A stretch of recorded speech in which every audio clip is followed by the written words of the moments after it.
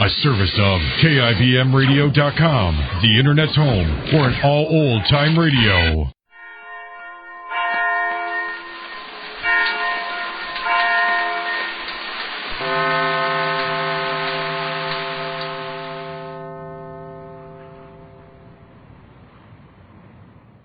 Mr. Ace had his secretary, Miss Wilson, phone Jane and asked her to drive down to the office and pick him up.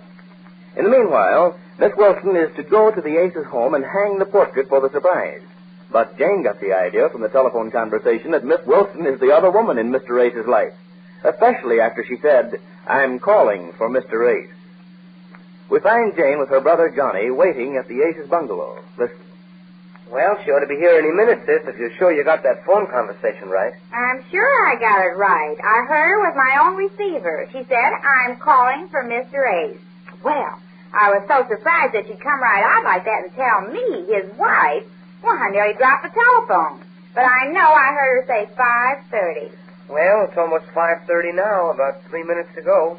But the part of the story I can't get through my mind is why she wants to come out here when she sees him at the office every day. Yes, the nerve she's got to tell me, his wife, that she's calling for him here. She's pretty brazen, that's all I can say. Oh, she's not so pretty. I've seen her. Why, I never even gave her a second look.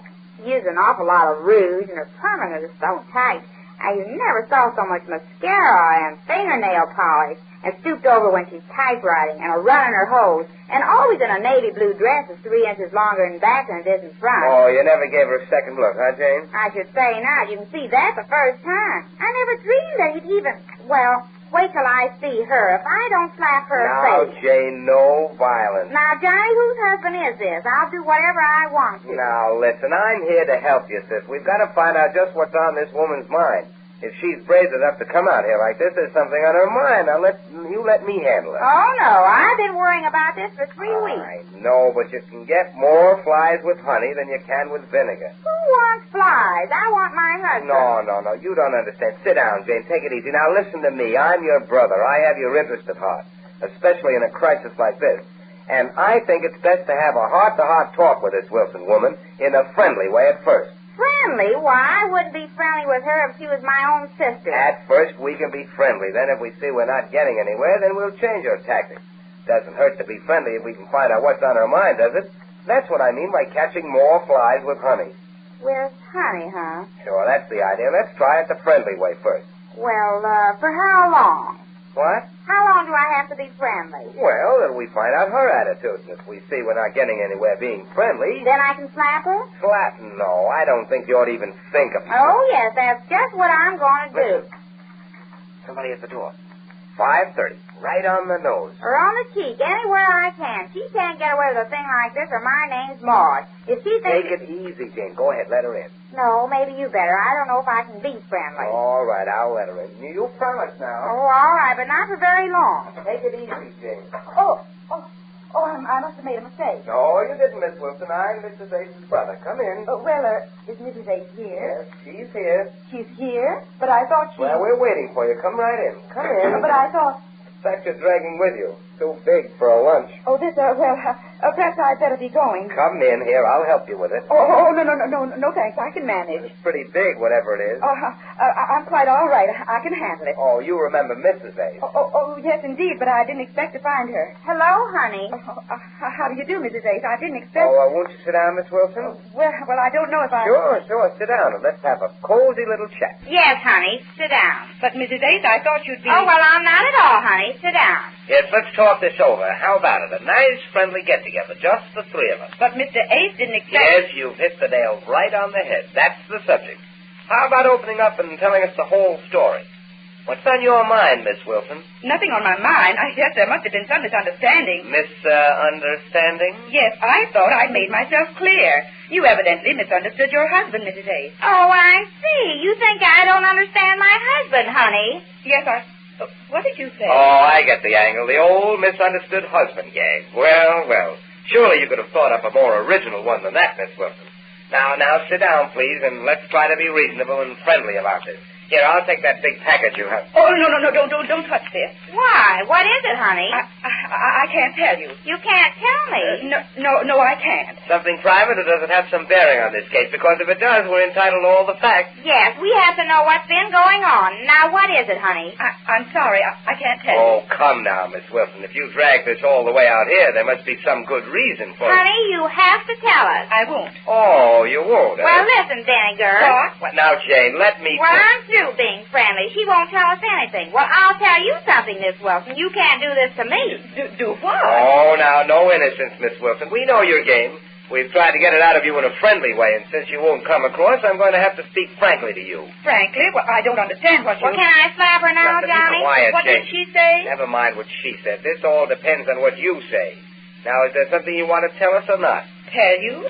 I can't tell you. Oh, you can't tell us, eh? No, and I won't tell you. And before we go any further, I might as well tell you that Mr. Ace is at the office waiting. Oh, you're meeting him there, huh? I'm meeting him there. See, she comes right out and says she is. Why, Sit down, Jane. But you heard her. Jane! Oh, well. Now, Miss Wilson, go on. Mr. Ace is waiting at his office, and the sooner you start talking, the sooner you'll get to him. I don't want to get to him. Oh, still denying it. I suppose you'll deny that you called up for Mr. Ace here earlier today. Called up for Mr. Ace? Yes, called up for him. Oh, that. Yes, I called for Mr. Ace. He asked me to. He asked you to call here? Yes, he did. Well, didn't you know he was at the office, or aren't you working there anymore since you and he are... Didn't I know he was at the office? Why, how else could I have called if he hadn't asked me to in the office? How's that again? He asked me to call up here for him and have Mrs. Ace come by the office for him at 5:30. He asked you to have Mrs. I don't get this. What's that? She should be there now. Me? I should be at the office and you should be here with him, huh? Johnny, I'm going to Now, tell her wait a minute, sis. She's trying to pull a fast one on us.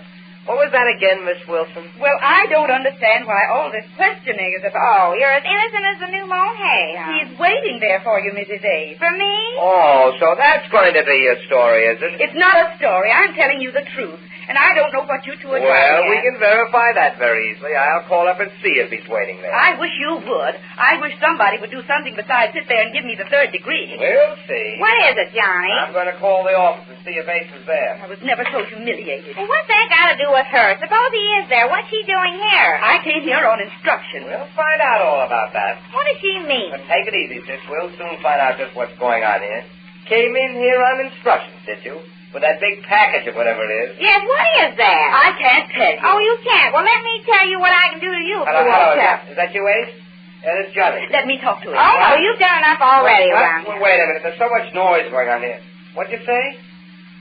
Yes, I'm calling from the house. Your house.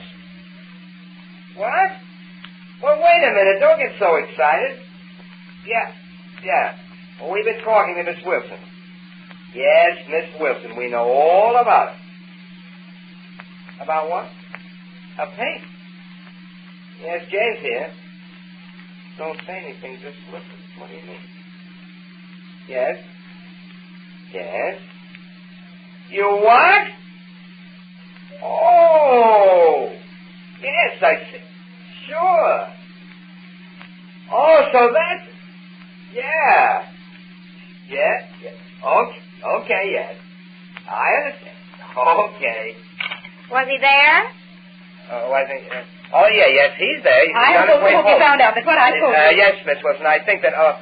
Jane, I wonder if you'd do me a favor. What? Could I have a glass of water? Oh, sure, Glass. Well, I'll get it for you. Thanks, sis. Don't mention. I'll be back in a jitney. Don't let her get away. I won't, Jane. Put some ice in it while you're out there, will you? All right. Now, look, Miss Wilson, I just found out what this is all about. I've made a terrible mistake. I guess we both have, Mrs. Ace and I. But I don't understand what this is all about. Well, I haven't time to go into that right now. We've got to hang this portrait. Oh, you know about it. Well, I do now. Mr. Ace just told me all about it. So that's where he's been going nights, sitting for this portrait. Why, yes, of course. What did you think? Oh, never mind that now. The point is we've got to get it up here over this desk before Jane gets back with that water. Come on, let me have it. Yes, sir.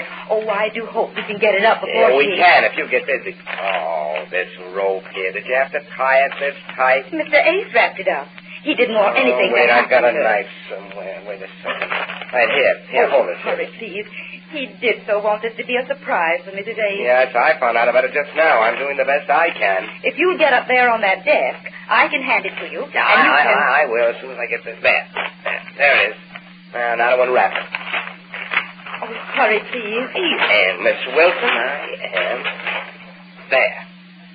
Say, this is a real painting, isn't it? Look at it, as big as life. Oh, I think it's a marvelous job.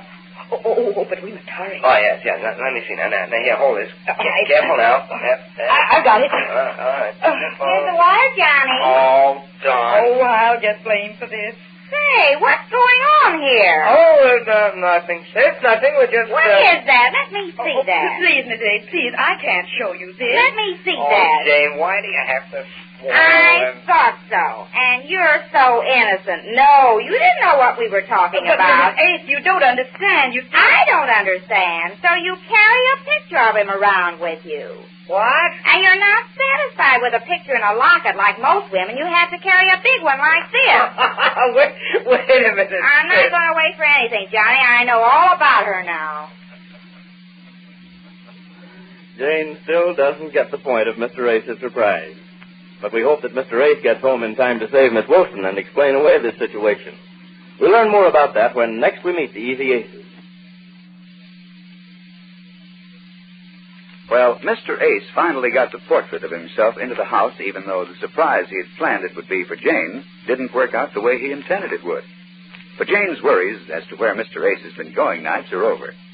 The scene now is the living room after dinner. Jane peers out of the window into the night as Mr. Ace and Marge sit by. Listen. What? Hush, dear, listen. Listen to what, Jane? Don't you hear that music? Somebody's got a loud radio. There's not a radio.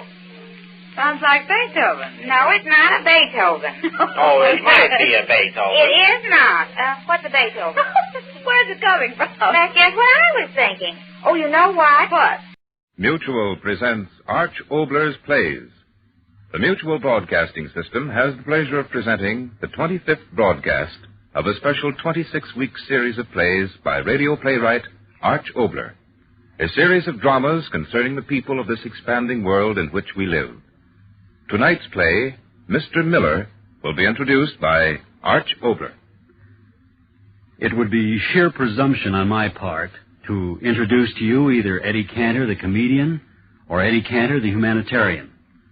For many years, he has been one of show business's all-time greats, both in terms of charitable actions and in what is equally important in these times of stress, in making you laugh again. But tonight I have the pleasure of bringing you Eddie Cantor in another role, that of a dramatic actor in a play which today is even more timely than in the pre-war years when I wrote it. For surely today of all days we know that in the larger analysis, peace in this world can come only through the good conscience of each man.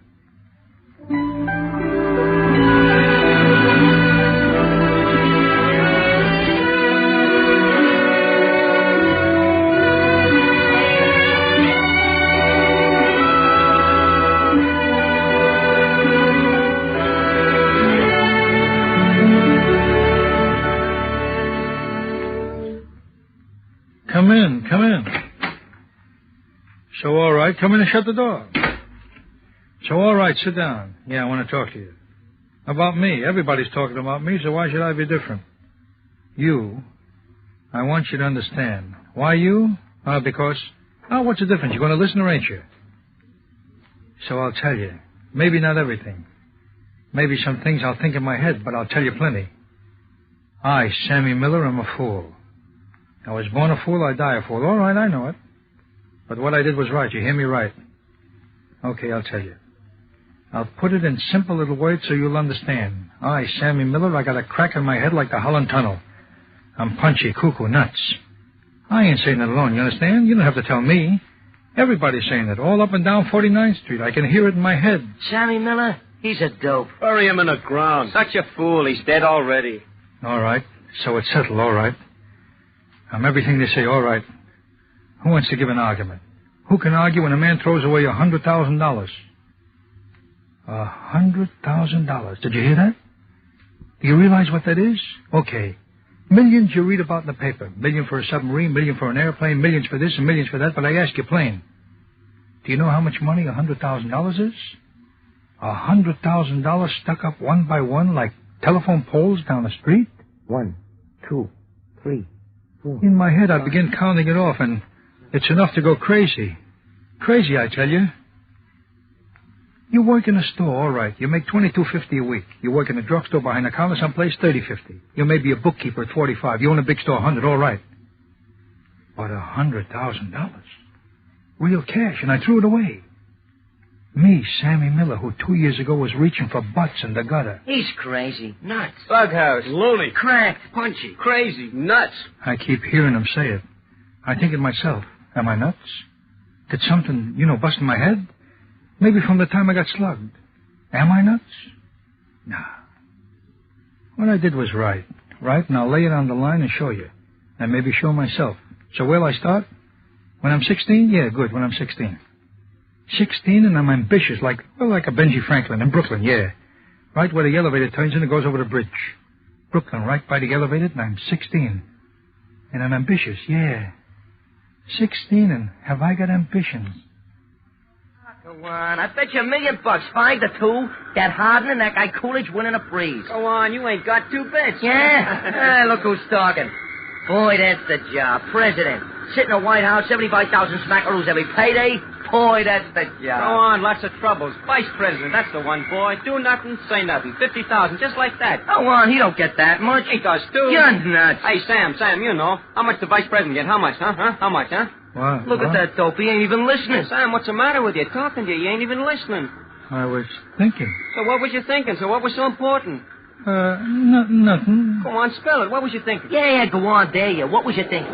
Well,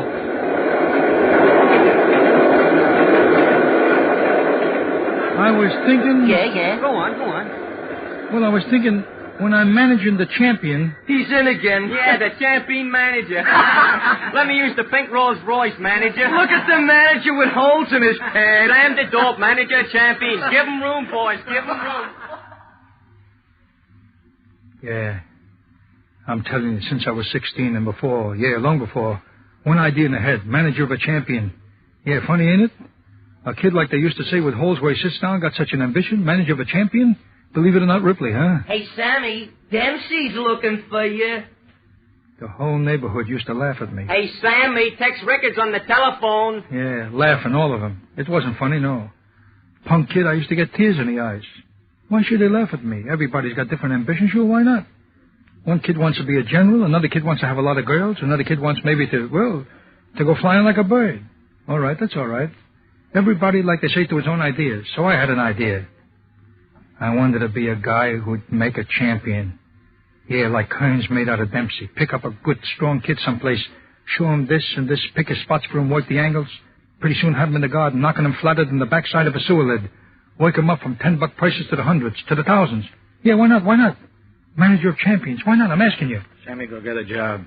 My pa said, Sammy, go get a job. Sammy, go get a job. Job? I was looking for a job. Hanging around with loafers in them gymnasiums. Looking for a guy. Hanging around places with fighting.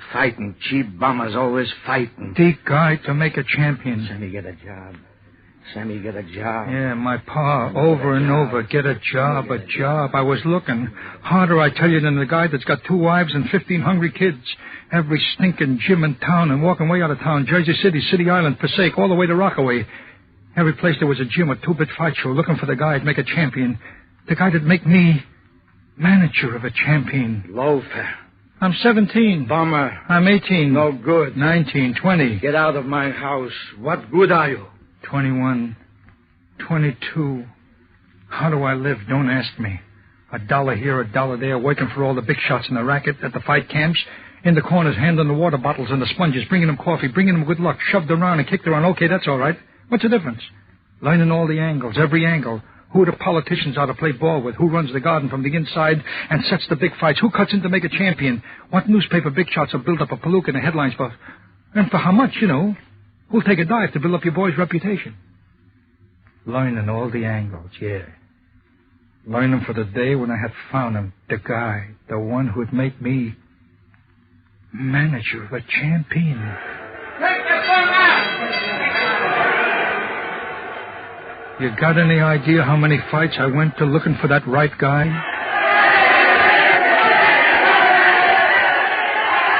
You know how many fights and how many jerkwater places a guy can see in 1 year, 2 years, 3 years, 4?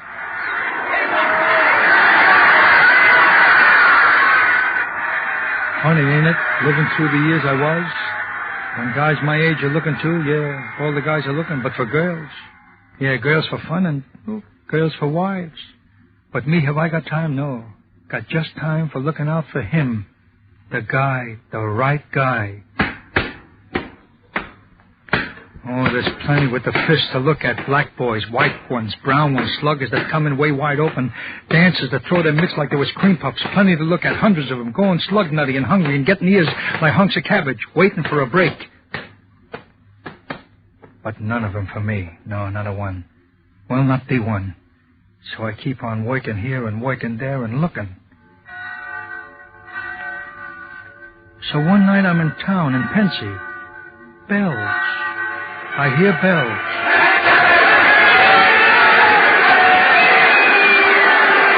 What? And then it catches at my throat. It's New Year. Yeah, caught up to me all at once, just like that, another year. I stand there looking at him, laughing, jumping. I'm cold, all of a sudden cold. I go into a doorway, stand there looking at him, and believe me, I don't see him. All I see, all I know is another year's gone and I ain't found him. I'm nobody, nothing. I ain't found him. Tickets to the benefit fight, mister? Tickets? Fight? I look around. I'm standing in the hall. People moving in, a big sign. Amateur fights tonight, big benefit. Funny, ain't it? New Year's night, and there I'm standing. Tickets to the benefit fight, mister? So I buy a ticket, go inside. So you're smart. You guessed it. Well, it don't take no brain like a Napoleon. Sure, I found him. Yeah, he was there in the ring just when I walked in. 1 minute, 2 minutes, 3 minutes, and I knew it. It was him. Yeah, him. Maybe you don't care about nothing.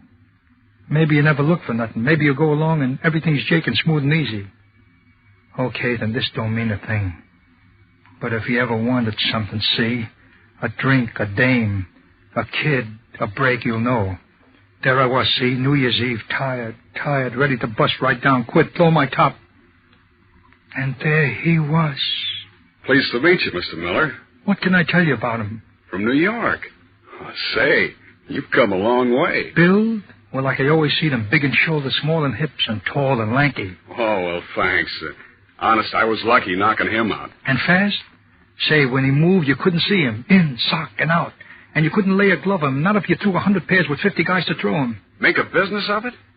Fight professional? Well, I hadn't thought much about it, mister. Yeah, him all right. 3 minutes and knew it like St. Peter himself made out an affidavit. Champion stuff. And me, the manager of it. Champion. Oh, no, really, thanks, Mr. Miller, but I don't think I want to make a living out of fighting. But he didn't want to fight. I mean, not for dough. Can you beat it? Not for dough? I appreciate everything you said, Mr. Miller, but, well, you don't understand the situation. Me, sure, I'm handy with my fists, but that's not what I want to do. Fight for fun, sure, you know, charity, but not for money. Oh, I haven't been studying and working all these years just to use my hands for knocking guys down for a count of 10. No, sir. What have I been studying? Well, it doesn't make much difference, does it? I mean, well, all right. I will tell you. Art school. That's where I'm going. I'm a painter. No, I don't belong to any union. I don't even know what you mean. Oh, I get it. No, not that kind of painting. I do mine on canvas. Yeah, just like they put in museums. You're right there, but you're wrong if you think mine go on exhibition. I'm just beginning, learning. And fighting pro and painting pro, well, they don't mix. At least I don't think so, Mr. Miller. I had to argue with him, yeah. Hours and hours of arguing. Can you beat it? Have to argue with a guy to make him champion, richer than the president? Have to talk him into it? Can you beat it? Okay, mister. I guess you win. Where do I sign? So, at last it was done and finished and beginning. I was managing a fighter like you dream about and never is, but there he was. And me, his manager, Sam and Dave. His last name? What's the difference? Dave's enough. And he'd be champion, absolutely. First fight.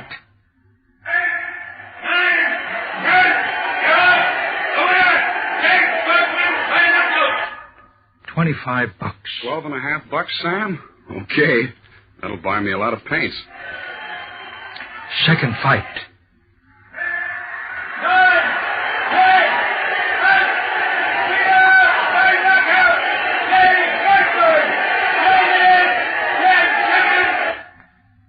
$50.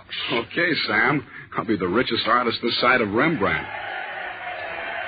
Third fight.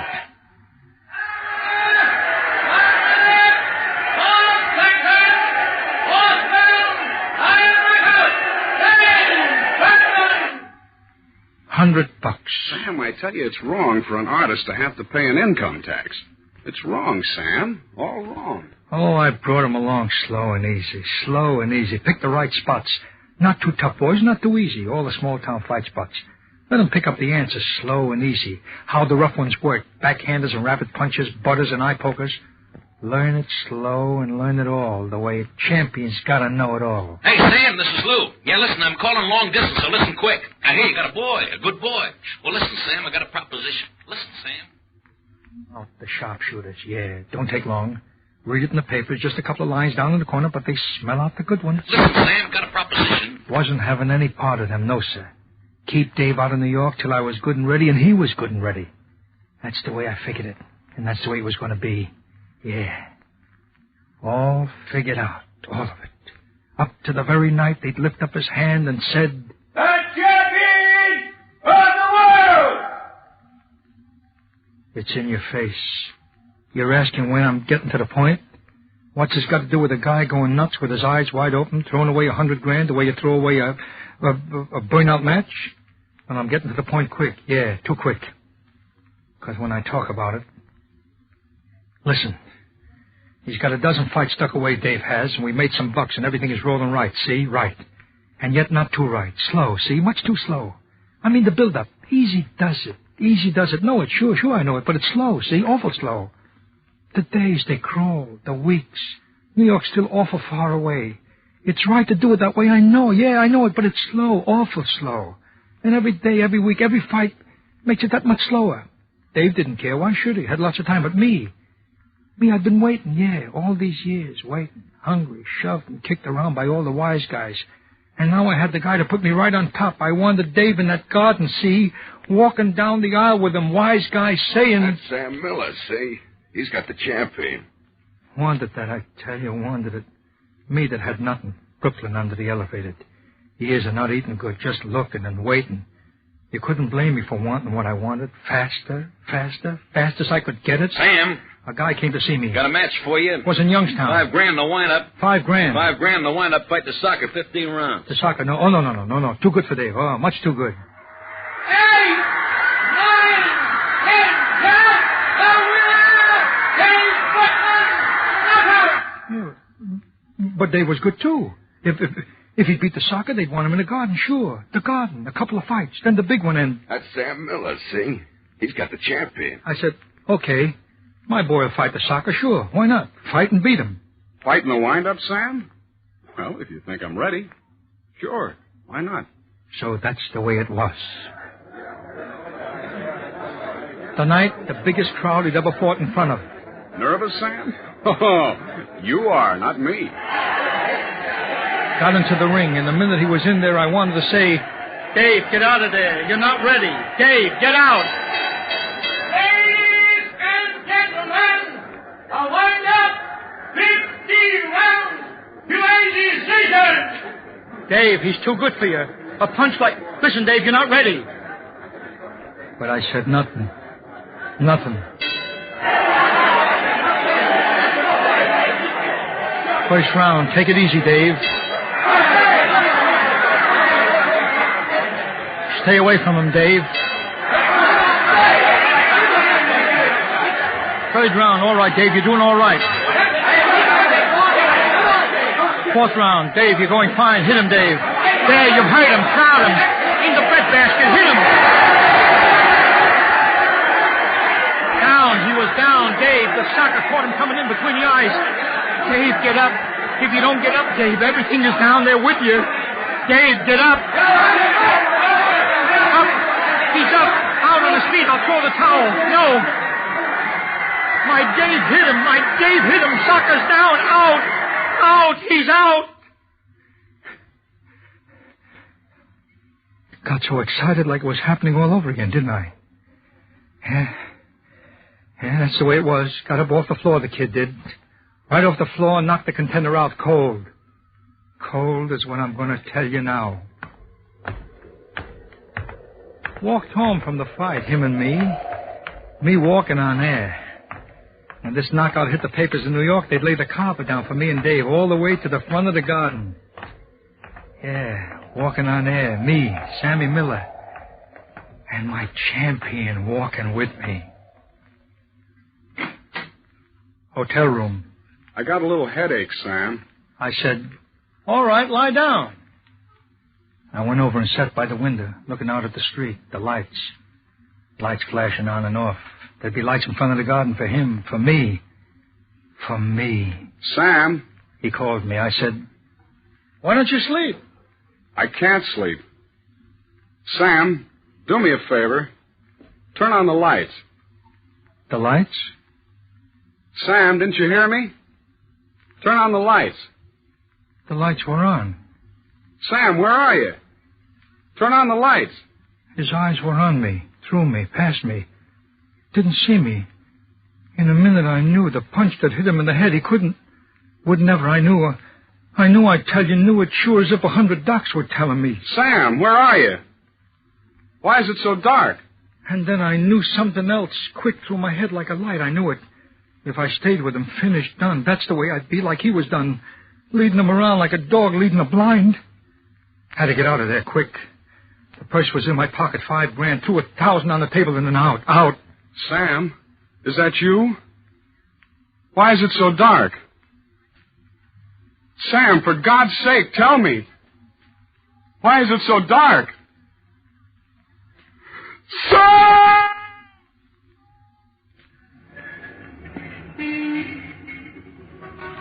New York. I was back. Hiya, Sammy. Different now. Dough. I had plenty dough. Sure, we can do business, Sammy. I'll sell them for cash. Sure, why not?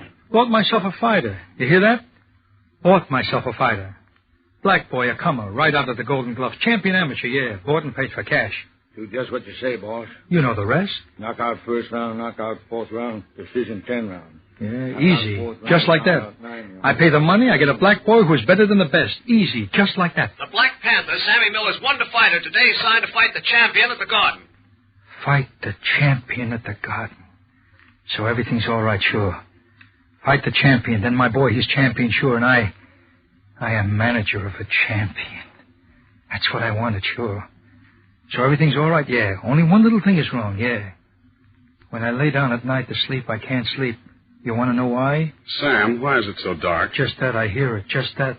So I can't sleep. Crazy, huh? Sam, why is it so dark? A man who got what he wants. Sam, why is it so dark? Right up on top, got what he wants. Sam, why is it so dark? A boy who will be the champion, dough in the pocket, in the bank. Sam, why is it so dark? Not to be able to sleep, that's crazy, ain't it? Sam, why is it so dark? Just a voice in the head, that's all. Sam, why is it so dark? Over and over. Sam, why is it so dark? Conscience. Sam, why is it so dark? What is conscience? Sam, why is it so dark? Just a thought inside my head, that's all. Sam, why is it so dark? Over and over. Sam, why is it so dark? Every night. Sam, why is it so dark? As soon as I'm alone, as soon as I shut my eyes to Sam, why sleep, is it so dark? I can't stand it no more. Sam, why is it so dark? Gotta find him, I tell myself. Sam, why is it so dark? Send people out to look. Sam, why is it so dark? Where he was, where he used to live, but no. Gone. Nobody knows where. So every night the same. I close my eyes. Sam, why is it so dark? I can't. I try. No, Davy. Oh, no, Davy.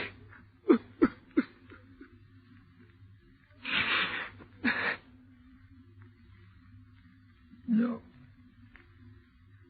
And so today,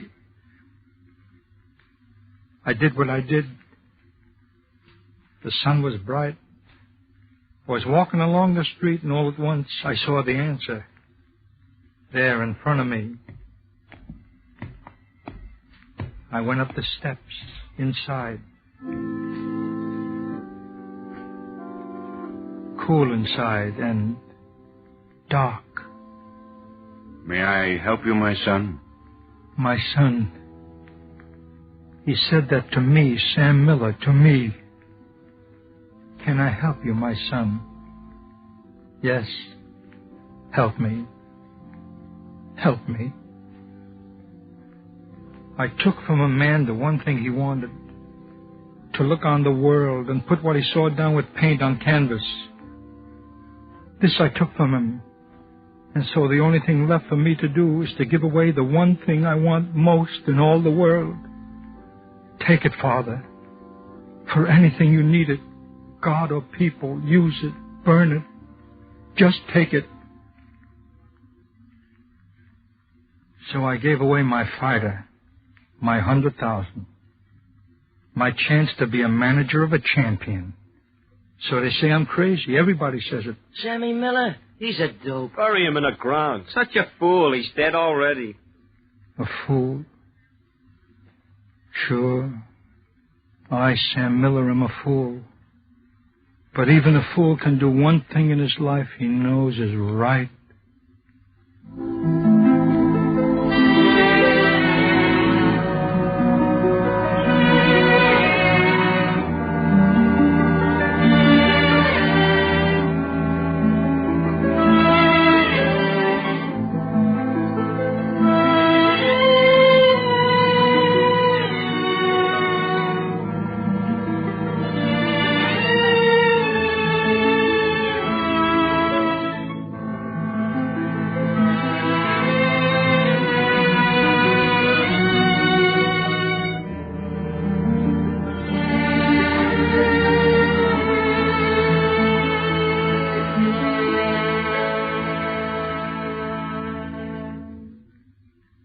You have just heard Mr. Eddie Cantor in Mr. Miller, a play by Arch Oboler.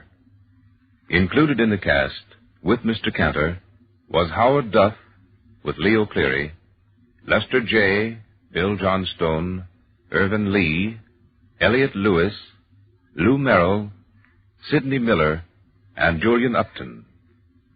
The orchestra was conducted by Jack Meakin. Sound, Art Fulton and Bill James. Engineer, John Bailey.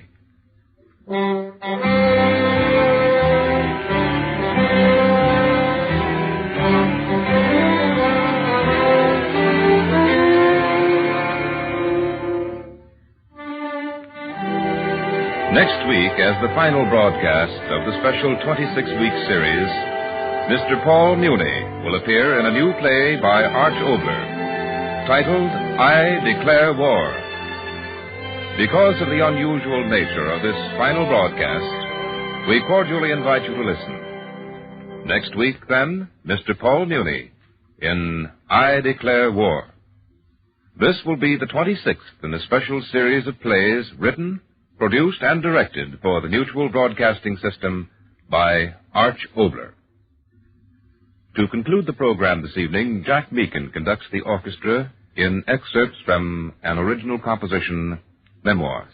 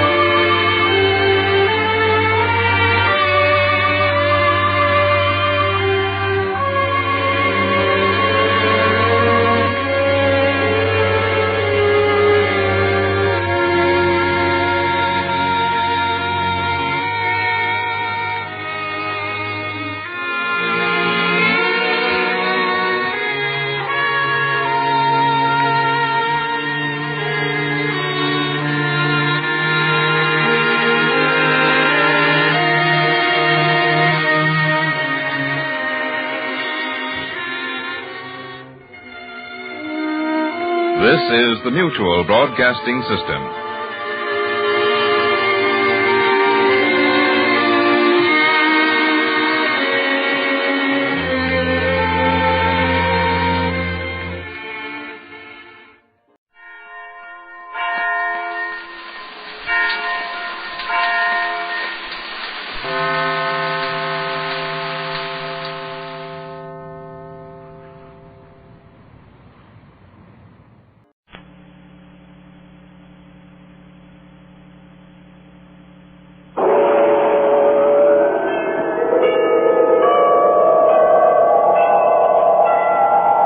Sunrise and sunset, promise and fulfillment, birth and death.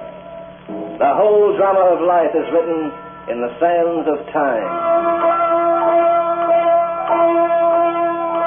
We present a new series of radio programs, The Clock.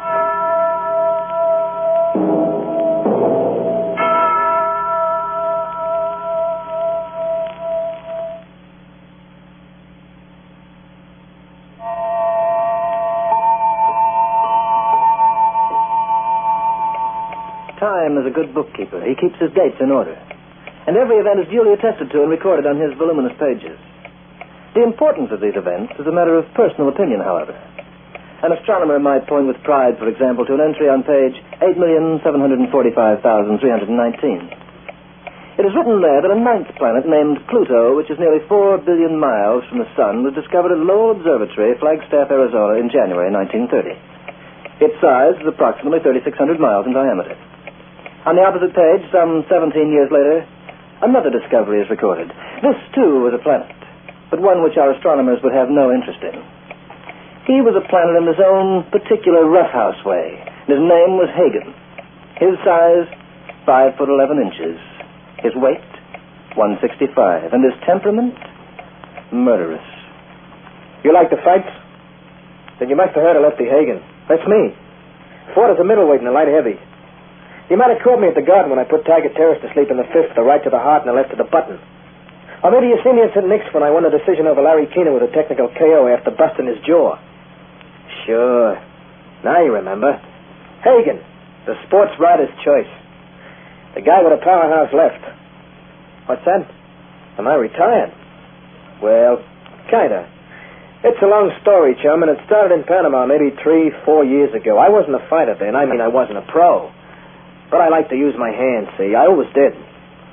If I'd go without a fight for more than a week, then maybe I'd have to pick me one. Yeah, and I picked me a good one in that Panama bar. Give me a drink. What kind, mister? Any kind you got. Weston's Rye, the best in the house. You new in town, mister? Maybe. Yeah, I ain't seen you around. What are you, a barkeeper or a watchdog? Who asked if you seen me around? All right, friend, take it easy. No offense. Good stuff, ain't it? It stinks. It's what? That ain't liquor, it's bar scrapings. I say it stinks. Okay, mister, you can do your lushing somewhere else. Pay up and get out of here. Pay up? For that slop? You got a case. So that's your racket. What are you gonna do about it? Pay up, mister. All right, take it out of your hide. Drop dead, you creep. Why, you... He came at me wide open. He started to swing. I blocked his hook with my right, then pushed my left into his beefy face. Fell his nose squashed like an overripe tomato. Then I finished him with a cross to his butt. Watched him hit the floor. Anybody else in this flea bag want to work on?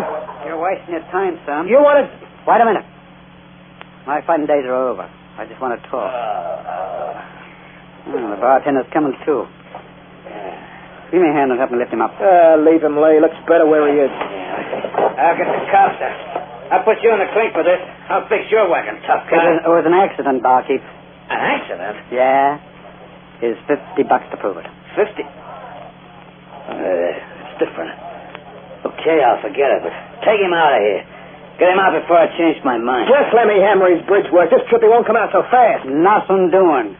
What? I said nothing doing. You're coming with me. Well, this stranger was a funny guy, but there was something about him that made you smile. He was short, maybe 5'3", and his build was trim. In Dempsey's time, he might have been a flyweight. I don't know why I followed him out, but I let him take me by the arm and walk me up the street just to hear what he had to say. My name's Denny. Denny what? That's my last name. Nobody ever uses the first. Hey, look, mister, you must have been nuts to shell out $50 for me. Yeah, but if you think you're getting it back, you're even daffier. Ah, never mind the 50. Let's talk about you. You know who you knocked out just now? Sure. Beer so stiff. No. He's no stiff. He used to be known as Cruncher Cole. He was a heavy who fought for the best of them. So what? You could have left the dynamite, son, as soon as you learn how to use it. What do you mean? I get by with it, don't I? No. Not with a guy who remembers how to block and counter. 6 months to a year, maybe. Oh, might put you in shape. In shape for what? I don't know. The crown may be. That all depends on you. Hey, say, what are you trying to promote? Well, I used to be a fighter, son, and I managed a few in my time. And I can tell a natural when I see one, and I'll put my chips on you. You mean you want to make a pro out of me? You like to fight, don't you? Does a baby like his bottle? Then why not get paid for it? If you get to the top, you'll make a packet, and I'm the boy who can get you there. You want to stake me? Sure. But listen, if I do, you've got to follow my orders. No booze, no monkey business, no dams. Is it a deal? Sure. What have I got to lose? Kept his word all right, and he worked over me like I was a racehorse in his prime. I never got along with a guy the way I got along with Denny. I guess he was the first man I could ever call a friend. In 3 months, he had me in a shape I was never in before. My arms felt like piston rods. My belly was as flat as a board. Brother, I was dying to fight. We started out touring Frisco, where I met Sailor McGee. I flattened him in 1 minute and 30 seconds. We moved on to Santa Fe. Well, there's no use going over the list. You must have read about it in all the papers.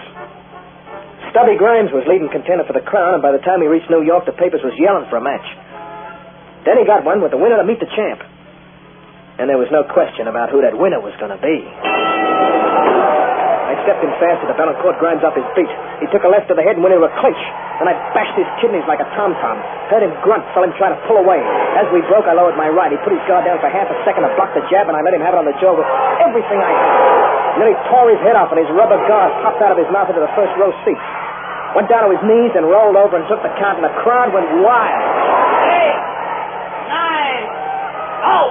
The winner, Lefty Hagen! 10 minutes later, I was back in a dressing room sitting on a rubbing table. My gloves were still on, and Denny was trying to keep the mob out until I got dressed. Then, for the first time, I saw her. She was tall and blonde and lovely. She dressed like a princess, and she talked like a queen. She was class. Strictly class. From her high-heeled tootsies to the emeralds in her ears. She was just about what I've been looking for all of my life. How she got into the dressing room, I don't know. She and her half-tank boyfriend, but she was there. That's all I cared about. And for my money, she was there to stay. I just had to come down and congratulate you, Mr. Hagen. I've never been so thrilled in all my life. Oh, you liked the fight? Liked it? Oh, you were wonderful. Well, come on, Delilah. You've seen your gladiator. Let's get out of here. Be quiet, Kenneth. Hey, look, mister, don't you like it here? I never enjoyed the smell of perspiration and liniment. Then take a powder. Denny, show this goat the way out. I'm afraid the lady'll have to leave, too. We don't usually allow any women down here, miss. You still have your gloves on, Mr. Hagen. Yeah. May I touch your hand? Well, the gloves, they got blood on them. Grimes' blood. I don't care. Just let me touch them. She ran her beautiful hands along the side of my glove, and they came up smeared with blood. She looked at them for a second, and then wiped them with a lace handkerchief that smelled from perfume. Then, without a word, she walked out the door. Hey, what a dame. Come on, get dressed. What are you so touchy about? I just knocked us this side of $500,000 gate, didn't I? Hey, boy, was that a woman. Lefty. Remember I told you once that booze and women don't mix with this racket. Denny was worried. And for what? Can't a guy look at a classy dame without being put in a corner and kept after school? Anyway, Denny was a creep. Okay, Lefty. Get your clothes off and go to bed. Where are you going? Down to the hotel bar to have a short beer. Sure. That's you, Denny. You're always having a short beer. If you want to know something, you're beginning to give me a short pain in the neck. Now, look, Lefty. You know how I feel about you. Way more than just a pug and his manager. You're my boy. I know what's good for you. That blonde is off the list. What's the matter? You want to get her address for yourself? Now I know why you can fight so good. All your brains is in your mitts. Yeah? Well, let me... Don't answer it. Beat it, will you? Yeah? Mr. Hagen? Yeah, speaking. This is Delilah. I know. You can recognize my voice. In a minute. That's charming. I'm very flattered.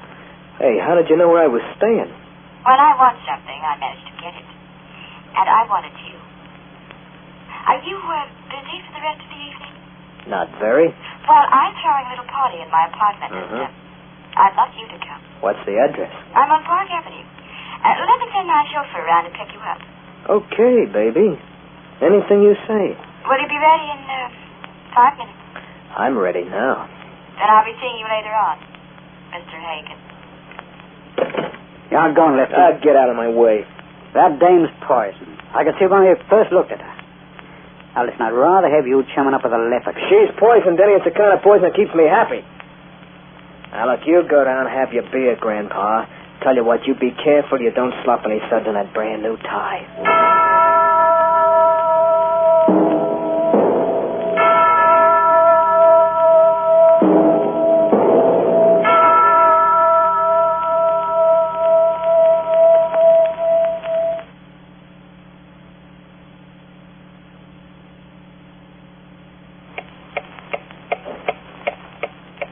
A fighter reckons his career from the point of view of time. There are only a limited number of years he can depend on, and he's usually through at the ripe old age of 35. In the space of a count of 10 seconds, he can win or lose a title. And in practically no time at all, the wrong woman can wreck his life.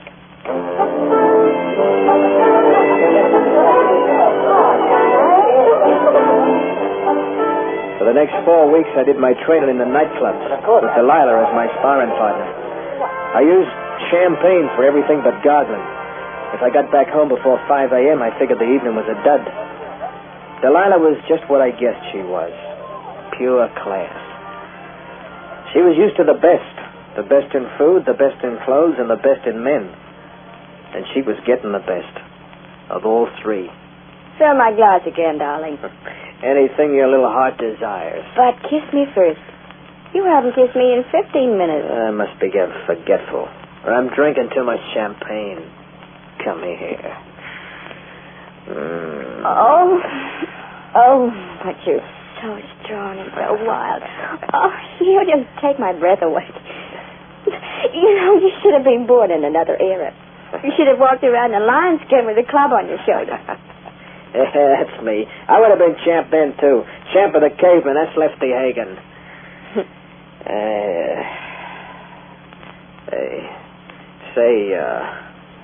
Delilah. Yeah? Whatever happened to that guy who was with you when you first came into my dressing room that night? Kenneth. Yeah, that's the creep, Kenneth. A slob in fancy clothes. Well, he's in London now on business. He a good friend of yours? No, not really. Oh. He's my husband. Are you kidding? No. I married Kenneth 4 years ago. Why, he's not right for you. Darling, sometimes a lady has no choice. Sometimes she's forced to make a compromise. What do you mean, compromise? When Father died, he left me nothing. And I'm not used to having nothing, so I married Kenneth. He has more money than he knows what to do with. Yeah, but suppose he finds out about you and me. Why should he find out? Oh, you're not afraid, are you? Afraid? I could kick his ears off in 20 seconds. Then forget about it. Yeah, afraid.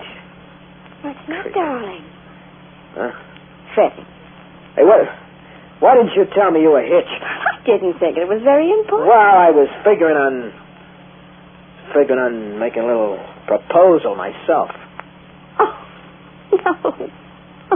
Hey, what's so funny?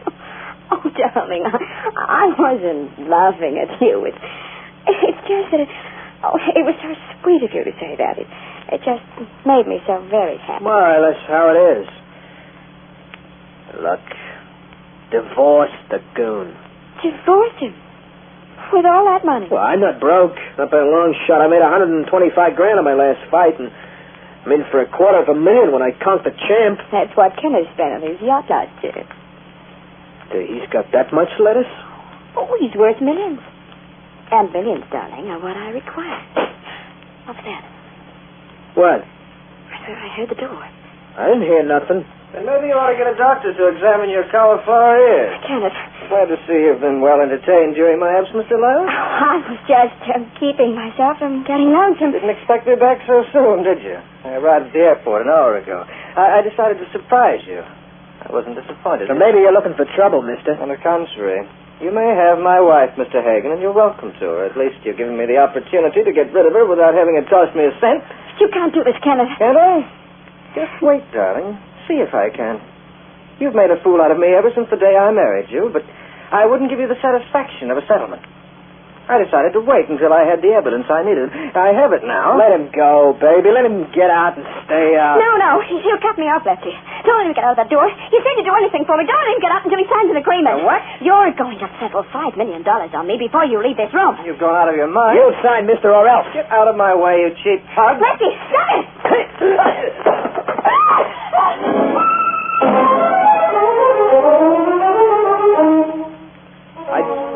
I didn't hit him hard. I swear I didn't. I just set him off balance, and Delilah did the rest. You see, she'd stuck her foot out and tripped him, and as he went down, he turned over the coffee table and broke a vase. But something happened we didn't expect. A piece of that busted vase went right through his neck, punctured his spinal cord like a spike in a rubber tire. It was an accident, Lefty. Why did you trip him? Don't blame something. You hit him, didn't you? Not hard. He wouldn't have keeled over if you hadn't stuck out. Lefty, have you what difference does it make? We're both in this, and he's dead. What happens now? We get out of it. How? I don't know yet. Don't answer that. Sit down and be quiet. Hello? Is Lefty there? Who is this? Denny, the manager. Yes. Yes, he's here. Put him on if you don't mind. He's in no condition to talk to you right now. What, you mean he's drunk? You'd better come up and take him home. Well, look here, I ought to... All right, I'm coming right up. What did you do that for? Have you gone nuts? No. I've merely found a way. And a very good way for us to get out of this.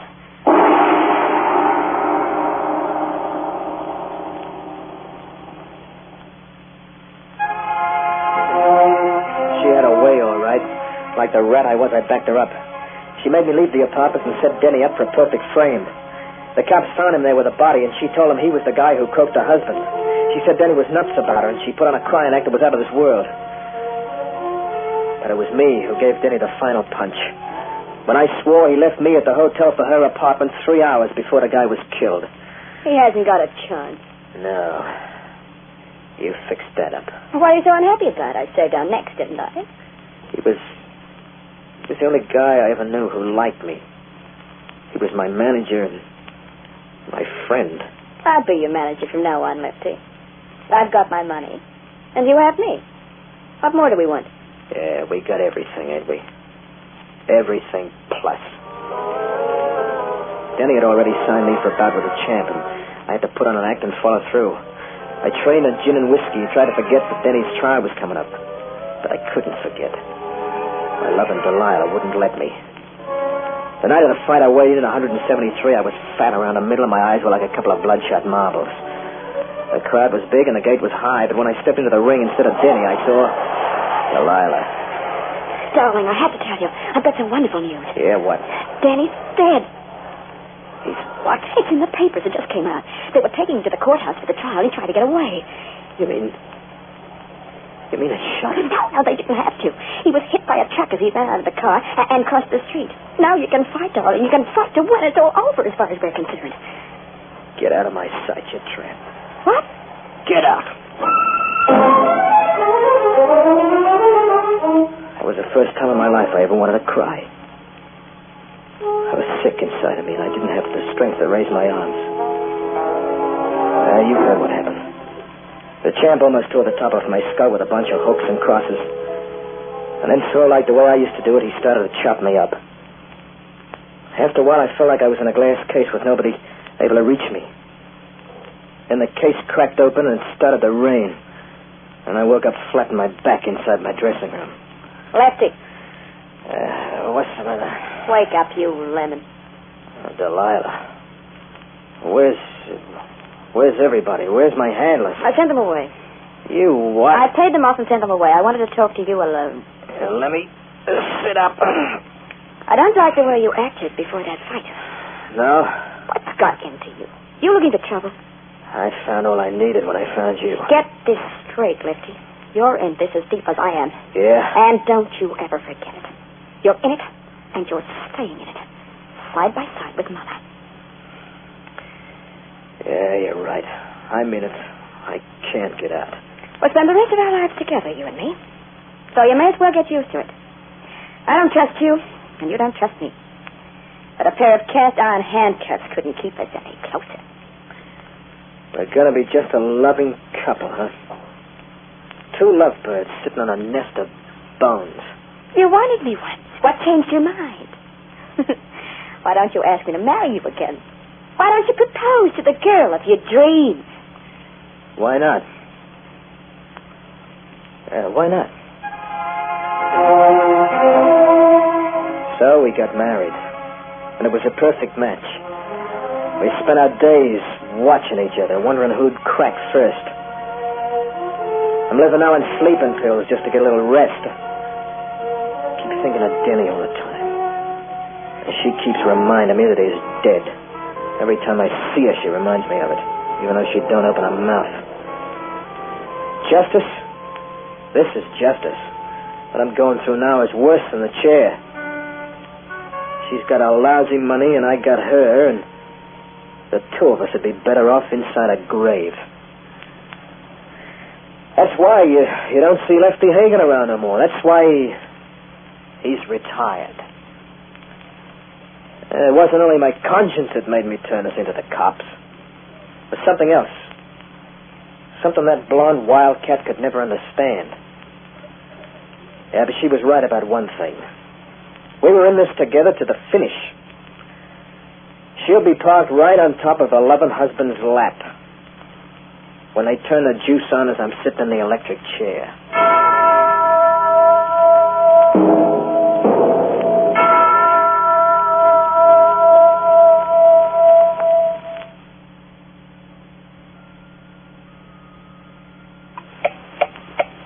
Yes, Time is an excellent bookkeeper, and his dates are in perfect order.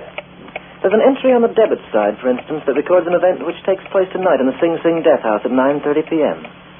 A double execution. 9:30. I've just marked it paid in full. The Clock will be heard next week, same time. Written by Lawrence Klee, narrated by Hart McGuire. You heard Ken Wayne as Lefty, Margot Lee as Delilah, together with Ozzie Windburn and Gordon Glenwright. The Clock, directed by John Saul, is a Grace Gibson radio production.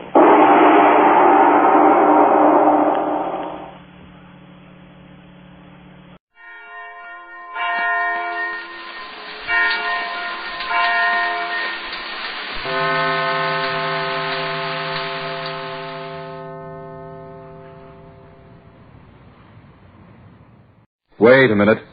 Have you heard the strange tales of the Whistler?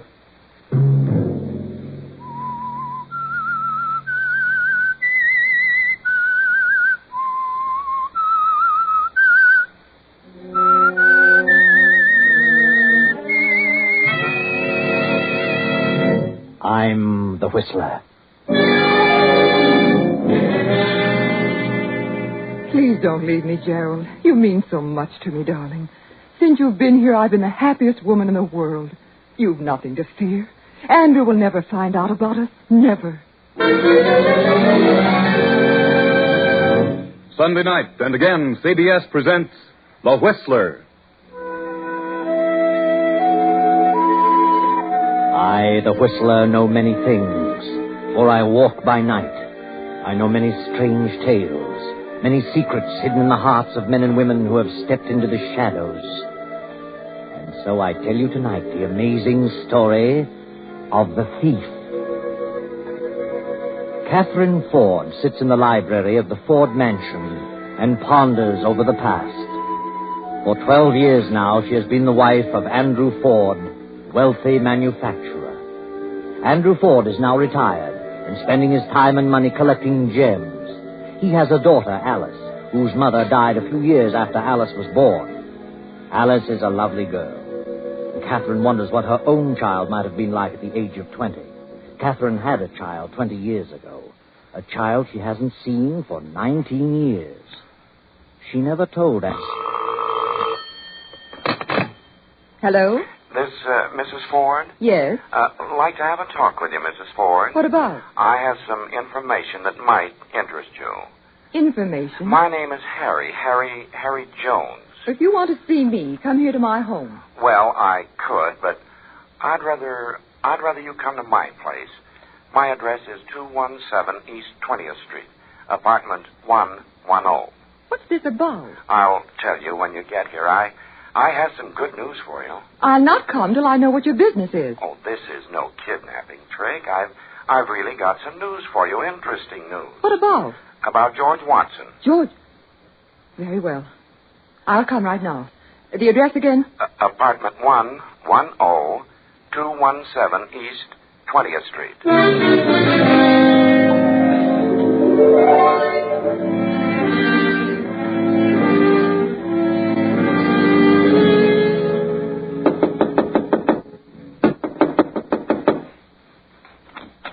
Oh, hello, Mrs. Ford. Come in. Well, what do you want, Mr. Jones? Recognize me, Mrs. Ford? Well, your face is certainly familiar, but I... Well, don't I look a little like George Watson? Yes, you do. You do resemble George Watson. Well, I ought to. I'm his brother. His brother Harry. What? His brother? Yes. Don't you believe me? Where is George? Don't you know where he is, Mrs. Ford? Well, I imagined he was dead. Dead? Of course, after 7 years, You imagined it, but you weren't sure. No. Do you know where he is? I've got a pretty good idea, but he isn't dead. I was only 17 when I married George. I didn't know he was a safecracker till after the baby was born, and he took the baby and disappeared. Then I learned he'd killed an officer in a robbery in Kansas City. I tried to locate him, but he'd gotten away. Yes, well, Mrs. Ford, this doesn't really concern George. What about the baby? What do you know of him? You're married again, aren't you? To a millionaire? Yes, I've been married 12 years. Oh, by the way, did you ever get a divorce from George? No, I hadn't heard of him, and after 7 years, a man is supposed to be dead. Did you get a court decision on that? No. I didn't know it was necessary. Oh, I'm sure it is necessary. Unless you've got a court decision, you're still married to George. You'd better look into the matter. How long since you've seen George? Well, it's been a long time. But I'm sure he's alive. After he left you, he came to my place with the baby. He stayed with us for a while, and then he pulled this bank job and had to disappear. I heard from him a few times, but I haven't seen him. Where's my son? About a year ago, I found out who you were. Now, well, things have been kind of tough for me lately, so I thought I'd get in touch with you and see if you couldn't do something for me. I've not been able to work for some time. I had an accident over a year ago. Where is my son? Oh, he's here, Mrs. Ford. Oh, may I see him? Oh, yes. That's why I asked you to come here. Do you call him Gerald? Yes, call him Jerry for short. Oh, he knows I'm his uncle. I've told him that his father is dead and that someday I'll find his mother, but now I've spent considerable money on Jerry, and, well, now that I've found you, I thought you might like to take him over and sort of reimburse me a bit. Oh, of course, I'd be glad to. How much do you want? Well, George sent us very little, so I'd say 18 years at $400 a year would be to $7,200. Would that be all right? $7,200? Well, I don't think I could get that sum all in a lump. I could certainly use it. I'm way in debt, doctors and so forth. But I could pay you as time goes on. All right. By the way, does your husband know about your marriage and your son? No, I've never told him. I can give you $1,000 now. Oh, all right. Of course, I'll expect you to take him off my hands now. I've told him all about this. I understand. But if I do take him to my place, how will I explain to my husband? Oh, I've got that all figured out, and I've told Jerry about it. He understands. You tell your husband that your nephew is arriving in town, and he's going to live with you, and later on you can make your own plans. Very well. Oh, may I use this pen? I'll write a check. Oh, yes. You should be grateful for this. You can give your son the things that he deserves. Very well. He'll be my nephew, George Watson. I'll pick him up here tomorrow. But first, I must see him. Oh, certainly. Jerry, come in here. Yes, Uncle Harry? Come in, son. Come in. Jerry, this is your mother. Yes, I know. I knew you were coming, Mother. Oh, Gerald, darling. Why, Uncle Harry, she's beautiful. Are you sure? Oh, yes, son. I'm sure she's your mother. And her name is Catherine. Looks just like George, doesn't he? Oh, yes, just like... Oh, Gerald, my darling.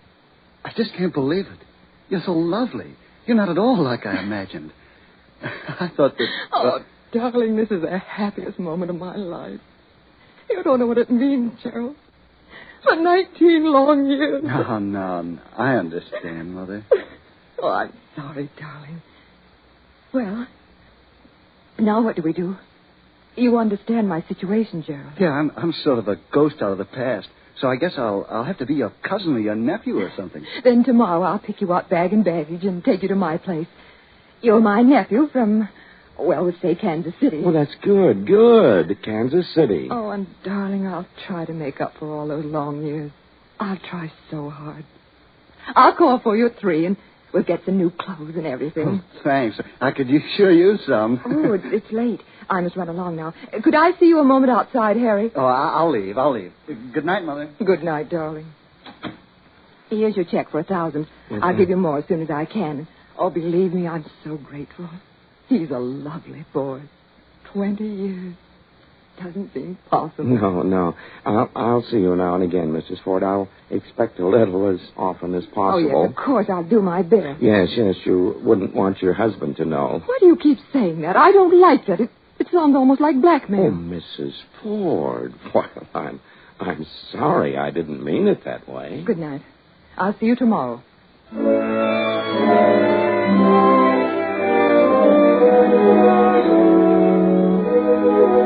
Andrew Ford, Catherine's husband, sits in his library with his secretary, Paul Blake, discussing the recent purchase of a gem collection. Paul, a young man of 25, is in love with Andrew Ford's daughter, Alice. Well, Mr. Ford, I'd say you made a good deal on this collection. Some nice pieces here. Yes, I think so, too. You're going to have some of these things reset for Alice. Her birthday is coming up in a few weeks. Yes, I know. I'll bet you do. I'd like to give this bracelet to Catherine, but she won't wear a speck of jewelry. It's strange, isn't it? Most women can't have enough, and they're always wanting more. Catherine is certainly different in that respect.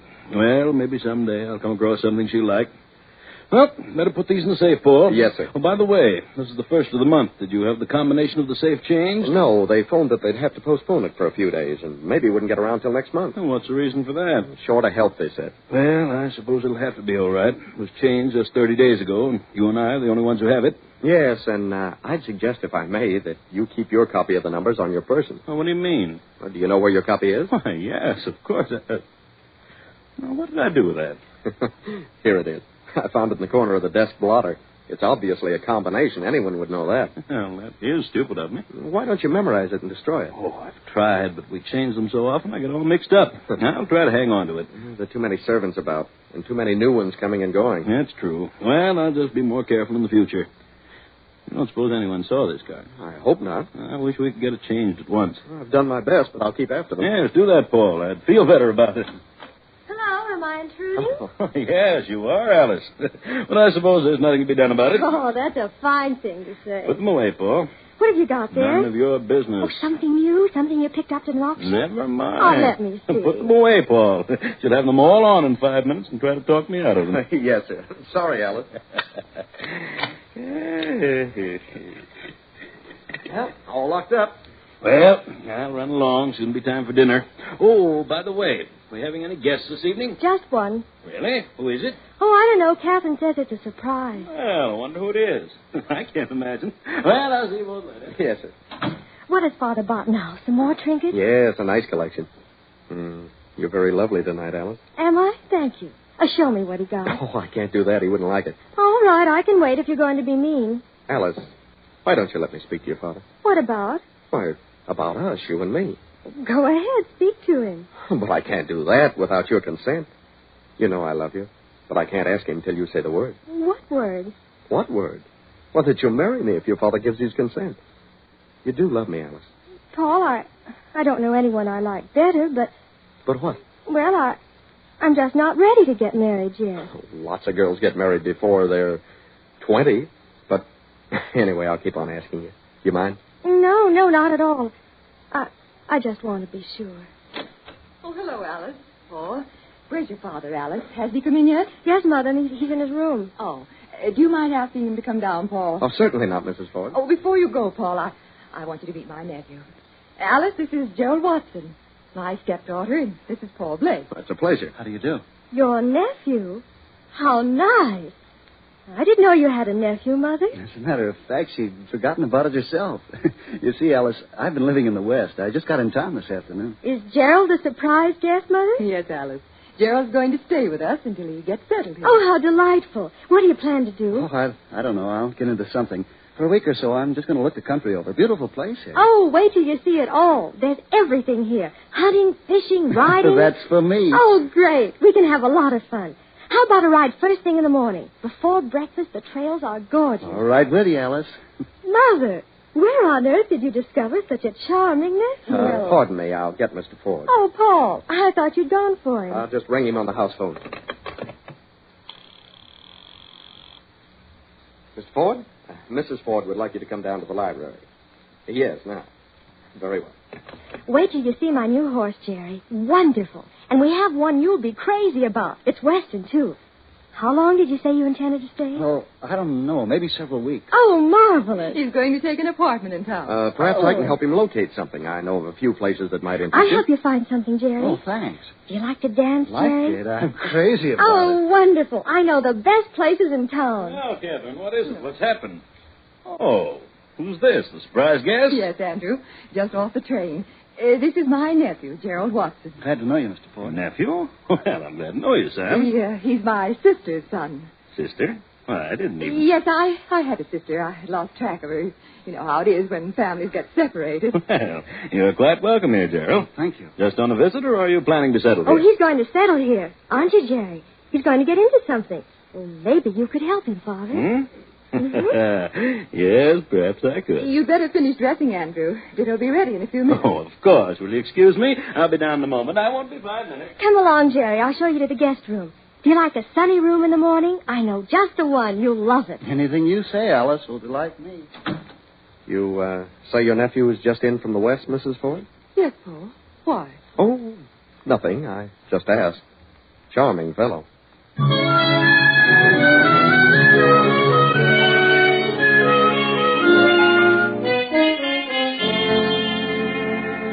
2 days pass, 3, 4, then 2 weeks go by.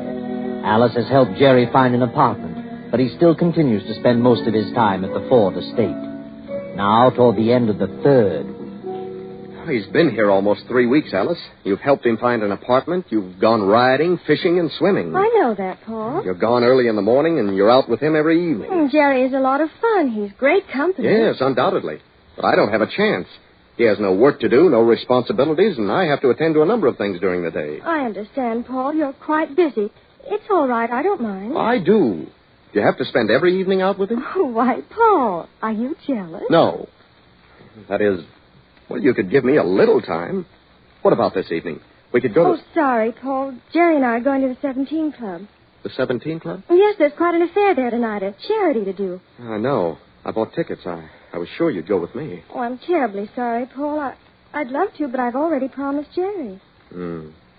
Alice, just what is it about Jerry that's so attractive? Well, I don't know. I like you very much, too, Paul. I mean that. But with Jerry, I don't know. It's different, is that it? Oh, Paul, you're always absorbed in your work. You and Father are forever poring over those collections. You never ride, never play golf, no swimming. You're such a serious sort of person. It makes me sad. Well, I have certain responsibilities. What can I do? Run out on your father? Well, that's up to you, Paul. Oh, is it? I can take my choice, huh? Yes, Paul. You know, You're an awful stick in the mud. Very well, Alice. I'll take my choice. But I thought I meant more to you than this. You understand my position. There's nothing I can do about it. I'm sorry I brought the matter up. Good night. Good night, Paul. I hope you have a pleasant evening.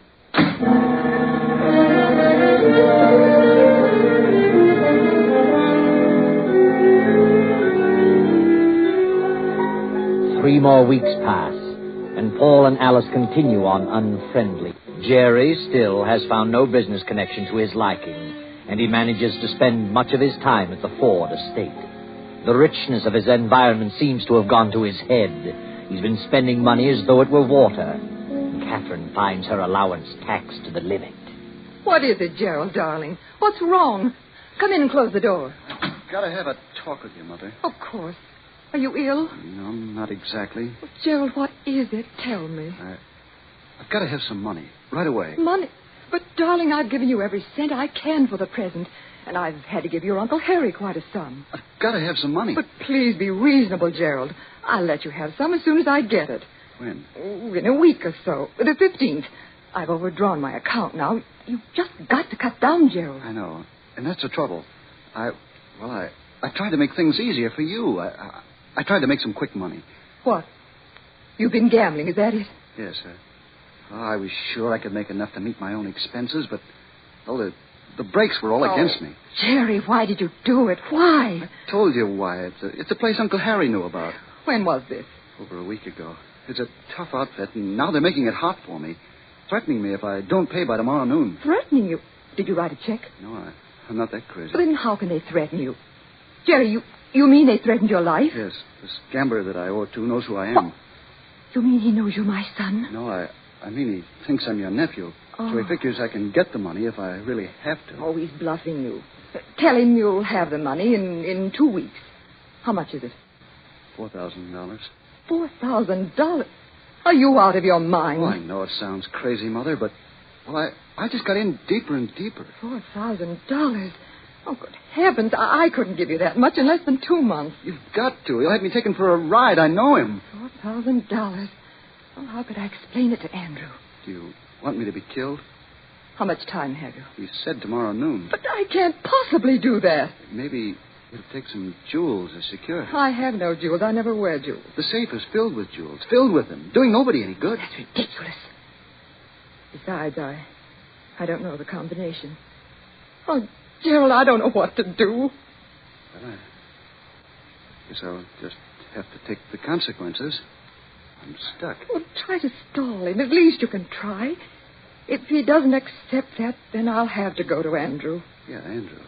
He couldn't spend all his money if he tried. Okay. I'll see what I can do, but I don't think it'll work. Good night, Mother.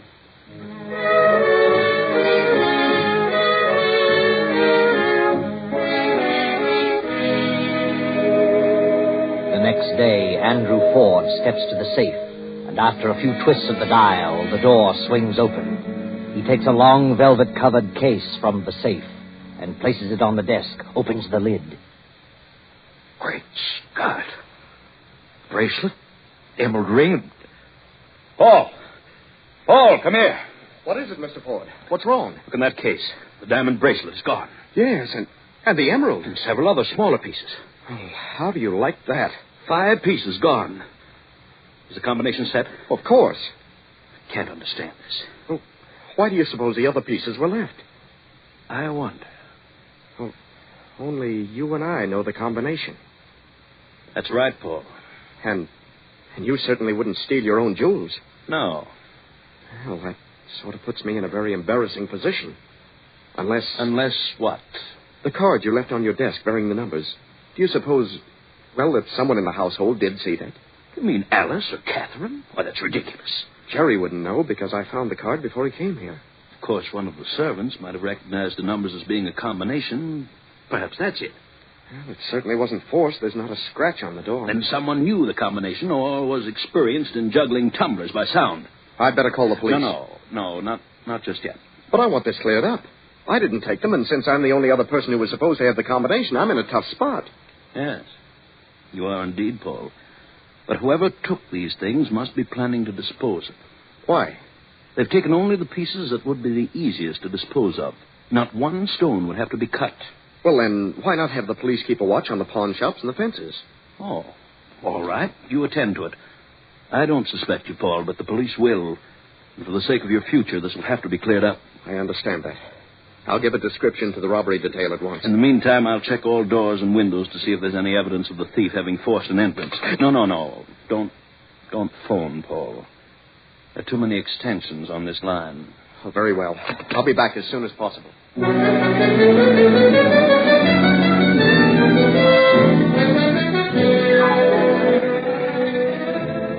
Paul hurries into town to make his report to police headquarters. Meantime, Andrew is inspecting every window and door of the mansion. Finding no clue of a forced entrance after 2 hours, Andrew decides to give up and return to the library. The library door is slightly ajar, and as he stops, he hears voices coming from within. Darling, I don't understand.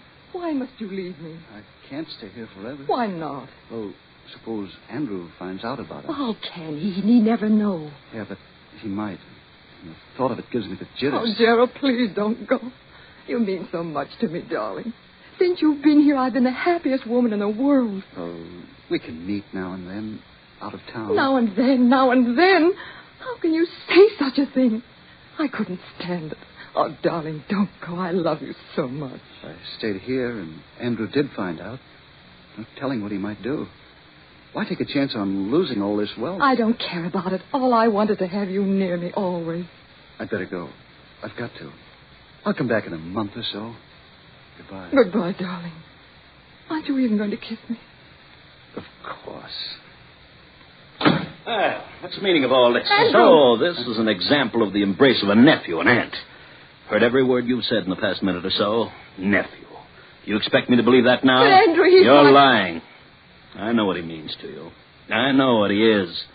I never mentioned a sister or a brother until he popped up. You're wrong, Andrew. You don't understand. My own house under my very nose. I ought to kill the both of you. Get out. Get out, both of you. Andrew! Get out before I do something I'll be sorry for. Now, wait a minute. Get out, you sneaking little rat. Mr. Ford, we got them. This is Captain Ellison. They caught this man here trying to sell the bracelet. Who is this man, Captain? Name's Harry Watson. Where did you get this bracelet? Why, a fellow gave it to me for a gambling debt. Gave it to you? I don't believe that. You were in with one of the servants here. Someone let you in and gave you the combination of that safe. That's crazy. Oh? Then you must have juggled the tumblers. There wasn't a mark on the door, not a scratch. I tell you, a fellow gave me this bracelet. If you want to save your neck, you better start talking. Who was this fellow? That bracelet is stolen property. That means 10 years unless you talk. I didn't know it was stolen. Where's the rest of it? Ask him. He gave it to me. Gerald, oh, good heavens. He's lying. Where would I get it? He gave it to me to pay off a debt. I don't know where he got it from. Maybe somebody gave it to him. So you're a thief as well, Gerald. Where did you get that combination? Now, wait. Gerald didn't have the combination. He didn't have the jewels. I took them. What? Why? This man, Watson, is lying. I gave the jewels to Watson myself. For what reason? To keep his mouth shut. That's a lie. He was blackmailing me. He knew something about me that I didn't care to have known. He called me to his home. I've been paying him ever since. I ran out of money, so when I learned the combination, I gave him some of the smaller jewels. That's where he got him. Gerald had nothing to do with it. I didn't blackmail him. I can prove it by a canceled check. What did he know about you, Catherine? Well, did he really know something? Or are you just trying to protect this man, Gerald? I took them. I tell you, what else matters? Catherine, I don't believe you. I paid Harry Watson because he found out that Gerald was my son. What? Your son? Yes. When I was a kid, I married George Watson, Harry's brother. Shortly after Gerald was born, I found out that George was a crook. He almost got caught in a vault robbery. He ran out of town and took the baby with him, left Gerald with his brother Harry, and I never heard about either of them again. I knew nothing of Harry until he called me. He says George is still around. But I thought that after 7 years, a man is legally dead. He said, I'm not really married to you unless the court gave that decision. I didn't know that. Well, Watson, she has the check. You're stuck with blackmail. She's lying. I never mentioned blackmail. I never threatened her. And what's more, I didn't even say Jerry was her son. You did. I told her Jerry was her nephew. I asked her to help the kid out, give him a chance to do something. I've never done much for him, and I was too old to do much now. Why, You said you raised him. I was even paying you for that. I did raise him, but I didn't say that he was your son because he isn't. He's my son. I can prove it. Your son died a year after George left him with us. I can prove that. You're just trying to railroad me. You took those jewels and gave them to Jerry. Wait a minute. You opened that safe, Catherine? Yes. Then prove it. Step over there and open it now. Open it? Yes, open it. You see? You can't. No. And where did you get that combination, Jerry? I didn't have the combination. She did give them to me. And as far as I can see, all three of you are stuck. Oh, no, Captain. Jerry and Harry Watson are stuck, but not Catherine. Because Jerry can't prove he didn't know the combination, and Catherine can't prove she did. If Catherine thinks this boy is her son and she's trying to protect him, the only way she can prove she opened the safe is to open it now. And she'd do that if she possibly could. Hand over the rest of those jewels, Jerry. All right. Here they are. I'm telling the truth about Jerry. Yes? Maybe you are now. But if Catherine was willing to sacrifice herself for this boy, then you must have convinced her that he was her son. You can take them away, Captain. I'll prefer charges in the morning. Yes, sir.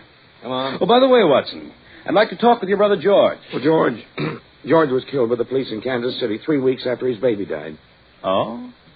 You see, Catherine, you've just been the victim of a couple of clever schemers.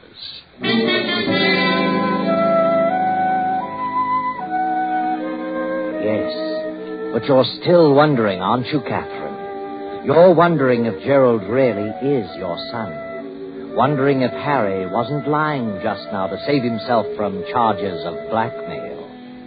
But don't worry anymore. Harry is telling the truth. Jerry isn't your son. Your son and his father were both dead many long years ago. But there's one thing you'd all like to know. How did Jerry get that combination? Well, Jerry had an eye on that safe, and he worked with it several times. Now, Paul knew this, and deliberately left it unlocked one night, knowing that Jerry would keep trying to open it. And he did. Then Paul put the police on Jerry's trail, and they followed through till Harry Watson tried to peddle the bracelet. Paul didn't do a thing, just forgot to lock the safe. Very simple.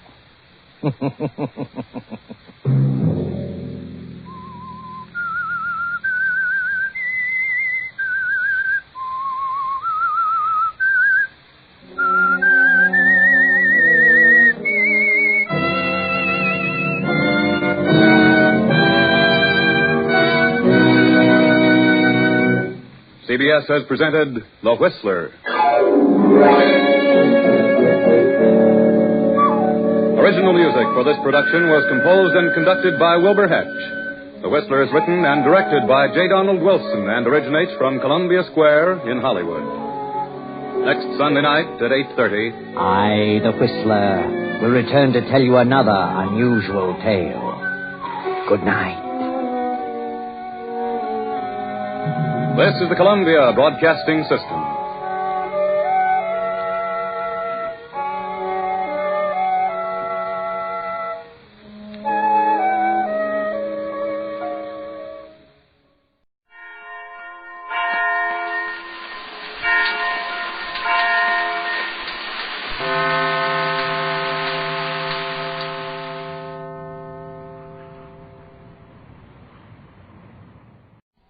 Have you heard the strange tales of the Whistler?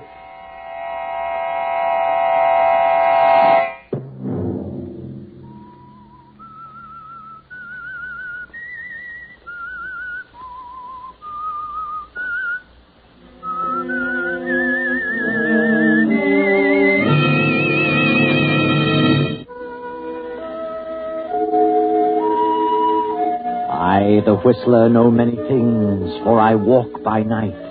I know many strange tales, many secrets hidden in the hearts of men and women who have stepped into the shadows. And so I tell you tonight the amazing story of mind over matter. Do you believe there is such a thing as sixth sense, that mind reading is possible? Many people believe that nothing enters the mind except by way of the five senses, but I know better. I know there is such a thing as telepathy. Else how would I know the things that I know? Yes, and Herbert Randall knows, too. He believes because he's a student of parapsychology. Herbert is highly attuned to extrasensory perception. He believes that a person can learn things without the use of the 5 physical senses. At the moment, Herbert Randall, a textbook in his lap, is apparently dozing. His young wife, Andrea, reads a magazine in the opposite corner of the room. Herbert is mumbling to himself. Yes, I understand. I see you. I hear you. My unfinished manuscript, you must find it. I am Thomas Banning. You must get the manuscript. I am Thomas Banning, my manuscript. The title is Mind Over Matter. You must come to me. You must come. Herbert. Thomas Banning. I see you. I'll find it. I'll come. Herbert. Huh? What are you mumbling about? Oh, Andrea. You've been dreaming, mumbling to yourself. I haven't been asleep. I've been wide awake. I saw him. I heard him. You were dreaming. No, not for an instant. Thomas Banning, manuscript. That's what you've been mumbling. Who's Thomas Banning? Oh, he was a writer of books on psychic phenomena. I've never met him, never seen him until tonight. In a dream? No, it wasn't a dream. I wasn't asleep. And the message was too clear. Thomas Banning is trying to reach me. And he did. Still in the dream? No, dream or not, it was real. I'd never met the man, never seen him. How could I dream about someone I'd never seen? I've got to locate Thomas Banning. Well, why? He has an unfinished manuscript, and he wants me to have it. Well, maybe he's dead. Not necessarily. This is no spook stuff. This is a case of a living mind trying to contact me. Oh, but why you, Herbert? You said you don't even know him. That doesn't matter. He must know of me. Thomas Banning. Unfinished manuscript entitled Mind Over Matter. Well, how can you find him, especially if you don't know what he looks like? I saw him. I heard him. And I'll find him. How? Through his publisher. He's written several books. I'll find him tomorrow.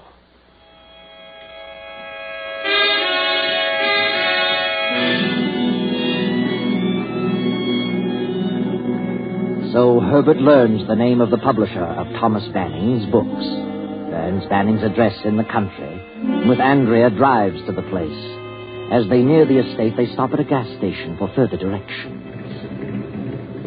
Howdy, folks. What can I do for you? We're looking for the Thomas Banning home. Know where it is? Yep, I sure do. Why? We're going there. Well, it's a quarter of a mile ahead. First gate on the left-hand side. But not many people go there anymore. Why not? Well, miss, since the day Thomas Manning's brother disappeared, there's been strange things going on there. Oh, what strange things? Noises, weird howls and screams. People kind of think the place is haunted with William Banning's ghost. William was Thomas's brother. Oh, is William dead? Well, nobody knows what happens to William. Just blew in from South America and a few months later disappeared. Have you heard the screams? Yeah, and what's more, I don't want even to talk about it. So long, folks. First gate on the left. Well, this really begins to sound interesting.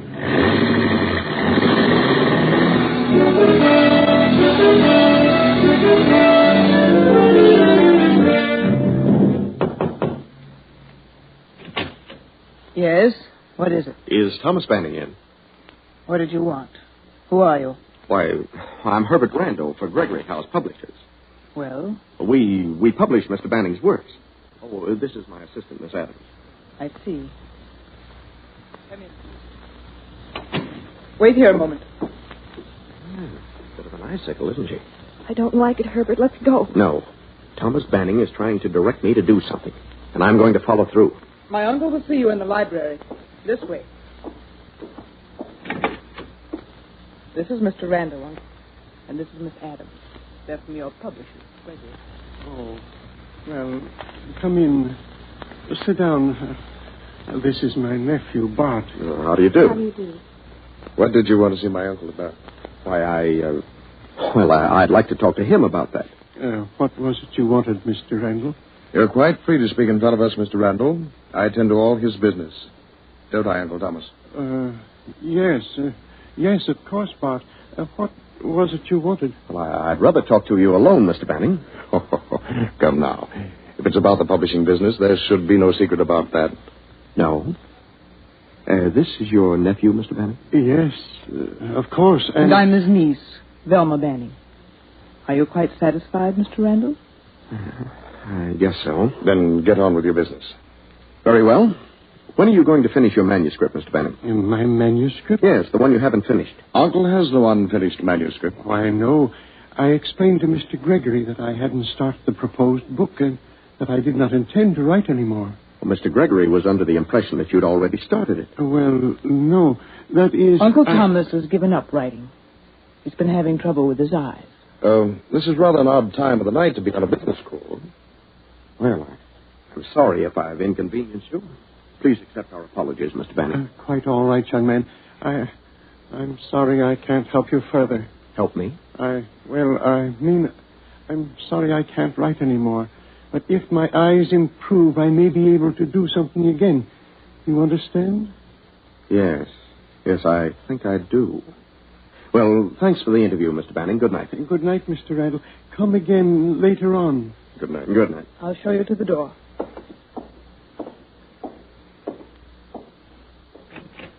Good night. Well, what do you think of that, Andrea? It's Banning, exactly as I saw him in the vision. I still don't like it. Did you get the meaning of the situation? No. What do you mean, Herbert? Oh, I sensed it the second I walked into the room. You would. What was it? Thomas Banning was lying about that manuscript. Did you notice how those two butted in and led the conversation? He's afraid of them. They've got him cornered for some reason. He was afraid to speak the truth. Say, look. Yes. What is that, a grave? It certainly looks like a grave. Herbert, it is a grave. And freshly dug. A small one, but just about right for Thomas Banning. Oh, Herbert, what do you mean? And look over there. Another one, but filled in. You can tell by the way the grass is sunken. Come on, let's get out of here. There's certainly something strange going on here. Herbert! Now, take it easy. They're killing him. We've got to stop them. No, wait. There's nothing we can do at the moment. We wouldn't have a chance. Come on, let's get back. Herbert, what is it? What's wrong? There it is again. And I'm wide awake.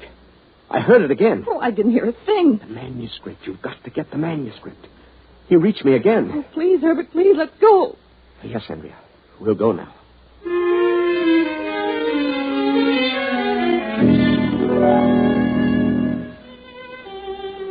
So Andrea and Herbert go home. Andrea goes to bed, but Herbert sits up, concentrating, waiting for another contact, another message. But Andrea, try as she might, cannot go to sleep. Please, Herbert, please come to bed. I can't go to sleep with you sitting there staring into space. Gives me the willies. Oh, I can't sleep. I couldn't possibly. Well, he may not appear again tonight. He doesn't have to appear. This is no spook business, I tell you. He can reach me instantly. Oh, please, Herbert, at least turn out the light. Oh, very well. Sorry to upset you, darling. But I've got to follow this through. I've just got to.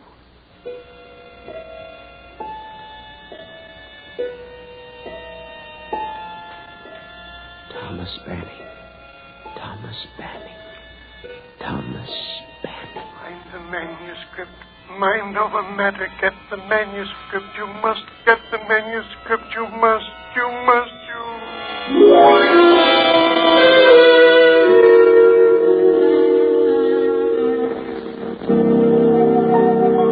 The next morning, Herbert is up early after a sleepless night and pays another visit to Mr. Gregory of Gregory House, Thomas Banning's publisher. I'm Herbert Randall, Mr. Gregory. I was here yesterday to get the address of Thomas Banning. Yes, I remember. Well, I'm with the Parapsychology Laboratory of State University. We were interested in knowing if Thomas Banning is planning another book. Well, we've published all of his works and expected him to do another. About 6 months ago, he wrote us that he had one half completed and hoped to finish it shortly. And you've heard nothing further about it? Yes. I talked to him a few weeks ago and asked him what he intended to do about the new book. He said he'd abandoned the idea of any further writing because of his eyes. Said he hadn't even started on the book. Hadn't started it? But he told you previously that he had it half finished. Yes. He seemed reluctant to talk about it, so I dropped the subject. Don't like to say this, but it occurred to me that Banning was, well, slipping a little. Mentally, I mean. Losing his mind? Is that what you mean? Yes, Randall. So I thought it better to say no more about it. He seemed to be terribly depressed. Have you any idea what might have caused such a condition? No. It may have been brought on by the disappearance of his brother. I'd never met the brother, but he had come up from South America. Been living there for many years. A few months after his arrival, he vanished. That's all I know about it. I see. Well, thank you very much, Mr. Gregory. I guess we'll just have to forget about any further works by Thomas Banning. Good morning.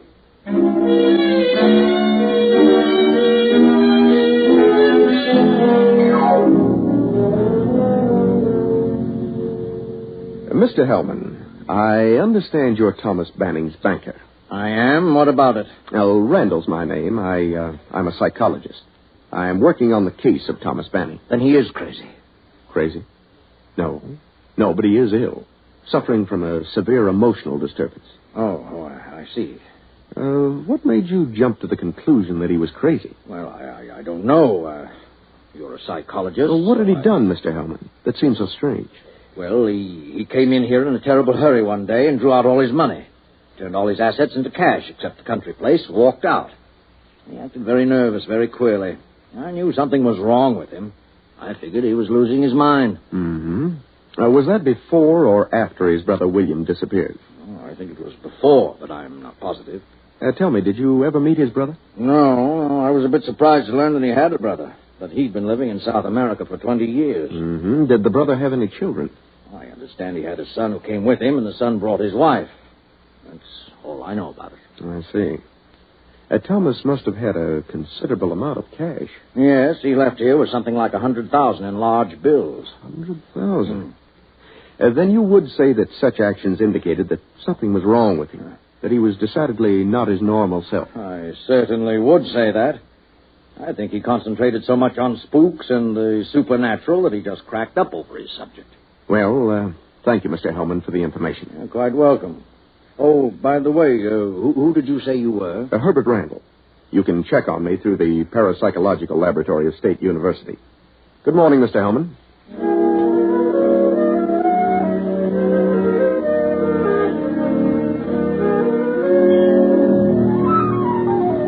That evening, Herbert and Andrea drive once more to the Banning estate. They arrive, turn in at the gate, and as they drive up the lane... Herbert, look. Well, what do you know about that? That mound of earth is gone. The hole's been filled in. Good heavens, and they've already killed him. You're probably right. Oh, they're desperate, Herbert. They'll do anything. Don't go in there. No telling what they'll do. Please, Herbert, let's go back. Well, here we are, Andrea. Oh. Come on.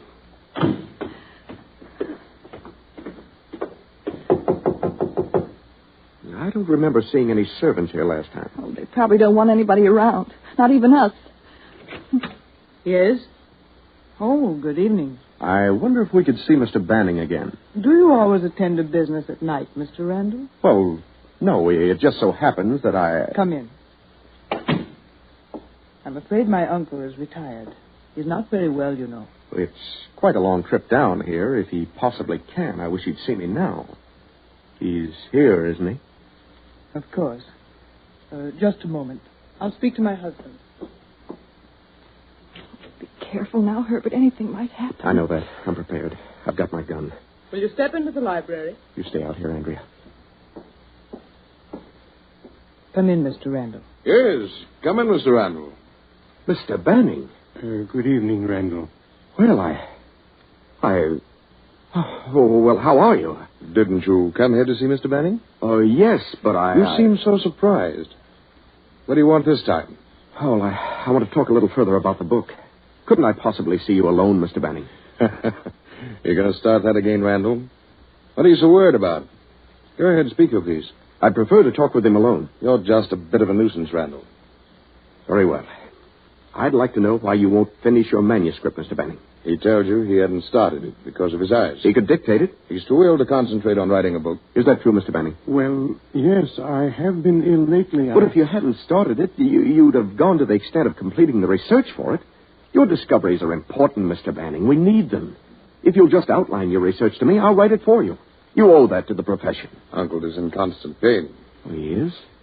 I'm terribly sorry about that, Mr. Banning. And he doesn't feel in the mood to have someone around prodding him all the time for information in order to publish a book. But he does want the book published. And he wants me to help him, I know. You're a conceited sort of individual, Randall. I know what I'm talking about.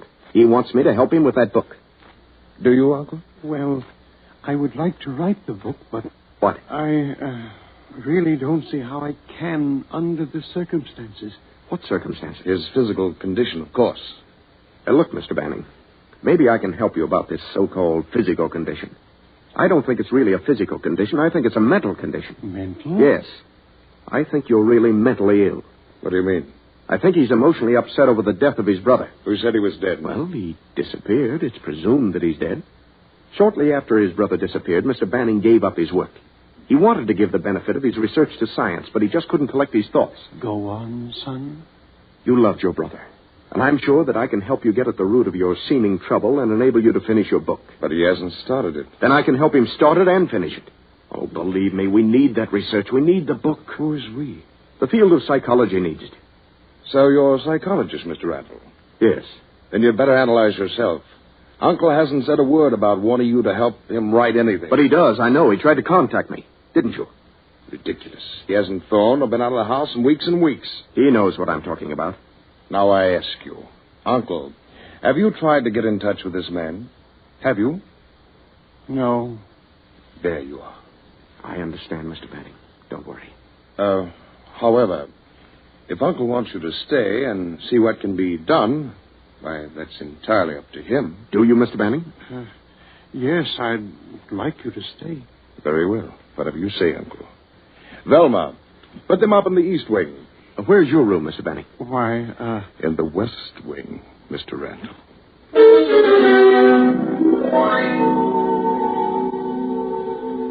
The hours of the evening pass. Herbert and Andrea sit in their room in the Banning house waiting. Still waiting for another message. Another contact Herbert is confident will come now clearer than ever. Then you think that he hid the money on the estate and they're trying to force him to tell where it is? Yes. When I drove up the driveway tonight and saw that hole filled in, I felt sure they'd killed him. But they wouldn't do that until he told them where the money was. Since the hole was filled in, it stands to reason that they've only been digging in an effort to find it. But what happened to the brother? Why would the nephew do away with his own father? Well, maybe he didn't. Maybe Thomas Banning had something to do with that. An argument over the money. You mean Thomas killed his brother because the brother was trying to get the money? Oh, it's possible. Anything is possible. And if the brother was as nasty as the nephew, I wouldn't blame Thomas Banning. But the climax will come tonight.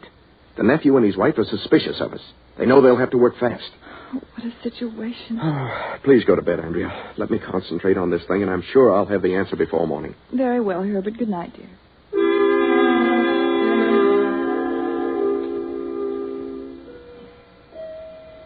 Now, long past midnight, Herbert, half asleep, sits in a big armchair in the bedroom in the east wing of the huge house. Then Herbert begins to stir. Herbert Randall, the manuscript. Mind over matter in the library, law's shelf on the right. Mind over matter, law's shelf on the right. Get it now, get it now, get it now. Library. Lower shelf on the right. Andrea. What is it, Herbert? I got it. I got the message. The manuscript is in the library. Lower shelf on the right. Come on, quiet now.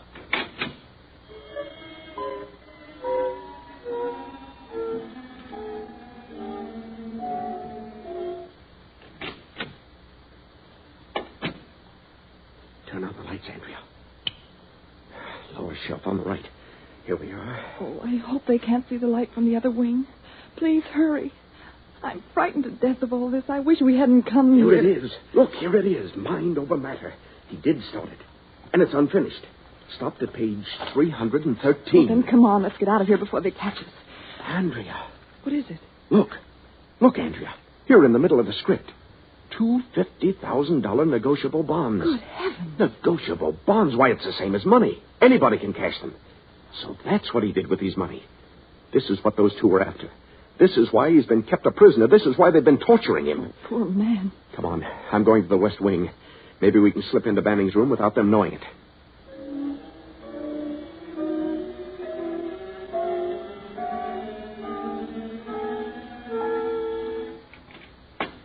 It's unlocked.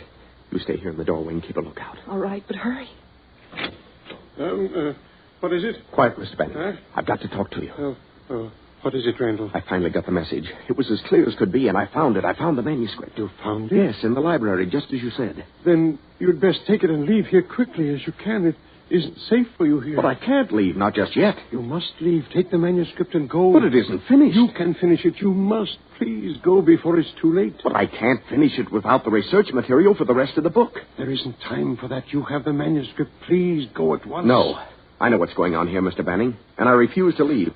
I know what those two, your nephew and your niece, are doing. They're keeping you a prisoner, torturing you to make you tell what you did with the money. Don't stay here another minute, Randall. I'll go, but I insist that you go with me. The manuscript is the important thing. You have it, so get away from here as fast as you can. Not without you. Now, come on. I can't. I can't leave. Why not? What's to stop you? I can't walk. Can't walk? What do you mean? I can't move. They've been injecting something in my back. It paralyzes from the waist down. What? Then I'll carry you out of the place. Please go. They might hear you. I'll have the police here in a matter of minutes. Hello. Dead as a doornail. I've seen to everything. Now, do you believe me? You haven't a chance against such desperate people. You have the manuscript. That's the important thing. Get it safely away from here and then do whatever you like about them. All right. I'll get out now with the manuscript. But I'll be back with the police in half an hour, sooner if possible. Yes, but please, hurry, Randall. Come on, Andrea. Back to our room. Get our clothes.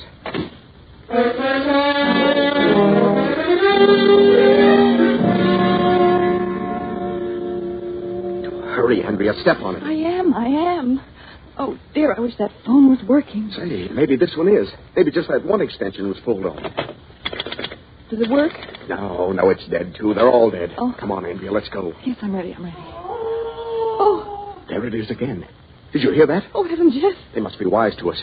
Probably heard us, and they're going to give him the works this time. It's their last chance. Oh, I can't stand it, Herbert. It's horrible. I'm not going to let them torture that old man any longer. I'm going back to his room. Oh, then I'm going with you. Come on.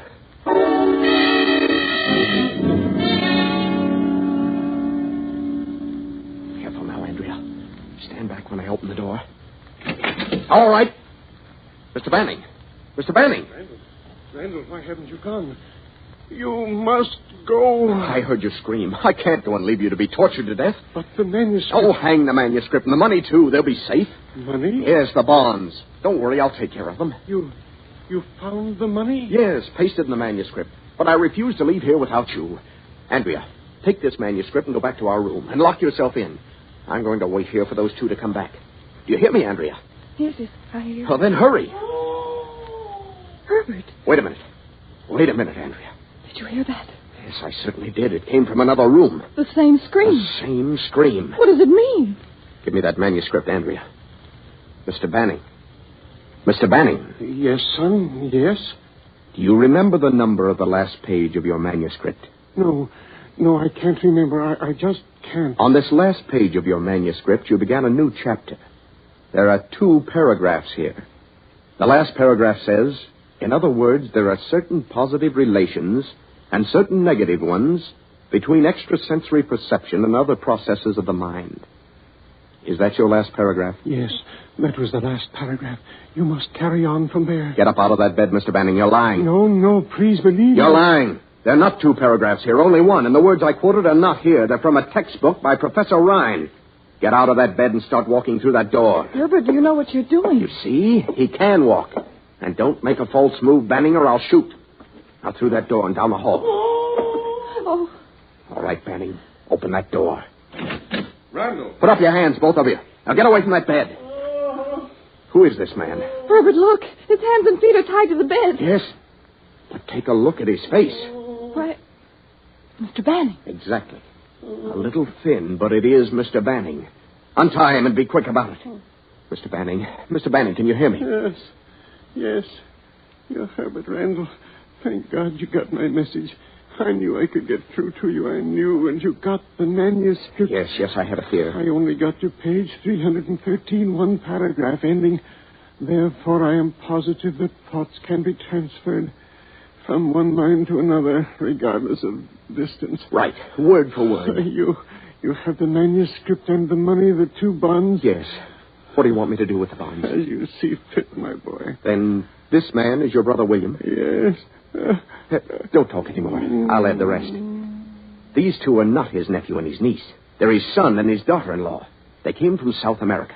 They knew you had money and decided to get it. You suspected it, withdrew your money, turned it into bonds, and hid it, knowing that even if they did go to the extent of killing you, they'd have nothing but this house.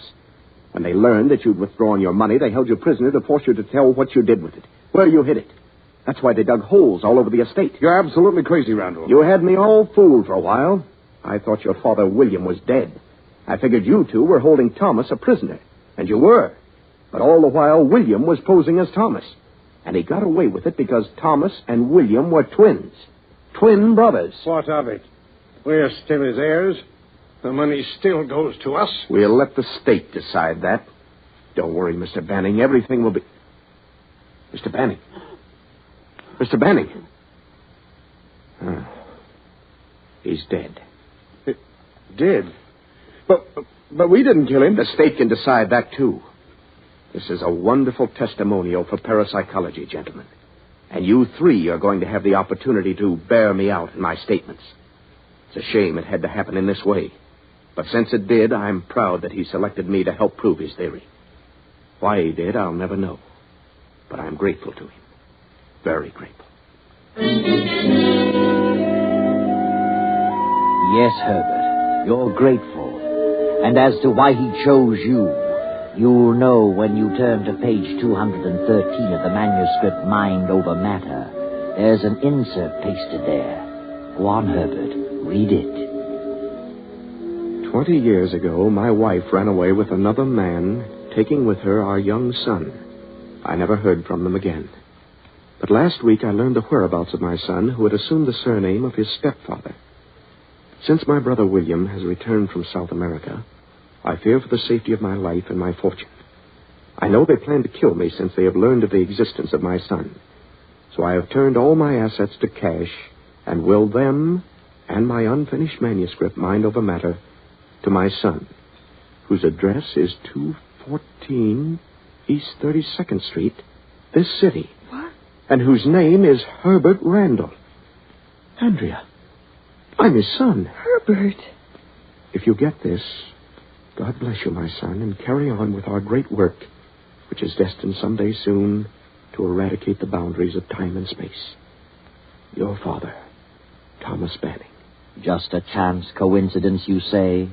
That's such a convenient explanation for the layman who doesn't understand, and safer, too, to be skeptical and conservative. But one mind can reach another regardless of time or space. And you will agree with me someday. I know.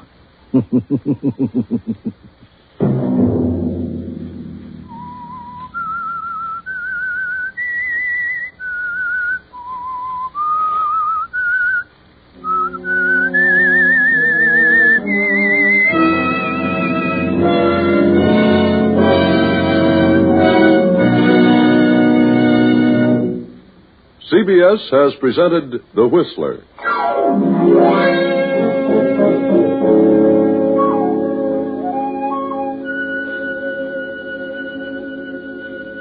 Original music for this production was composed and conducted by Wilbur Hatch. The Whistler is written and directed by J. Donald Wilson and originates from Columbia Square in Hollywood. I, the Whistler, bid you good night.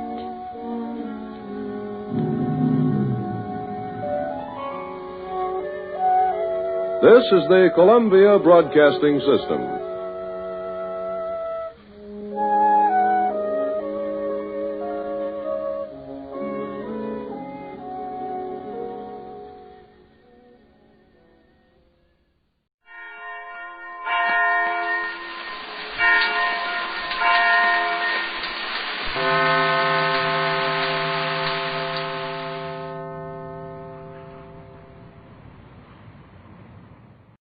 Quiet, please.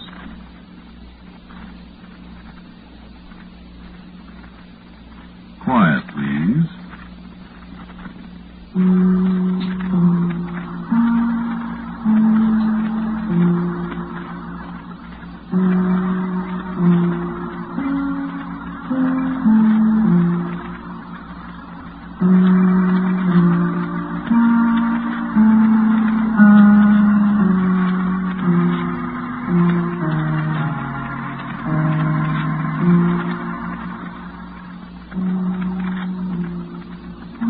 Broadcasting System presents Quiet Please, which is written and directed by Willis Cooper and which features Ernest Chappell. Quiet Please for tonight is called 12 to 5. Yes, ma'am, it does get lonesome down here. What? Oh, sure, being able to talk to people on the phone helps. But how'd you like to be stuck away down in the basement all by yourself from midnight to 5 GM? With nothing but a microphone, a turntable, and some telephones? Sure, I get coffee. I bring in 4 thermos jugs when I go on. I'm coffee up to here. Oh, well, only 4.5 hours more, and then I can go home and have breakfast. No, ma'am, I don't drink coffee for breakfast. Well, you guess what I drink.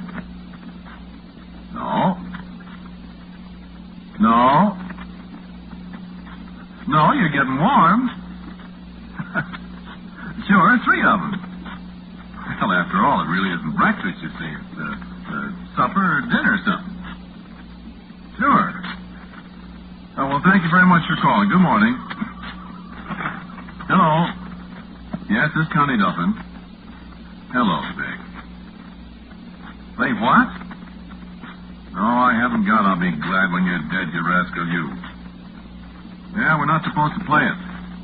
Ever since about 1934 or 5 or sometime. No kidding. Sure, I'll play you something. Just a little while. The other phone's ringing. Well, stick around. Keep tuned to us, and you shall hear music. It says here. Good morning. Hello, Connie Duffin speaking. And how are you? Oh, fine, thanks. Huh? Settle a bet? Oh, try. Now is the hour? Well, it's generally sung in 4/4 time here, but it was originally written in 3/4 time.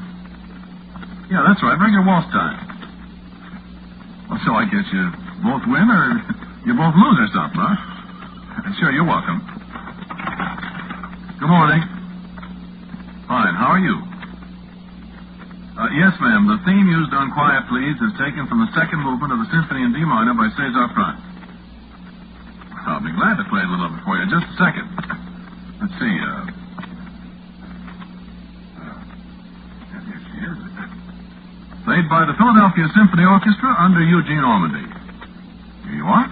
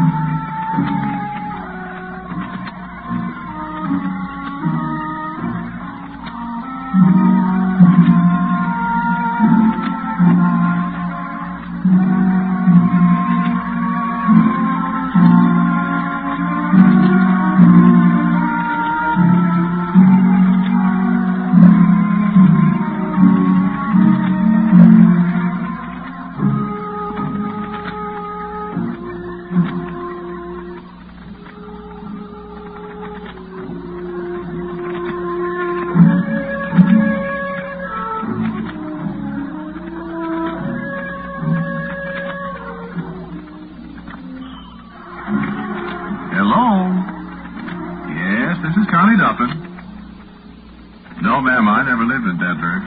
Closest I've ever been is Omaha. I played vibraharp and xylophone there in 1932. No, not on the air, hotel. I'm sorry, I guess I'm not your cousin. Okay, have one for me. Good morning. What?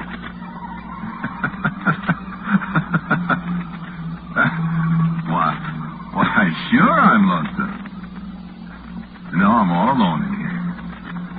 No, it's just a little place about as big as 2 telephone booths, I guess. No, the engineer's upstairs in master control. Well, we're the only people in the station. No, I guess there's a janitor upstairs in Studio 14. They had a quiz show up there tonight, and there's probably custard pie all over the stage. Well, thank you.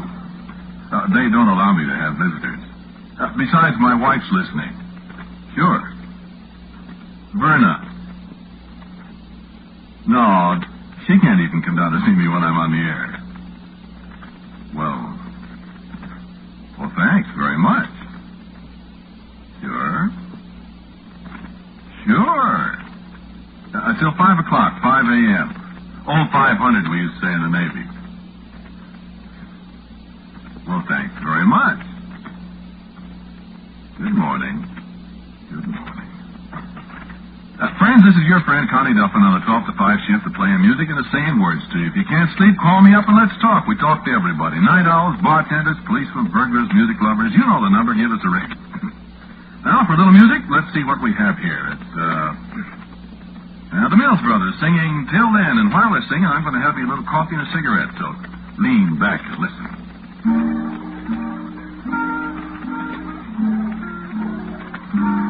Till then, my darling, please wait for me. Till then, no matter when it will be, one day I know I'll be back again. Please wait. Till then, our dreams will live the week.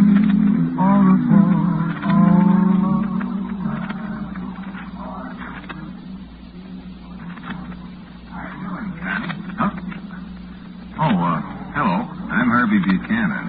Well, hello. I didn't know there was anybody else around here except Bob upstairs in the control room. Oh, I'm around every night. What you got there, coffee? Yeah, you like some? Help yourself. Take the top off the thermos. Much obliged.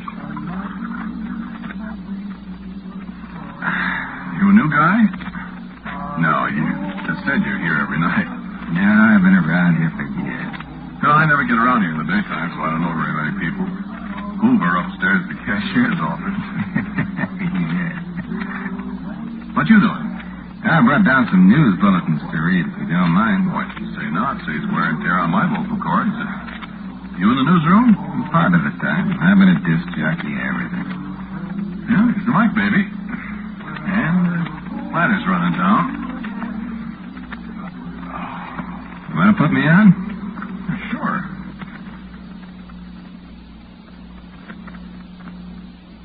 Well, friends, we got something new for you tonight.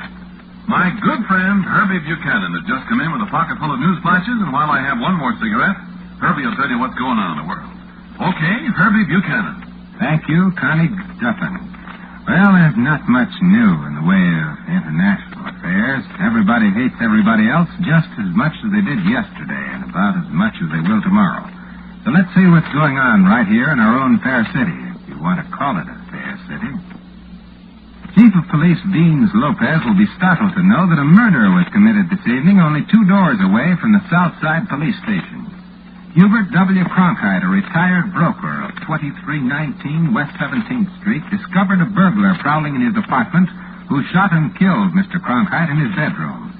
There are no clues to the murderer's identity. A taxicab collided with a streetcar at the corner of Pacific Avenue and Maple Grove, killing a passenger and seriously injuring 2 of the passengers in the cab. The weather today? The temperature is now 52 degrees, and as you no doubt know, rain is falling heavily. The correct time is 1:32 p.m. Standard Time. Hey, Herbie. You got the time wrong, right? Well, look at the clock, you jerk. It's 1:02. You're a half hour ahead of time. Hello, this is Connie Duffin. What? Not raining. Why, Herbie said that... What? Okay, I will look out the window. Hold the phone. Say, Herbie. Herbie. Yes, ma'am, you're right. Well, I'm sorry. Herbie must have been mixed up or something. Thank you very much. Yes, ma'am. Hey, where did... Herbie! Where did... This is Connie Duffin. Look here. What kind of nonsense is this? Well, I'm sure I don't know what you're talking about, sir. Making fools out of people. I'm going to sue you. Well, what for goodness sake? Are you the man who just said I was shot by a burglar? Huh? Me? Oh, why, no, sir. That was a man from the newsroom. Well, he's a liar. Listen, friend, who are you? I don't get I'm this. just as much alive as you are. Well, all right, sir, but who are... My name is Hubert W. Cronkite. I was not killed by a burglar. You weren't. I mean, what? Do I sound as if I've been shot? Now, look here, young man. I demand a public apology. Wait a minute. What? I said, wait a minute. I hear somebody in my bedroom. Well, but... Okay. Hello, this is Connie Duffin. Who? Oh, sure. Good morning. No, sir, I don't think I do know you. What? Police? No. No, it was a gag. Oh, it couldn't be. I was just talking to Mr. Cronkite on the phone. Well, he's on the phone right now. I'm just waiting for him to come back. Hello, Mr. Cronkite. Hello. Hello, Mr. Cronkite. No. He doesn't answer. Well, wait a second. I got to put on some music. Music, for God's sakes. It's a radio station. Friends, here is music for you from yours truly, Connie Duffin, to you wherever you are.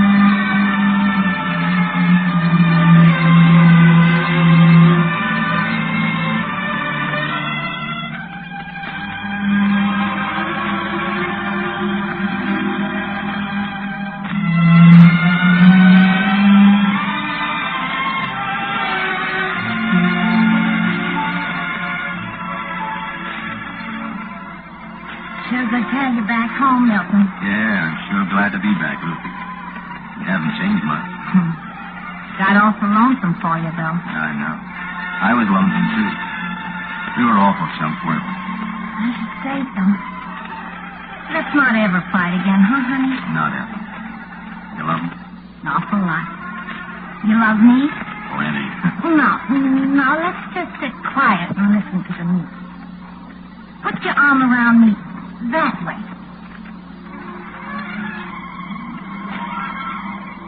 Are Lucy and Milton listening to me? Are you there, Lucy and Milton? Listen, Milton. What goes on here? That's the radio. Listen. What? You've been away a long time, Milton. Since you and Lucy had that quarrel and you walked out on her in the restaurant. How does he know that? Listen. It's too bad, really.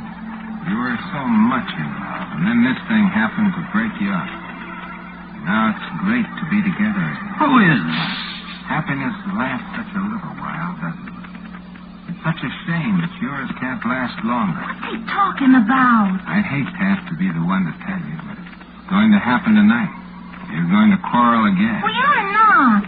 And this time, you're not going to run out on her, Milton. I don't know what he's... Shut up. Now, listen. Quiet. Because Lucy won't take it again. Lucy's got a gun, Milton. And this quarrel's really going to end things. But good, Milton. But good.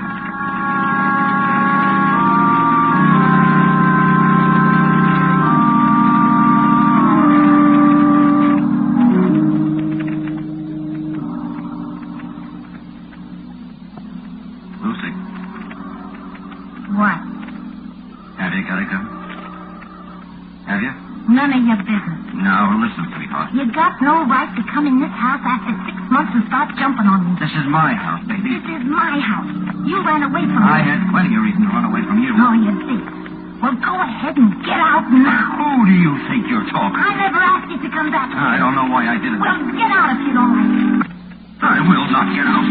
Stay away from me. Lucy. Get away. I tell you. Get away.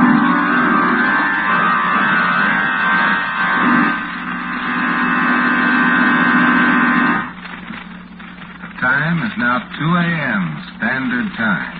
Huh? Oh, I must have been asleep. Yeah, I guess you were, Connie. Say, where did you go?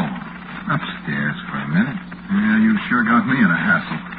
What do you mean? Talking about that guy getting killed by a burglar. Oh. That. And getting the time wrong. Bob put it in the log upstairs. What's his name will jump down my throat tomorrow. Today. It's too bad.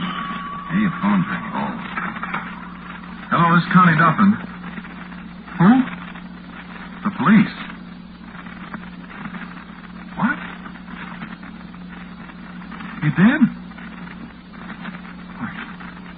I don't know.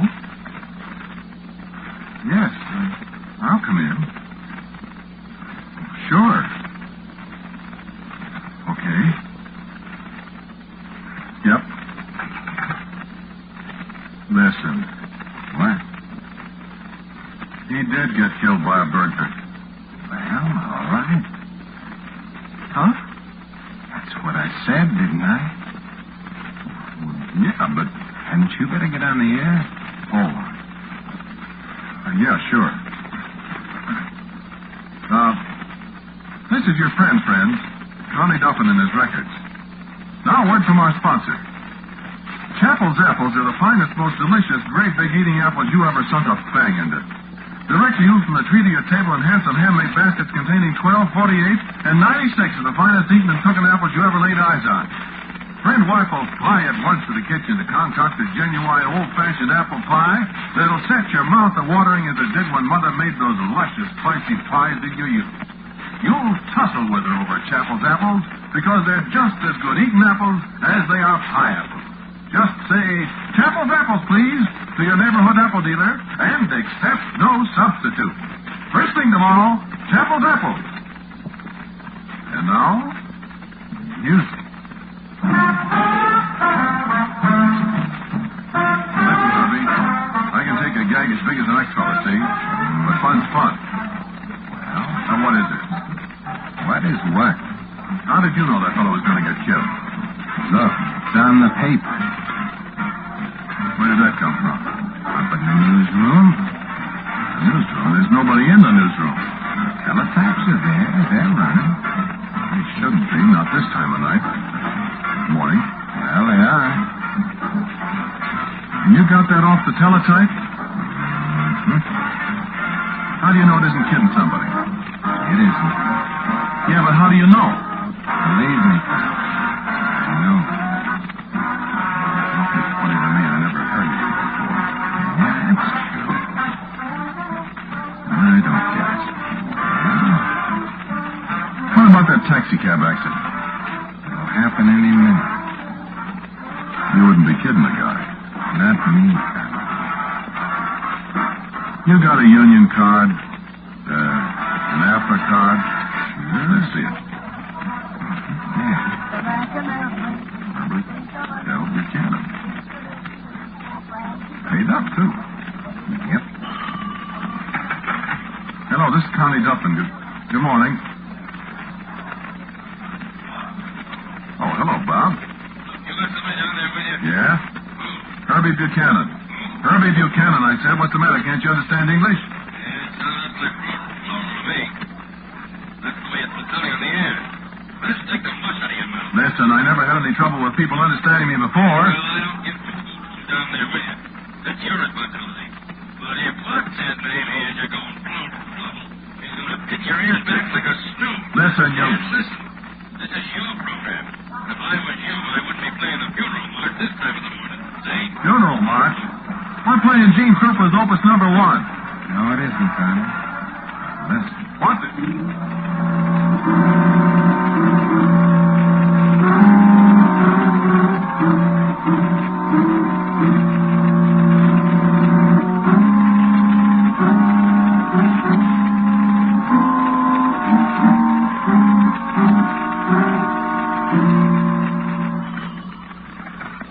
Good morning, Connie Duffin speaking. How are you, ma'am? What? No, I just turned it off. Yes, ma'am, 12 to 5.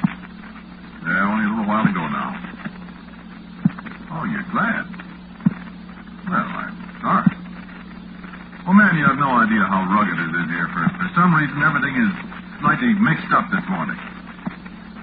No, I have not been drinking. I do not drink on the job. Yeah, I'm sorry, ma'am. What would you like to hear us play? 3 o'clock in the morning. Hang on. Here it comes. Listen, ma'am.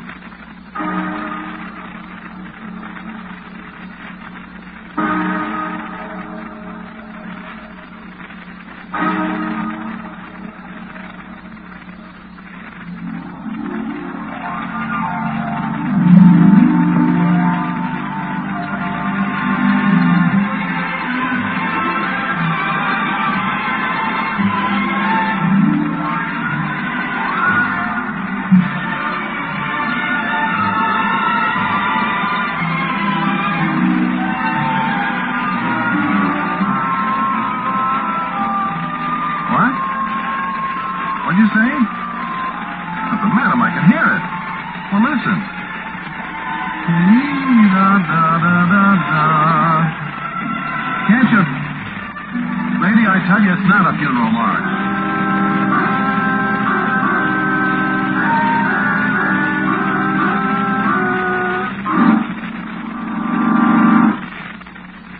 Well, so long, Connie. I guess I'll leave you for a while.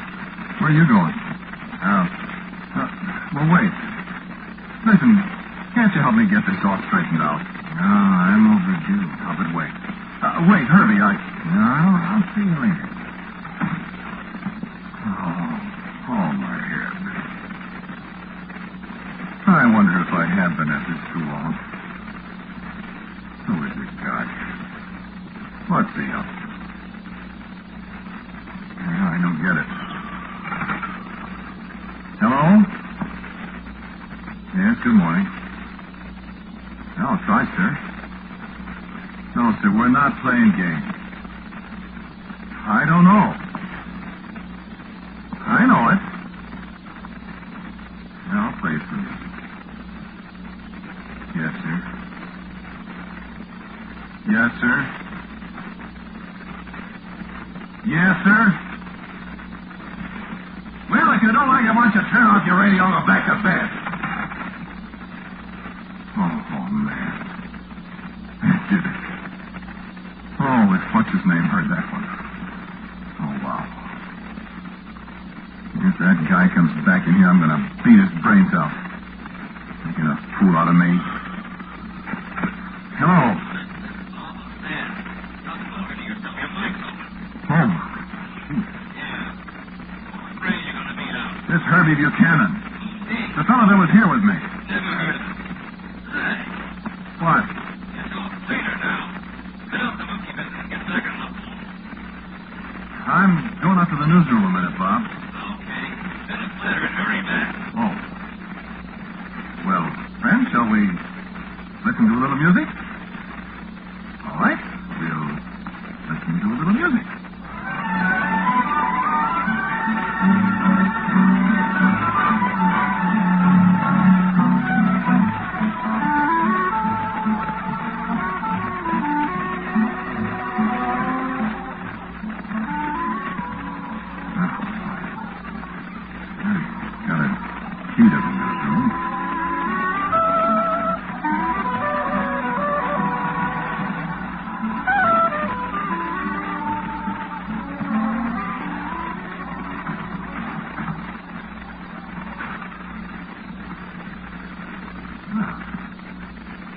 Nobody here.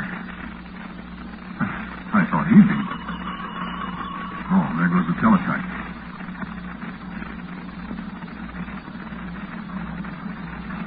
Well, what you... Herbert L. Buchanan, former announcer and disc jockey on local radio stations, was instantly killed in an accident this evening when a taxicab in which he was riding was struck by a streetcar at the corner of Pacific Avenue and Maple Grove.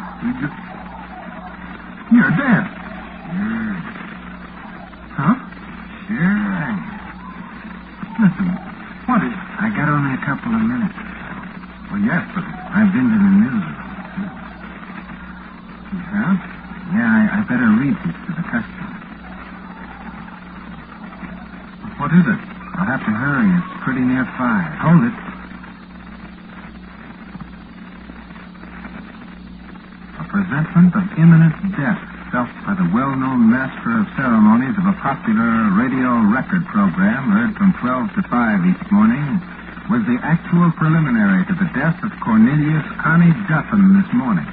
Hey, Mr. Duffin fell in a coma as he left his studio this morning at 5 o'clock as his program concluded.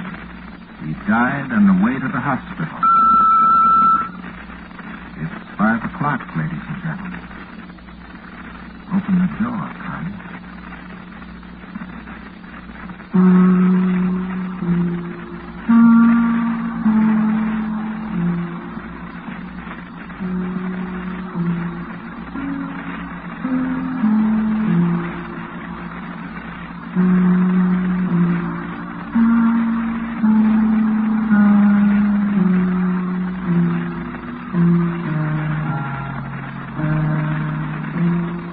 Quiet Please for tonight was called 12 to 5. It is written and directed by Willis Cooper, and Connie Duffin, the man who spoke to you, was Ernest Chappell. And the intruder, Herbie Buchanan,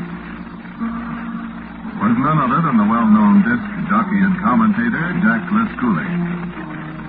Others in the cast were Connie Lefty, Marilee Jones, and Ed Latimer. Music for Quiet Please, as usual, is played by Albert Berman. Now, my good friend Willis Cooper for a word with you. Nobody in this story is at all like anybody else in the world, living or dead.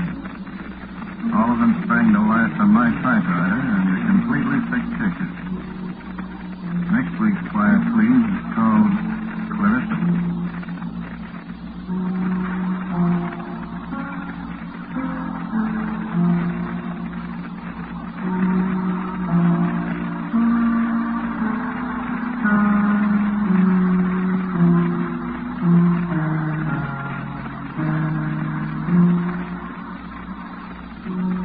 And so, until next week at the same time, and Clarissa, I am quietly yours, Ernest Chappell.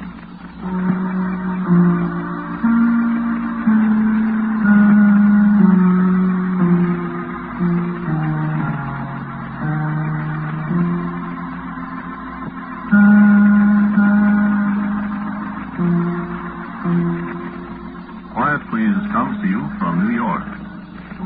This is the world's largest network, serving more than 450 radio stations, the Mutual Broadcasting System.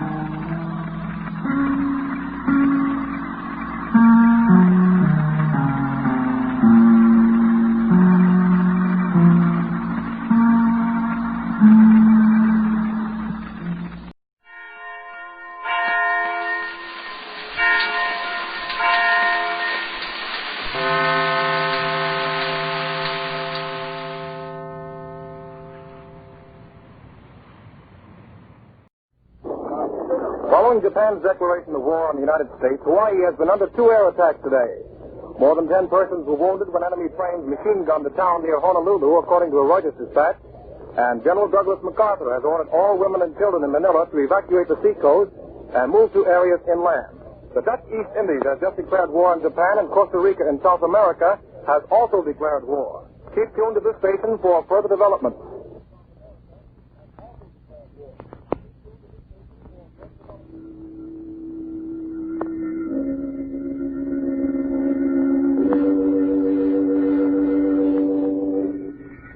Inner Sanctum Mysteries, brought to you by the makers of Carter's Little Liver Pills, the best friend to your sunny disposition.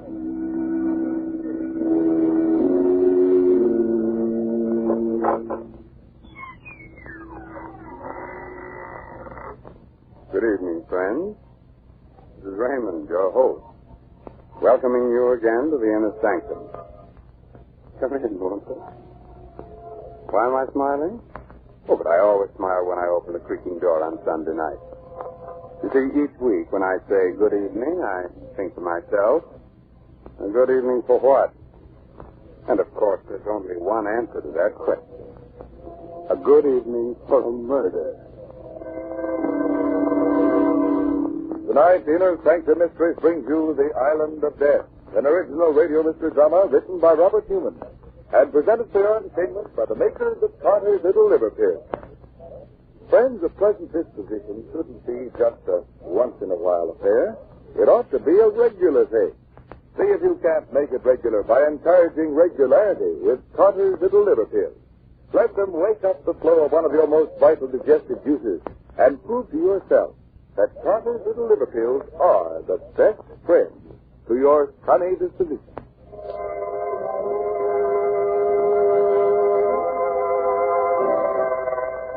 Now I think we're ready to begin. Ready to begin as strange and terrible a tale as ever turned a man's hair gray overnight. A tale of voodoo, conjuring, black magic. Oh, now you're smiling. You don't believe in voodoo, huh? Good. Now turn down the lights, pull your chair up close, and listen to the story of the Island of Death. Come with me to the Dark Island, the secret magic island, Hades. It is night. A fierce tropical storm is raging. The car drives slowly down the road with a cane field on one side of it, a jungle on the other. Now which way? I don't know. Last Brandon. Why did he let us go off alone? How are we going to get back there? But he told us not to go off alone, John. John, look. Where? Ahead there. That old native walking up the road. Oh, maybe he can... Yeah. Hey, you!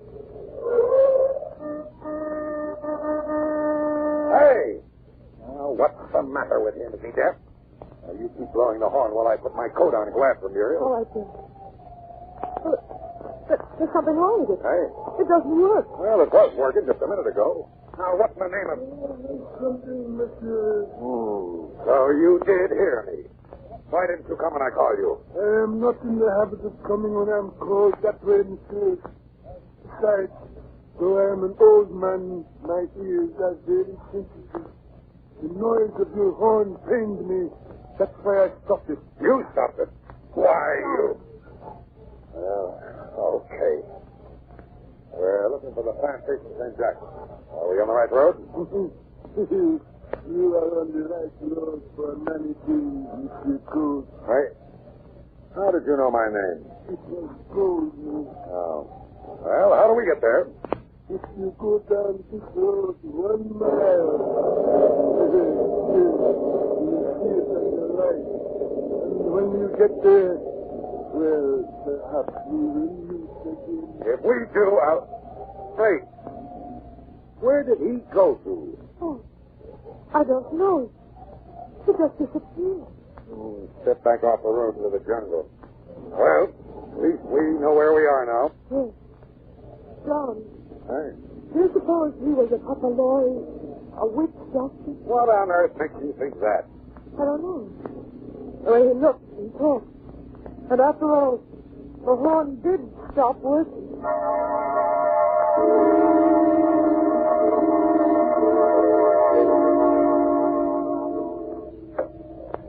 Toad? Is that you, Toad? No, Alan. Me. Yours. I'm sorry, Mrs. Toad. Alan, you have to make things even more difficult than they are already. Would it make things any easier if I pretended that we were just old friends? It didn't matter to me that you'd married him instead of me. No, Alan, I guess not. I'm sorry, Muriel. I shouldn't say that. Hello, Alan. Order me a drink, will you? Sure. Yeah, thanks for the Toad. Yes, Mr. Randall. I was. Did you find out what was wrong with the horn? Yeah, one of the wires come loose. Met an old native on the road, and Muriel's convinced that he was a witch doctor. But it's just that he was so strange, and so, even though I know there are no such things... What we know or believe isn't terribly important. What is important is what the natives believe. They don't like being laughed at.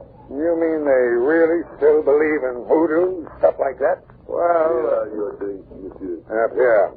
Do you believe in voodoo? But not really, monsieur. Oh, this is funny.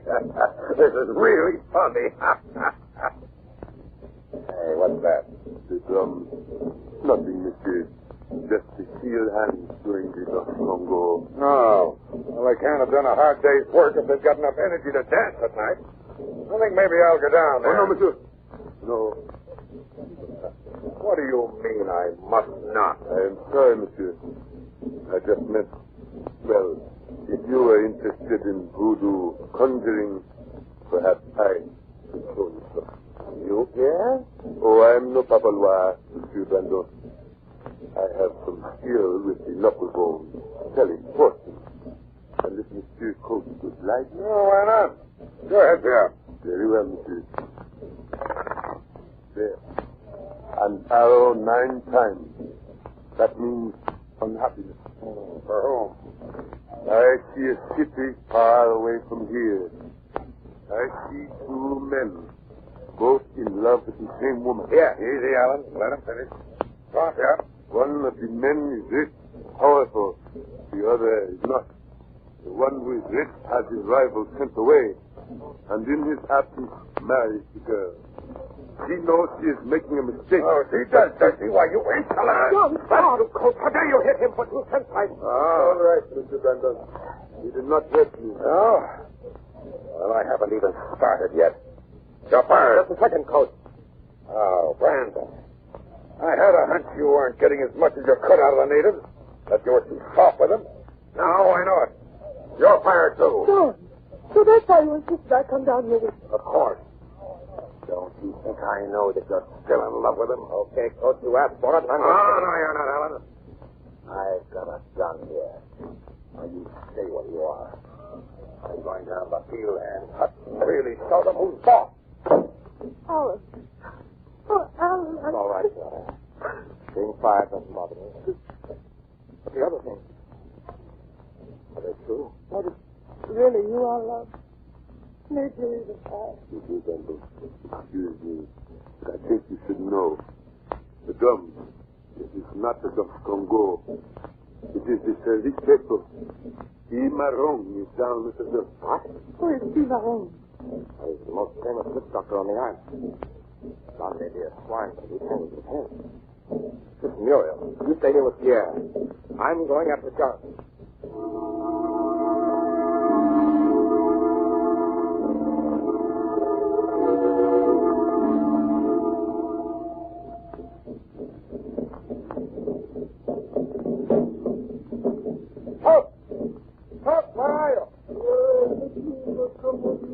Yes, I'm looking for a man named Cimarron. You are Cimarron, I am. Another white man came down here a few minutes ago, Cimarron. Do you know where he is? Yes, monsieur. He said you pay well to see some voodoo. He said this kettle. He is in the Humpo, the temple. What? There's no temple here, anybody. He is not. Come with me into this family. That iron ring there, lift it up. A trap door. Now turn the steps.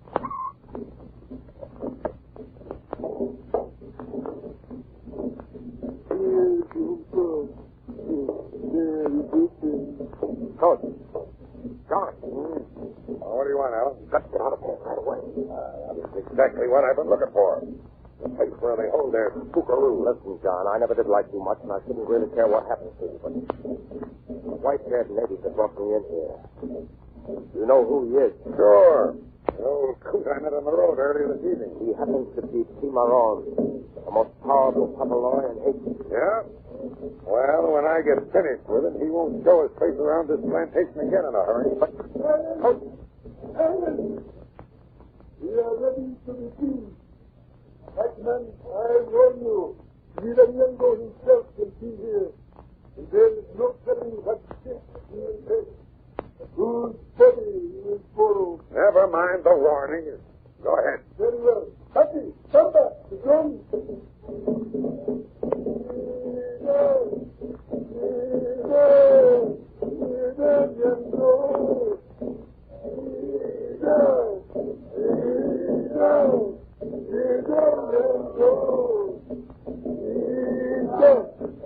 Someone has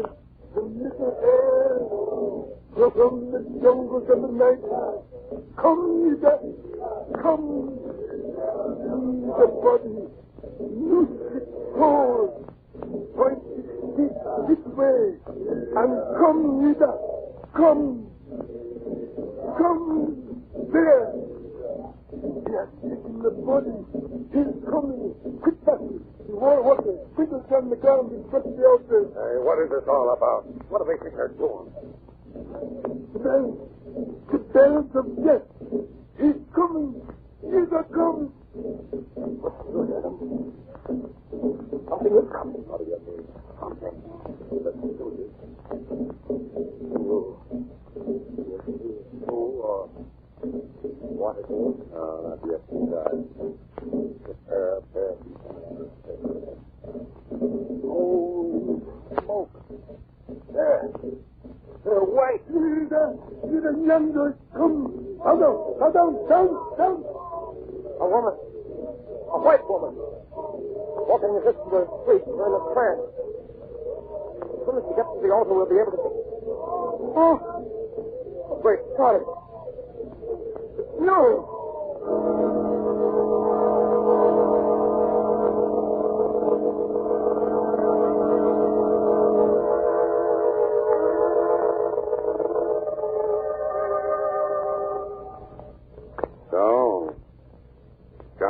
Insisted there was no such thing as voodoo. Dared the witch doctor to invoke the god Yiranyango. And when the god did appear, he found he'd taken possession of the body of his wife. Very unusual. But not any more annoying than when a simple thing like a mean, sulky, gloomy disposition takes possession of us. Oftentimes irregularity is entirely to blame. So the sensible thing to do is get right after it with Carter's Little Liverpool. Now, don't let the gloom of irregularity hold you back. Keep you from enjoying life and getting ahead in the world. Wake up the flow of one of your most vital digestive juices with Carter's Little Liverpool. Let them help you to feel up and mad and bubbling with enthusiasm and alive with the glorious feeling that goes with regularity. Just give Carter's Little Liverpool a trial. And I think you'll agree that Carter's Little Liver Pills can really be the best friend to your sunny disposition.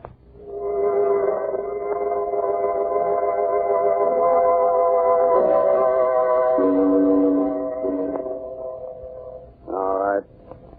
Do you still think voodoo is all nonsense? Oh, you're not so sure now. But you still want me to go on with our story. Very well.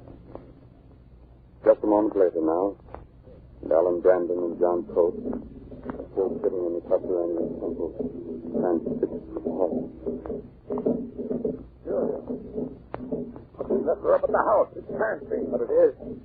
She's in some kind of a trance. Blast that witch doctor. I'm going to... The fool.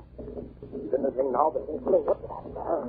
Where's the dear who's calling again? Look.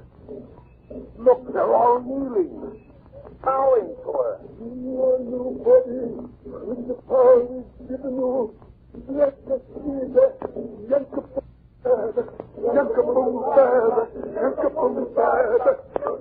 By night and by day, through the 4 seasons, as the green things grow, watch over us, O Yida, and bless us.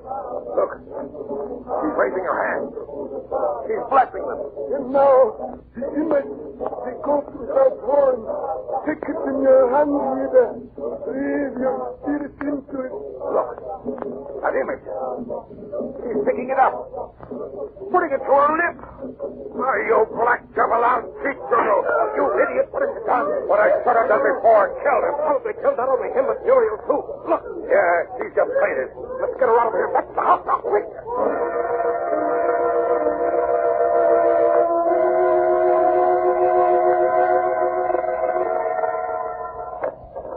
Inside here. Put her on the couch. She's still unconscious. Her pulse is pretty weak. Here, some brandy, hurry. Why did they let us go like that? Not even try and stop us. All of them just sitting there. Hey, I don't know, but I'd have been happier. Here you are, monsieur. What happened to Madame? That blasted witch doctor, T. Marone, some kind of a ceremony with a goat. He's blessing him. The goat without horns. He must have hypnotized her or something like that. But he won't try any more of his voodoo tricks on her or anybody else. I killed him. Killed him? Killed T. Marone? Yeah. Yeah, hold her head, friend, while I give her some of this brandy, all right? Brandy. I am afraid that will not help me, Chief. You do not give brandy to someone who is dead. Dead? What are you talking about? Her heart is still beating, yes. But she is not really alive. You see, her soul left her body when T. Marone called to her. When you killed him, it could not find its way back. It is out there. So, now, wandering around, lost in the night. Why, no, John. Haven't you done enough harm already? Well, we've got to get a doctor for her. Right away. Yes, monsieur. For if her soul does not find its way back soon, it will never come back. But there is no white doctor that can help her. Will you shut up? Where's the nearest one, Alan? Up the road, about 9 miles up the road. I'll show you the way. All right, well, come on. You stay here and watch them, yeah? And if anything happens to her... Yes, monsieur. I will stay. Are you coming, John? Hurry up. Yes, all right. Holy God, wandering around somewhere in the night. She's fainted, that's all. Maybe it's a fever and she's out of her head. Well, which way? Shortest way is that way there. You mean through the jungle? But it's dark. We won't be able to see it. Listen, Coach. You may not know it, you may not care, but Muriel's life is in danger. I'm not sure a doctor can help her. But I'm going to get one if I have to crawl on my hands and knees.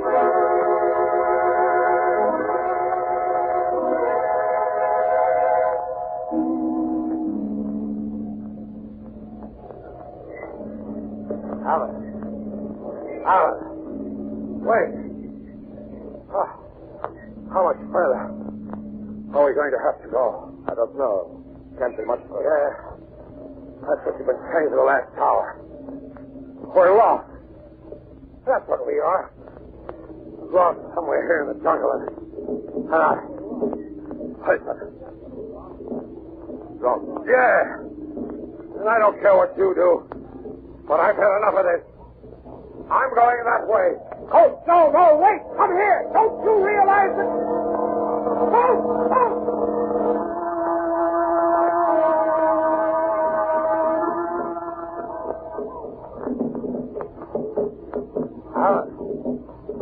Alan, look. Hot. A fire. We're out of the jungle. Hey, it's a village. Oh, close. Not a village. See, the native quarter of the plantation. Huh? What do you mean? I mean, we've been walking in a circle and we're back where we started from. Why? It's impossible. No, monsieur. It is not impossible. It is true. Yeah. What are you doing here? I knew this is where you would end up, so I came down here to wait for you. It's a trick, that's what it is. You did this, the two of you. No, monsieur. It was not us. It was he, Marone. But he's dead. Yes, he's dead. But come over here. Marone. Lying and dead. Yes, monsieur. And there in his right hand, an egg. It is the fat cat conjure. Monsieur Coach, your life is in that egg. And as long as he holds it, you can never leave here. Never leave? But I've got to. I can't stand anymore. Ever since I shot him. Those drums. The jungle surrounding us. Waiting. Now listen, Pierre.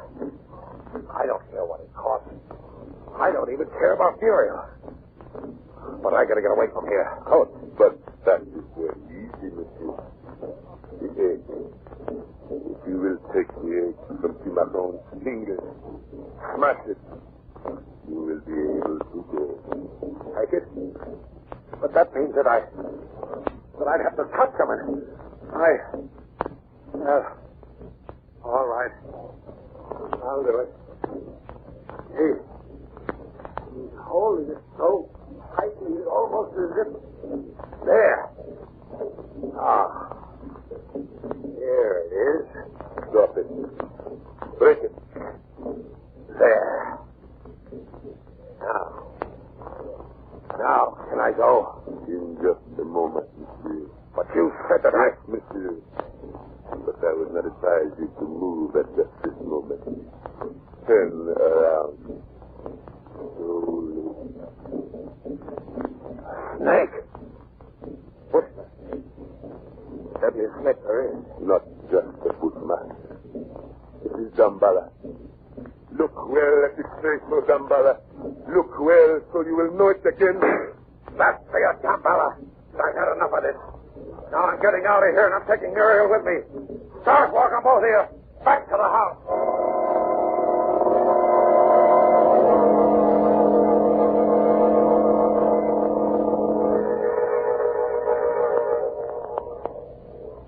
All right.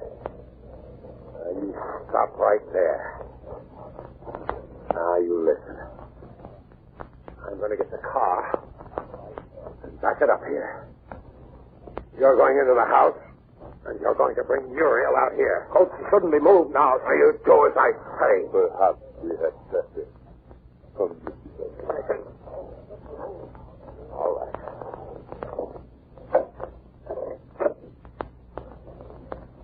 Yeah, just a second. Yes, monsieur. I'm asking you this as a friend. Isn't there anything that can be done? Any way she can be saved? You see, I love her. I know, monsieur. But you know what is written. An eye for an eye. A tooth for a tooth. A life for a life. You mean she, Maroon, but she didn't have anything to do with that. No, monsieur. That is why I think she will recover. Now that what has to be done has been done. Muriel, darling, are you all right? Yes, Helmut. I just feel terribly tired and weak. And it... What happened? You don't remember? Oh, the last thing I remember was John going down to the native quarter and you going after. Where is John? He's outside getting the car. She'd never have brought you down here with him. He's going to take you away. Away? Oh, Alan, no. After all, he is your husband. I don't care. I hate him. I hate him. Madame was not alone in hating him. And, well, I do not think she will worry about him anymore. What do you mean? Somehow, I have the feeling that... Listen. Hey there, Muriel. We'll go. Come on here. There's his car, but where is he? There he is. Yes, monsieur. John, what happened? What? Oh.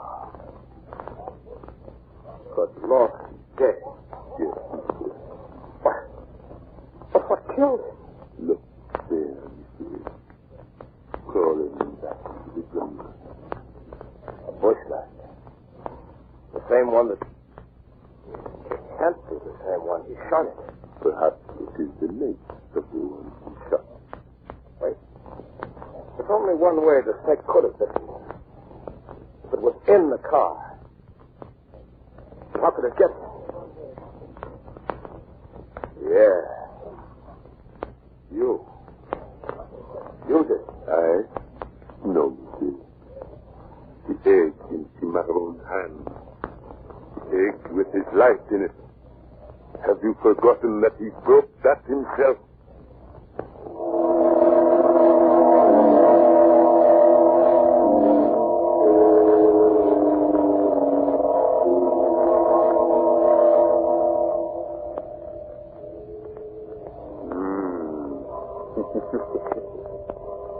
Now, do you believe in voodoo? You don't? Oh, now. Come here. Come here a little closer. I'll whisper something in your ear. Neither do I. And let me whisper this in your ear, folks. There are just 15 shopping days until Christmas. Full of rush, hurry and crowd. About all you can do is face things armed with a good disposition. So don't let irregularity get you down. Get after that low-gauge, cross, irritable feeling with Carter's Little Liver Pills. Let them wake up the flow of one of your most important digestive juices and help turn those 15 shopping days into 15 topping days, full of the glorious, glad to be alive feeling that goes with regularity. Remember the name, Carter's Little Liver Pills. Yes, and remember this, too. Christmas comes but once a year. But year round, Carter's Little Liver Pills can be the best friend to your sunny disposition.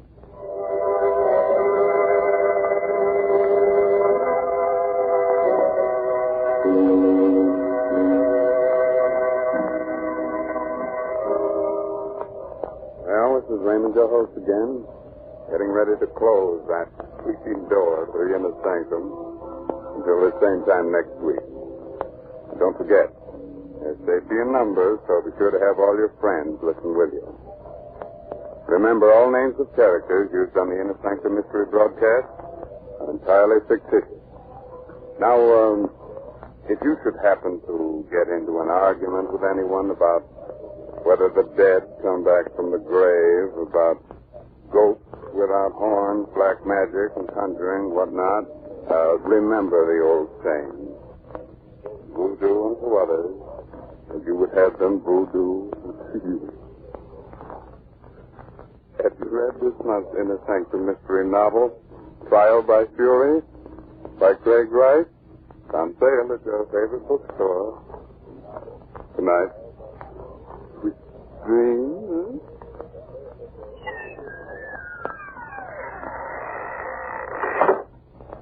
Listeners, be on guard. Don't let it sneak up on you like a thief in the night. What is it? Listen to this report from the Harris home as Mrs. Harris says to her maid. Hannah, I'll never give another party. I'm going straight to bed. Oh, before dinner, ma'am. I'm exhausted. All those chatty, noisy women depress me so. I wouldn't be too quick to blame the guests, ma'am. You've been kind of edgy and cross all week. Not like yourself at all. You're right, Hannah. I'm sorry. Oh, I know how it is. And when I get to feeling that way, I know it's time to try Carter's Little Liver Pills. Right. And when you don't feel good, try Carter's Little Liver Pills. They do the work of calomel, but have no calomel in them. For they are simple pills made of vegetable drugs. They wake up the flow of one of our most vital digestive juices. When this vital juice flows at the rate of 2 pints a day, it helps to digest our food and bring back the glorious feeling that goes with regularity. Then most folks feel like happy days are here again. But be sure you get the genuine Carter's Little Liver Pills. 25 cents at all drugstores. This is the Blue Network of the National Broadcasting Company.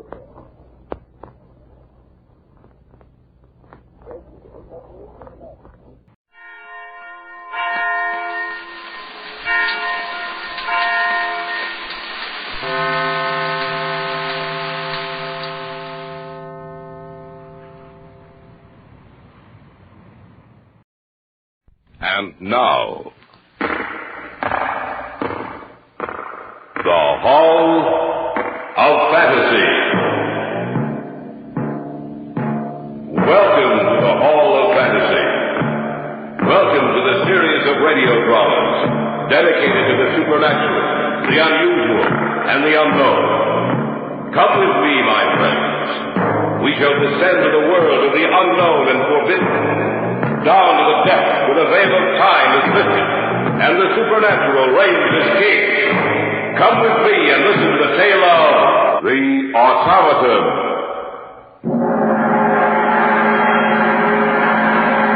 Over here is what I call its brain. Put the power on, Elizabeth. Yes, Father. I've only begun on the binary system, but watch.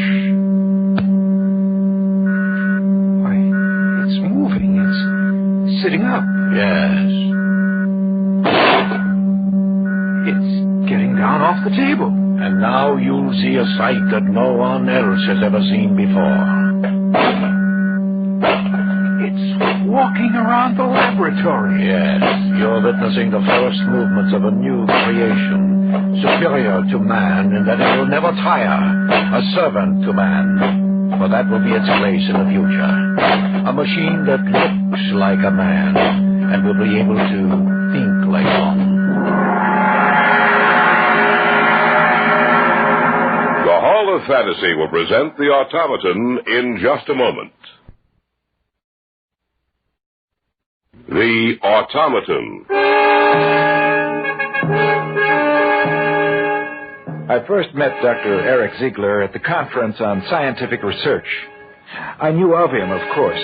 His name was famous throughout the world as one of the foremost experts on automatic control. It was the closing session of the conference when he made his now famous speech. And in conclusion, gentlemen, may I say that mankind can expect this technological advance to continue. He can look forward to the future in the secure knowledge that his life will become easier and longer through the advances we make. That he will be free to direct his energies towards the conquering of new frontiers, bringing him closer to the day when he will stand alone over all the universe.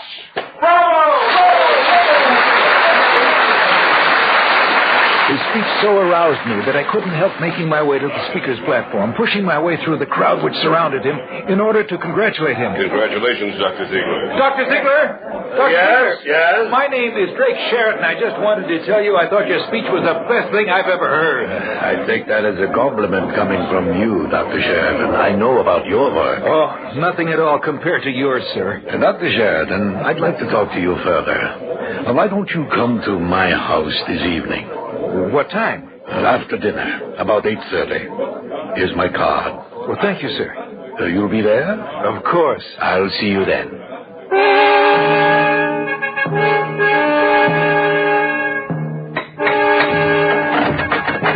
Yes? I came to see Dr. Ziegler. Oh, your name? Drake Sheridan. Oh, yes. He's been expecting you. Won't you come in? Thank you. Just follow me. Was the most interesting effect of all. A new paragraph. The success of the automaton of which I am speaking is dependent upon the excellence of the brain I can give him. My work has become so... Dr. Sheridan is here, Father. Oh, excuse me. I do hope you'll forgive me, Dr. Sheridan. Of course, sir. I was dictating my report on a project on which I am now working. Please be seated. And before I forget, this is my daughter, Elizabeth. How do you do? Pleasure. Thank you. Drink, perhaps, Dr. Sheridan? Yes, I could stand one. Yes. Any particular preference? No. Would you do the honors, Elizabeth? Of course, Father. Dr. Sheridan, perhaps you're wondering why I asked you to come here. I have been, but I consider it a privilege and an honor to be here. Thank you for the compliment, but it wasn't necessary. You may be interested to know that I've followed your career quite closely. And from what I've gathered, you're a very intelligent young man. Well, thank you, Dr. Ziegler. I'm not complimenting you to make you feel comfortable, Dr. Sheridan. I mean what I say. Exactly why did you ask me here, Dr. Ziegler? To talk to you, to see what kind of a person you are. And here are your drinks. Oh, thank you. Thank you, my dear. That's just right, Elizabeth. Yes. Dr. Sheridan, I'm going to be completely frank with you. I am working on a private project financed with my own money, completely divorced from my work at the Research Institute. Mm-hmm. My daughter has been helping me with this work, but unfortunately she does not have the knowledge nor the training to be of anything more than elementary assistance. I see. I am interested in finding an assistant who will devote his full time with me to the work I am doing. You mean you intend to leave the Institute? Yes. My work is finished there, and besides, I want to devote more time to this particular project of which I'm speaking. What's the nature of your work? Automatic control, of course. Would you be interested in working with me?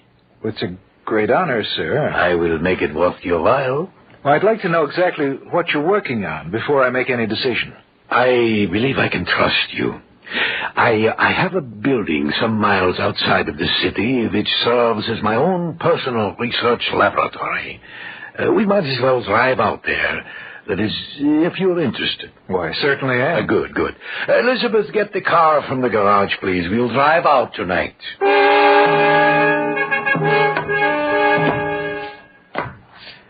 Well, you certainly have it well equipped, Dr. Ziegler. I wanted to show you that you would be working with only the finest of equipment. Who's there?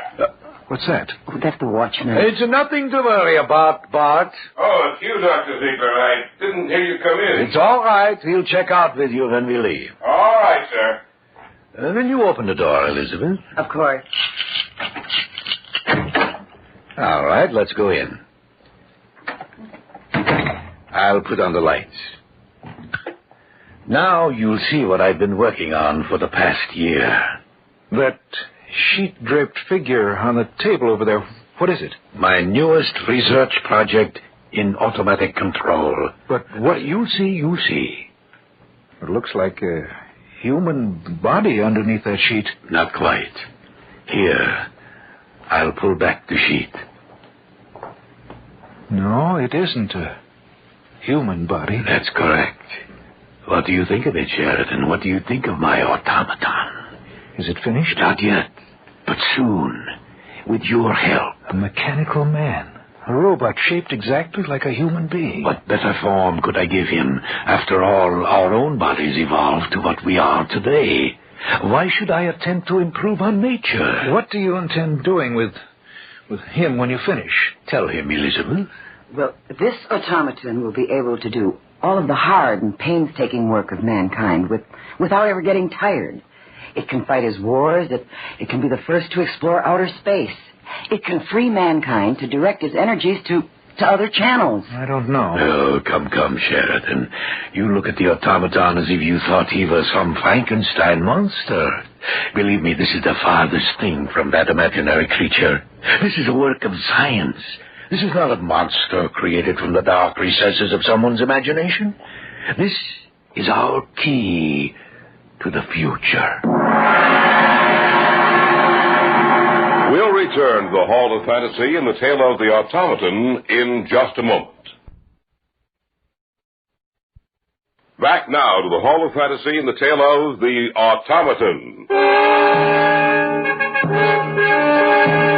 Dr. Eric Ziegler, his daughter, and I stood looking down at the metallic figure lying on the table before us. In all respects, it resembled a man, a metal and plastic man, created by the genius of Ziegler. This is our key to the future.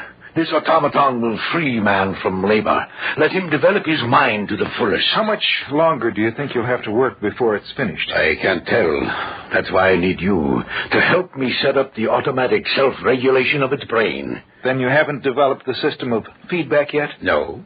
As you are aware, that is the basic machine of all self-regulating systems of automatic control. A man's mind is a complex creation. The mind of the automaton must also be complex in order that it can do the work of a man, in order that it can think and regulate itself. Why don't you show him what you've accomplished so far in the feedback system? All right. Now, over here is what I call its brain. Put the power on, Elizabeth. Yes, Father. I've only begun on the binary system. But watch. It's moving. It's sitting up. Yes. It's getting down off the table. And now you'll see a sight that no one else has ever seen before. It's walking around the laboratory. Yes. You're witnessing the first movements of a new creation, superior to man, in that it will never tire, servant to man. But that will be its place in the future. A machine that looks like a man will be able to think like one. I shall return him to the table now.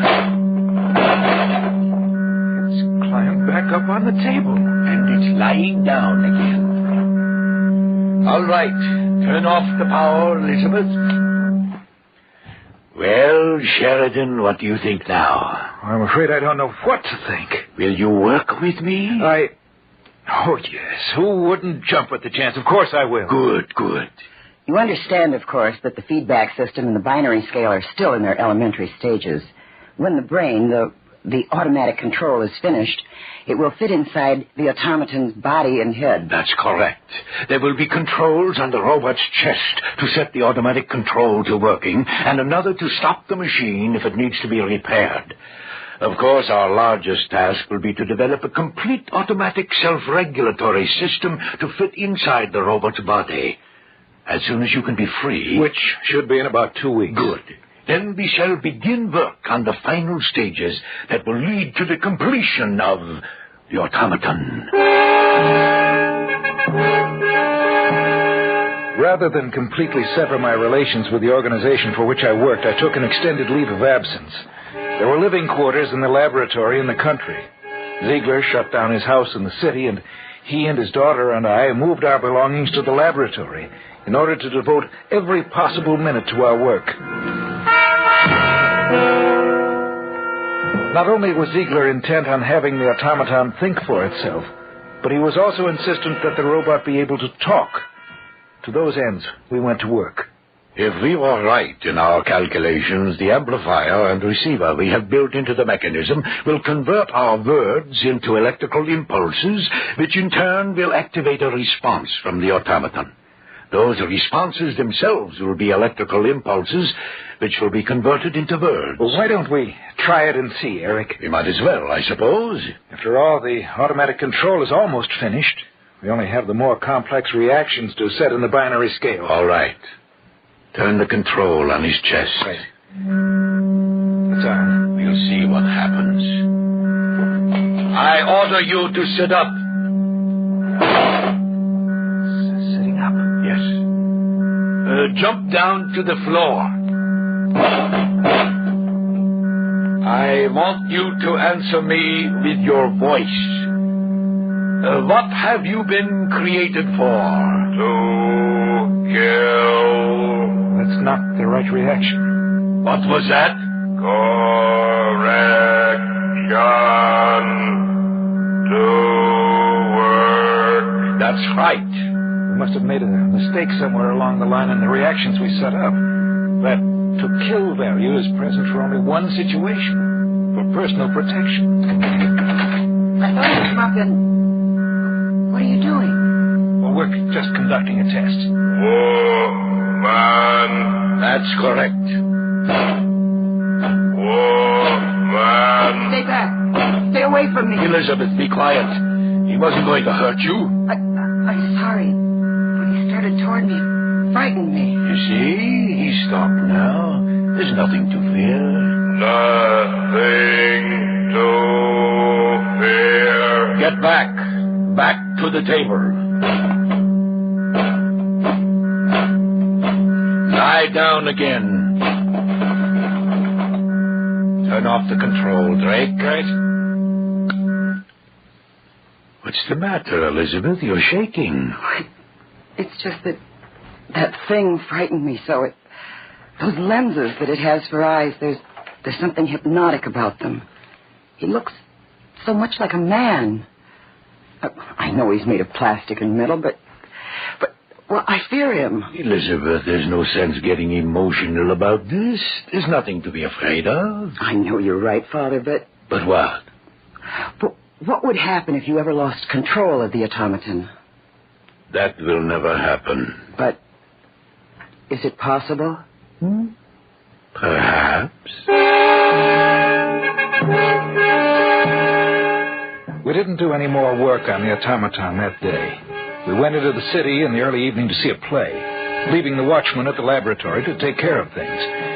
We got back about 12 and were having a late snack. More coffee, Drake? Oh, yes. Please. I think it did us good to get away from here this evening. We've all been working too hard. Do you feel better now, Elizabeth? Oh, yes, Father, much better. Yeah. Tomorrow we can finish up with the automaton. Then we can show him, after suitable tests, of course, to the world. If we're successful, you ought to win a prize. What was that? Someone screamed. It came from upstairs. We'd better take a look. Who could it have been? The only other person up there is Bert, the watchman. There it is again. Hurry. Look. The door to the laboratory is... It's open. He must be in there. The lights are on. We'll see what's wrong in a second. All right.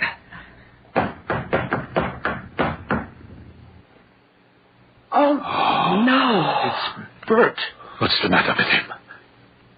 His neck's been broken. Oh. He's dead. But how? I don't know, only... What's the matter? Look, we turned off the control on the robot when we left, didn't we? Of course we did. Why? Because now it's on, Eric. The control is on. You are listening to the tale of the Automaton on this week's journey down the corridors of the Hall of Fantasy. We'll return to our story in just a moment. And now, back to our story. An original tale of fantasy entitled The Automaton.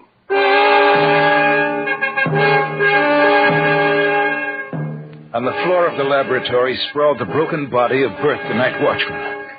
A scant few feet away, I stood looking down at the inert form of the automaton. Before we had left the laboratory, we had turned off the control, and now we found it on.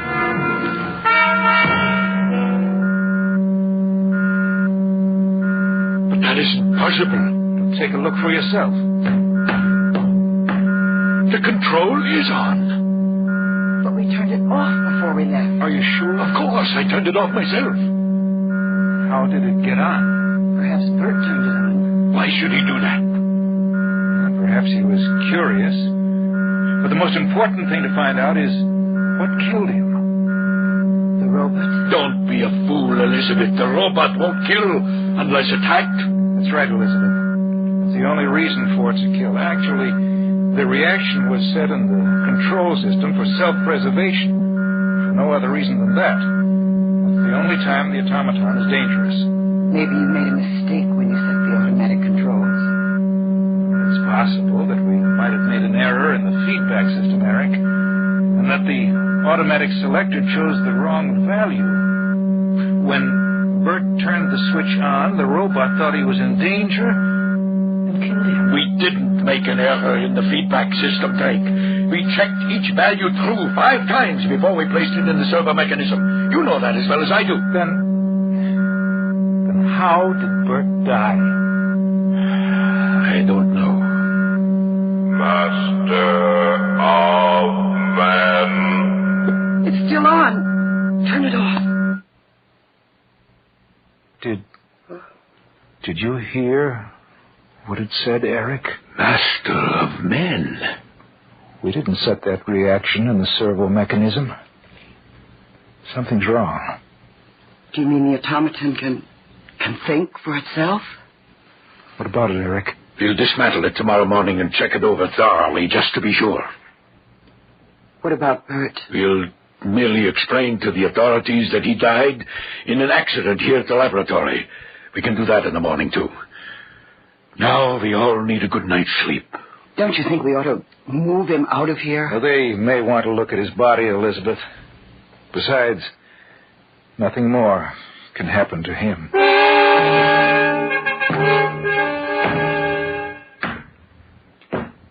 Elizabeth? Who is it? Drake. What are you doing up here on the second floor outside the laboratory? I couldn't sleep. Oh. Well, neither could I. Drake, do you think that the robot can operate by itself?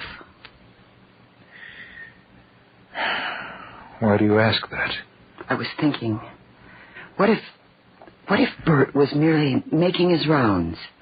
What if he walked into the laboratory and the robot was there, waiting for him? Well, that's not possible, of course. I wouldn't say that.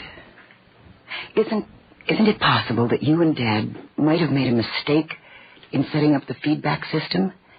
Isn't it possible that there could be an error in the automatic control system that would allow it to operate without being switched on? Operate enough to at least turn the operating switch on? Well, it's possible that there's something comparable to a short in the control system, which would mean that the robot could operate without the control being on. Yes. I want to go in there and take a look at it. Why don't you wait until morning? No, I want to see it tonight. All right. Let's go. Are you sure you want to go inside? Yes. Switch on the lights. Mm-hmm. Well, everything seems to be all right. Let's take a look at the automaton. Every time I see it, it frightens me. There's nothing to be afraid of, Elizabeth. I'm not so sure. The control button is still off. Wasn't he lying the opposite way, with his head at the other end of the table when we left? No, I don't think. Where's that hum coming from? I don't know. Sounds like the robot's power system. Yet the control button is off. Are you sure? Let me get a little closer to it. Well? The hum is coming from the automaton. That means I was right. I guess you... Drake! Huh? Look out! Master of men! The system is on. It's sitting up. To kill. We made a mistake. We must have made a mistake. It's getting down. Let's get out of here. Is it following us? No, it's just standing there. But it will be after us in a few seconds. Hurry, hurry. Let's get this door closed and locked. There. I can see it through the glass panel. It's starting towards the door. I heard some noise up here. What's the matter? The automaton's in operation, without the control being on. What? That's right. We must have made a mistake, Eric. The only thought that thing knows is to kill. We have to destroy it. It's getting closer to the door. That door won't hold. Let's get out of here. It has to be destroyed. But how? It weighs over half a ton. I think I have it. Stop here by this window. Oh, another crash against that door and it'll be out of the lab. What are you going to do? Its reactions are slower than ours. We'll wait here for it. It'll come walking towards us. At the last minute, we'll run to the side. I don't think it'll be able to stop itself in time. It should crash through the window and to the ground below. The two-story drop should destroy it.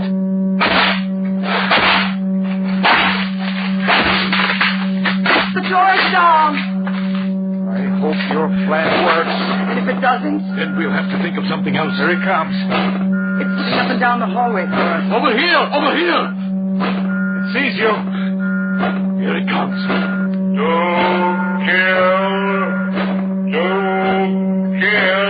It's getting closer. When do we move away? Not yet. Master of men, kill all men.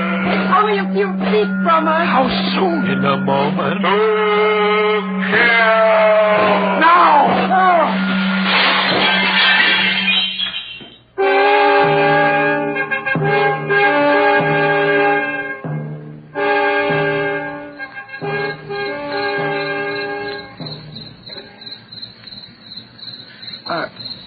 Are you sure it's destroyed? Yes. The fall completely destroyed the automatic control. You're looking at nothing but a pile of metal. What do you intend doing? Starting all over again. Somewhere along the line, we made a mistake. We have to find that mistake and correct it. We don't want a master of men, but a servant of men. Someday, I don't know when, but someday, we'll be successful. And then one of mankind's most useful servants will be the automaton.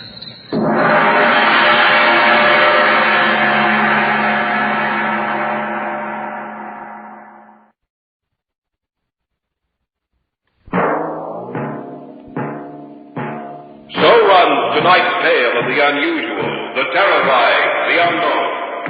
Join us again when next we journey down the corridors of the Hall of Fantasy to hear another strange tale of the supernatural.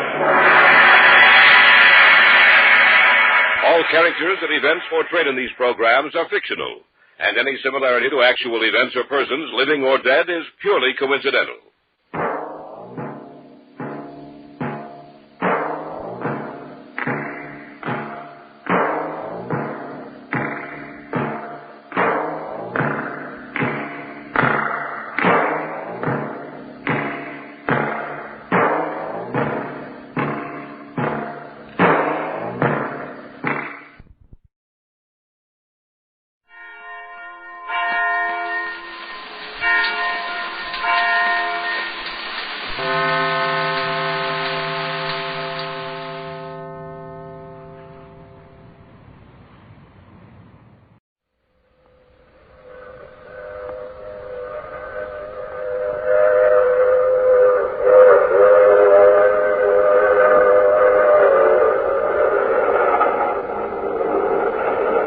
Mutual Broadcasting System presents The Mysterious Traveler, written, produced, and directed by Robert A. Arthur and David Coben, and starring three of radio's foremost actors, Bert Morrison, Joyce Gordon, and Leon Jennings, in Fire in the Sky.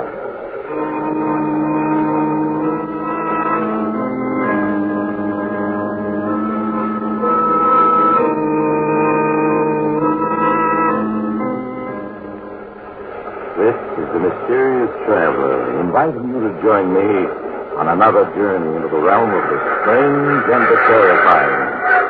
I hope you will enjoy the trip, and it will thrill you a little and chill you a little. So settle back, get a good grip on your nerves, and be comfortable, if you can, as we join two young people who find themselves in the strangest situation human beings ever encountered. It's a story I call Fire in the Sky.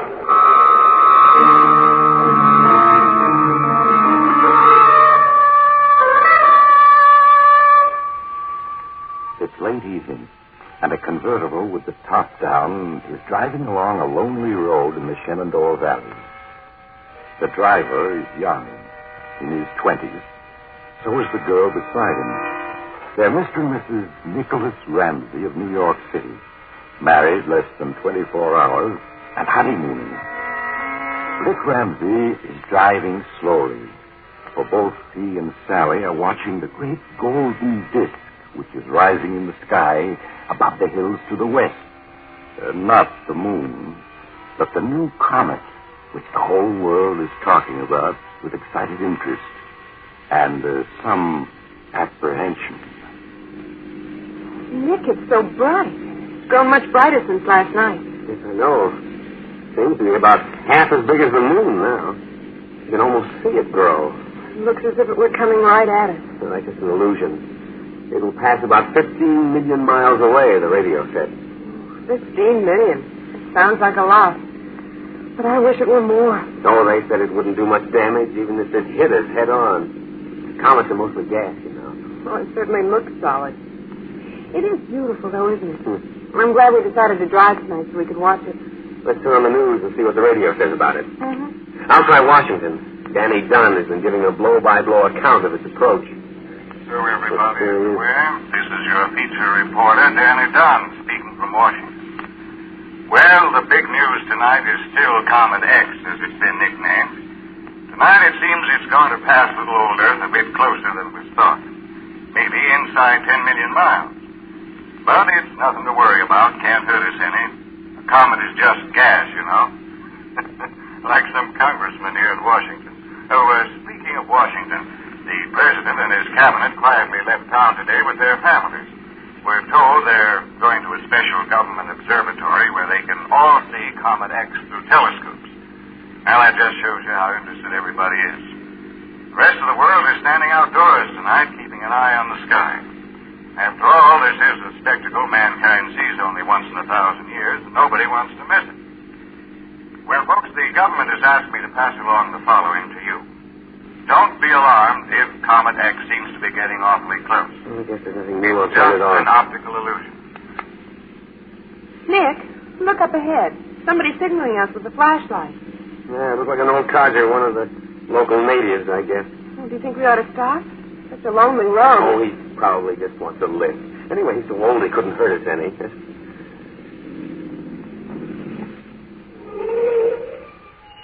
Hello, you want a lift? Oh, evening, folks. Mighty glad you come along. I need some help back. Help? It's my partner. Rock slide fell on him, crushed his chest in. He's down in the mine. I need help to get him out. You're a miner? That's right, ma'am. Name's Jones. Jerry Jones. We got us a mine up this road about a quarter of a mile. Poor Sam hurt himself an hour ago. Been waiting ever since for somebody to come along. Well, Sally, I guess it's up to us. We can't leave some poor fellow dying and not help. But, Nick, are you sure? I'm sure it's all right. Okay, hop in, Mr. Jones. We'll have your partner out just as quick as we can.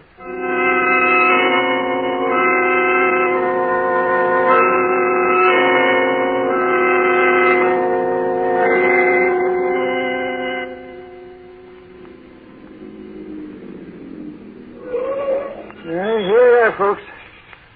shack covers the mine shaft. So come along, Sally. Mm-hmm. I'm sorry we haven't any first aid equipment, Miss Jones. Oh, got some down below. This way, Mr. Ramsey. You have to go down on the lift. Nick, look how bright it is. This comet seems to be growing bigger by the minute. Here we are. Step inside, folks. I got the flashlight. Huh. You've got a regular mine lift in here. Machinery and everything. What kind of mine is this? It used to be a coal mine. Got abandoned. Me and Sam, we found a little vein of diamonds down in the coal. Diamonds? Now, wait a minute. There aren't any diamond mines in this country. Sure there is. Got some down below. Prove it to you after we fix up, Sam. Please step on left, Mr. Ramsey. Nick, I think this is a trick. So do I. A diamond mine. Listen, Jones. Coal and diamonds don't go together, even though they're both carbon. So we're not getting on that lift. I'm afraid you'll have to, Mr. Ramsey. Believe me, I'll shoot if you try to get away. Nick, a gun. Now, listen. Put away that revolver. I don't know what kind of crazy scheme this is, It's not crazy. I'm trying to save your life. Save our lives. You see that comet in the sky? Yes? They're calling it Comet X. They should be calling it Doomsday. You are crazy. That's enough talk. In 14 hours, this Earth and that comet are going to meet, and time is precious. Get on that lift, Mr. and Mrs. Ramsey, or I'll shoot. Believe me, no harm will come to you if you do just as I say. Well, I guess we'd better do it, Sally. There's no use in arguing with a madman who has a gun. Oh, if you say so, Nick. Now, that's better. Now, hold on tightly. Don't do anything foolish. If you don't know how to operate this lift, then we have a 1,000-foot drop below us.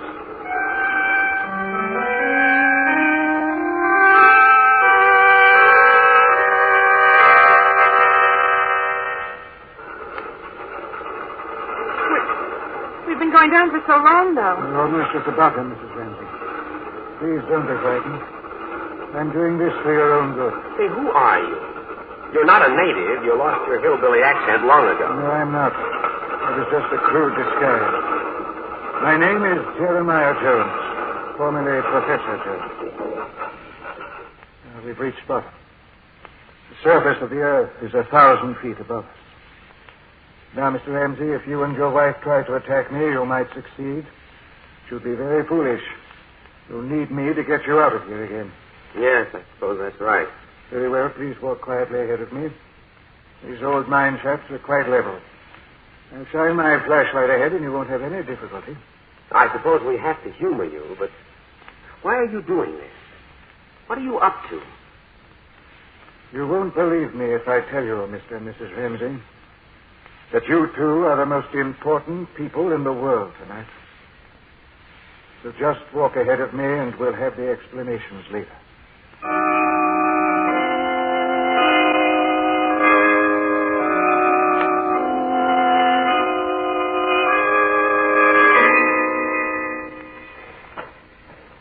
How much further is it? All these tunnels are winding and twisting. Nick, I'm completely lost. Listen, Jones, if that's your name. Come to your senses. Take us back to the surface and we'll forget this happened. Careful, there's the door ahead of you. Oh, yes. Push it open and go in. Well, shine your flashlight inside.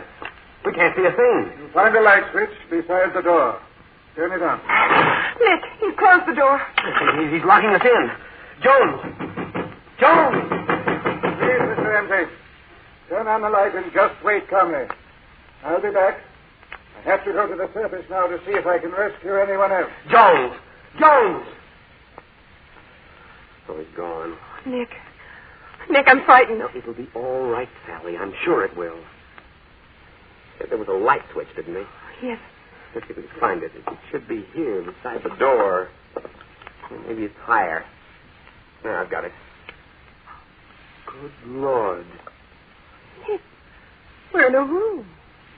Completely furnished. Yeah. Chairs, tables, electric lights. There's even a radio. Through those archways, I can see a kitchen, another room. But this place is like a furnished apartment. 1,000 feet underground with walls of solid rock. And he's locked us in here. But why, Nick? Why? I don't know, Sally. I don't know. I guess we'll just have to wait and see.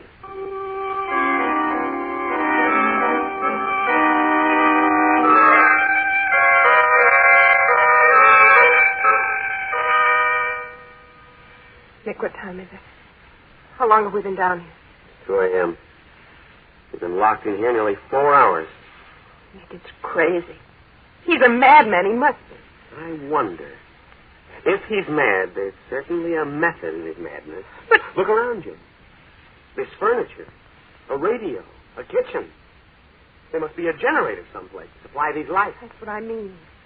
Only a madman would fix up an old abandoned mine like this. You know, I've just placed his name. Professor Jeremiah Jones. Who is he? He's an obscure astronomer who 10 years ago claimed to have discovered a comet no one else could see. And he dropped out of sight. He seems to have an obsession about comets. He said Comet X should be called Doomsday. Yes, I know. And I can't help wondering. Let's turn on that radio again. I have a hunch we'll be getting some news soon. Real news. All right. Nick, how can a radio work way down here underground? We must have a wire running above to the surface. Just music. So let's leave it on. There may be a bulletin.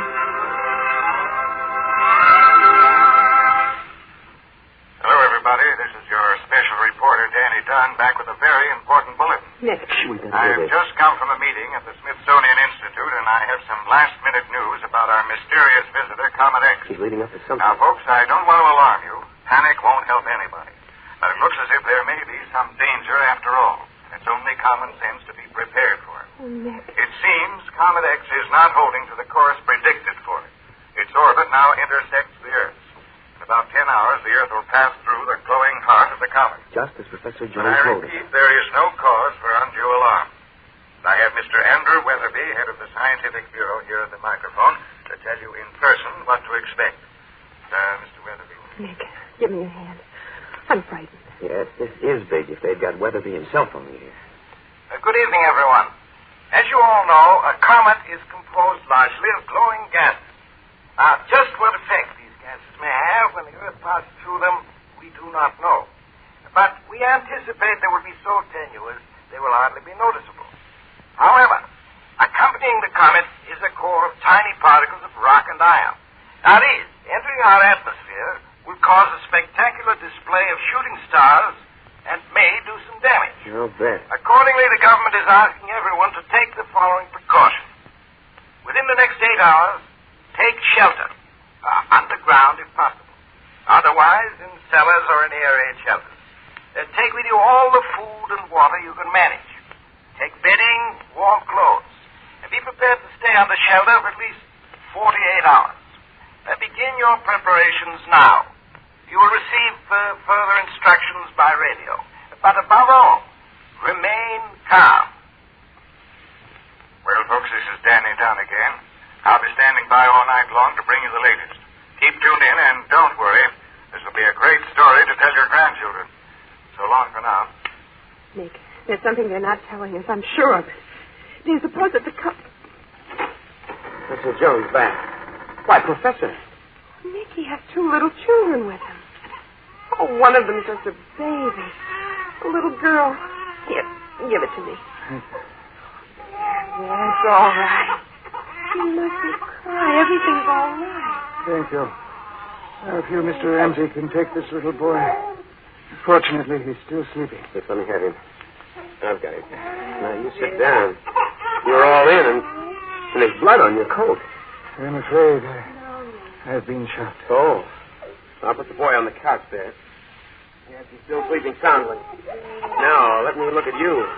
Let me get this coat off. Oh, I'm sorry, but it's got to come off. There. Oh, you've lost a lot of blood. Yes, I know it. Too much, I'm afraid. You'll have to cut your shirt loose and fix a bandage. Sally, can you help me? Oh, yes. Baby's gone back to sleep. I'll put her down on the couch, too. Yes. Now, what shall I do, Nick? I'm going to cut away the shirt. You pull it loose as I cut. All right. How did you get shot, Professor, and where did you get those children? I went out to bring back more people to this shelter.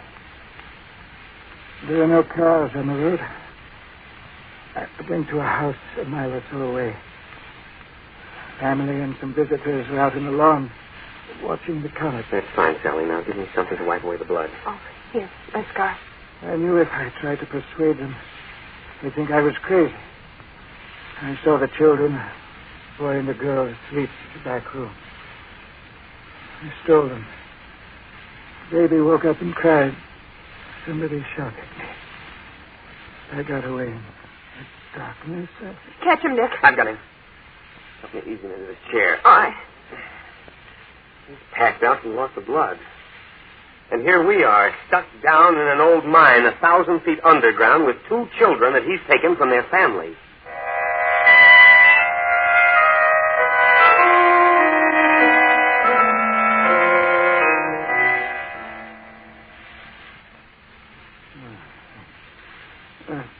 Mr. Ramsey.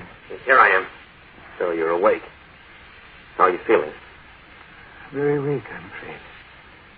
How are the children? Oh, they're fine. Luckily, they're too young to be scared. Sally's out in the kitchen feeding them. Now, look here, Professor. It's one thing to lure us down here. It's another thing to steal 2 babies and bring them in. Mr. Ramsey. Face the facts. Haven't I convinced you the entire world is in grave danger? Danger? From what? A few chunks of stone that may be part of a comet? The radio last night admitted some damage might be done. Some damage? What do the broadcasts say now? I don't know. We haven't listened. After we got you into bed last night and took care of the children, Sally and I just fell asleep. Since we woke up, we've been so busy we haven't had a chance to listen. Then turn on the radio now. Let's listen. Of course. While you were gone, Andrew Weatherby urged everyone to take shelter for a few days. Hello, everybody. This is Dan Dunn. Sleepy, but still on the job. Well, I guess you won't find anything else on the radio this morning except the comet. So bright you can see it blazing away in the morning sky like a baby sun. It's about 4 hours before its path intersects ours. 4 hours? I repeat again the official advice. Take shelter. Stay under cover for the next few days, but don't panic. Panic is more dangerous than the comet, believe me. I have to admit that a lot of people have unfortunately lost their heads the last few hours. Roads leading out of every city are clogged with refugees trying to get away.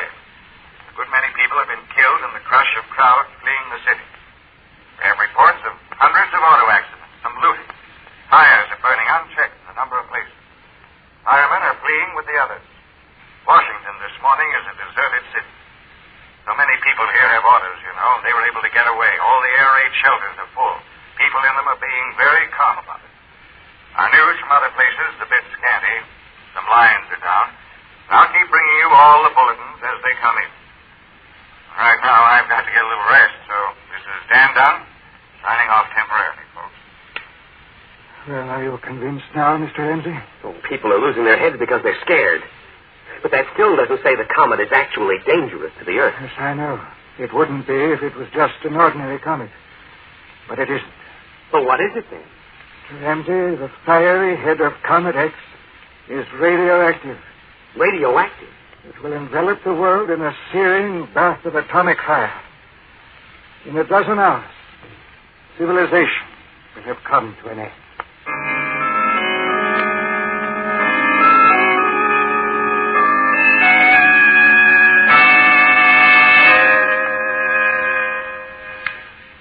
How's the professor, Nick? Unconscious. His fever is high, and he's in a delirium. The pulse is very weak. If only we could do something for him. I've done what I could from the medicine chest. In his mind now, he's reliving the time 10 years ago when he first discovered Comet X and predicted that it was radioactive. He predicted that? Yes. Yes, we had quite a talk while you were busy with the 2 kids. He was an obscure professor of astronomy in a little college. He found a speck of light wandering around in the sky, identified it as a comet, analyzed it as being radioactive, and predicted that on its next visit it would strike the Earth. And nobody believed him? Well, the comet had vanished by then. Everybody thought he'd imagined it. And when he claimed it was radioactive and would destroy civilization, that was too much. He was fired, he had a breakdown, and was in an institution for years. Oh, yes. Now I remember. I read something about it years ago. But the war was on, and people had other things to think about. Everybody forgot Professor Jones and the comet. You see, the atomic bomb hadn't been developed then, so the idea of an atomic comet was considered plain crazy. And now it's come true. Oh, Nick. Yeah. Well, let's turn the radio on again, see if Danny Dunn's still broadcasting. All right. What time is it? Well, my watch says 8. Must be 8 at night. No way to be sure way down here underground. Well, everybody, I don't guess there's much more I can say. We're broadcasting from the sub-basement of the building. There's about 6 of us locked in here. I don't know how much longer we can hold out. We haven't had any communication from outside Washington for the last hour. All wires are dead. Can't pick up any other radio broadcast. Washington's a dead city now. It's a weird sight. We have a television camera hooked up on the roof. Shows all of the big government buildings outlined by a ghostly, greenish light. Luminous gas surrounding the head of Comet X. We're right in the middle of the comet now. Be about 6 hours before it starts to withdraw. Anybody who can hear, stay underground as long as you possibly can. Don't come out. The radioactivity will be deadly for a long time yet. Less to it's there. One guess was that our Earth will be poisoned for 20 years to come. In that case, our power seems to be failing. I guess we'll have to sign off now. So long, everybody. She's gone up the air. Nick, think of the whole world dead. Now, wait a minute, darling. There's bound to be millions of people in safe places like we are. Caves, tunnels, old mines. Yes, but did you hear what he said? The Earth may be poisoned by radioactivity for years.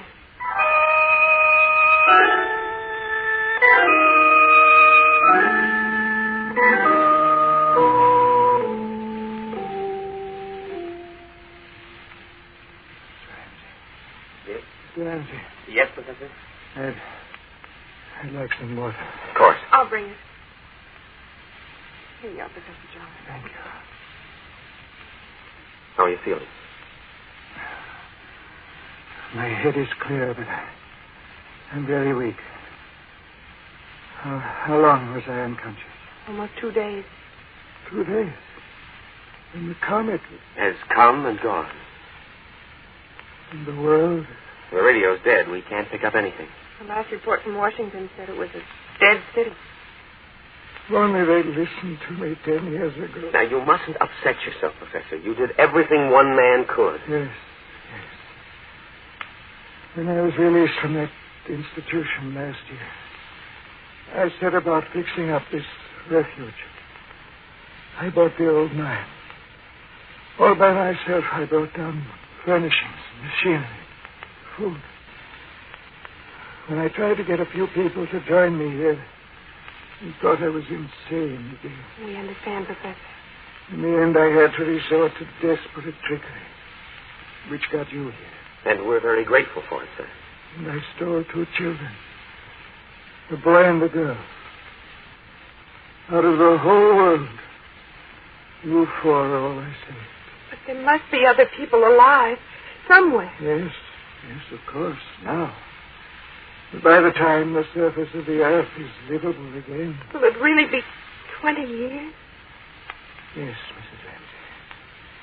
Between 15 and 20 years before the human race can once again live on the Earth's surface. But in even 15 years, the people who are still alive now... Exactly. Some will live. Human race is very tough. But they may be terribly changed. To reestablish civilization, we can only be sure of you 4. Oh, no. My dear, you mustn't be dismayed. I've planned carefully. There's everything you'll need for 20 years down in this cabin. Medicine, food, clothing, books, gasoline. You must not go above ground until it is absolutely safe. Then you will find the world changed. Animal life, plant life, it may have been altered greatly by the radioactivity, but it will be safe then. Professor, you're too weak to talk. No, I must talk now. I haven't much more time. Of course you have. You're going to get well, Professor. We need you. I wish I could. But I won't. And now listen. Build for a better world. We seem to have gotten off the track somehow. Maybe nature simply decided to be done with us when she sent that comet. I don't know. But this is a chance to start over again and do better.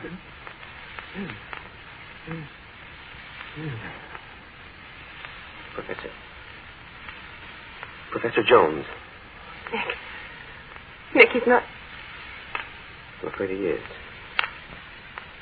He's dead, darling. We're left. You and me. Down here 1,000 feet underground. We have to live here. 20 years or more. Oh, no, Nick, no. That you can't give way, Sally. We've got too much to do. Listen. This baby. I've got to go to him. That's what I mean. We have to take good care of those kids. Yes, of course, Nick. Of course we do. And we'll have to give them names. We could call them Adam and Eve, but let's not. Suppose we just call them Johnny and Susie. Yes, Nick. All right, Susie. I'm coming. I'm coming.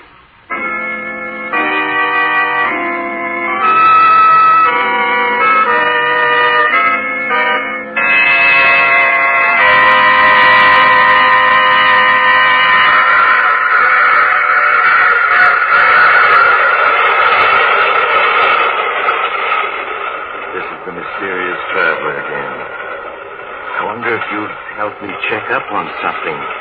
Would you just step outside and have a look at the sky? There's a speck of light up there, just to the right of the North Star.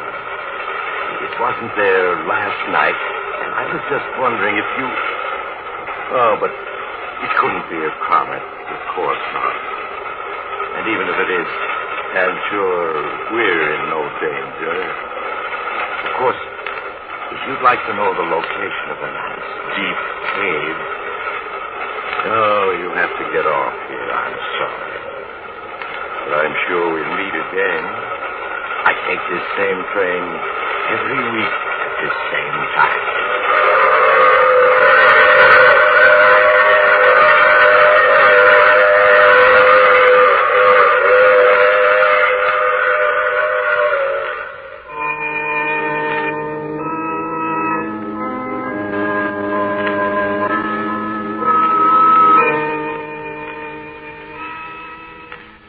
Just heard The Mysterious Traveler with Maurice Tarplin in the title role. Others in our cast were Brett Morrison, Joyce Gordon, and Leon Janney. Original music played by Fred Mendelssohn. All characters in our story were fictional, and any resemblance to actual persons in name or otherwise was purely coincidental. Bill Taunton speaking. This program has come to you from New York. This is the Mutual Broadcasting System.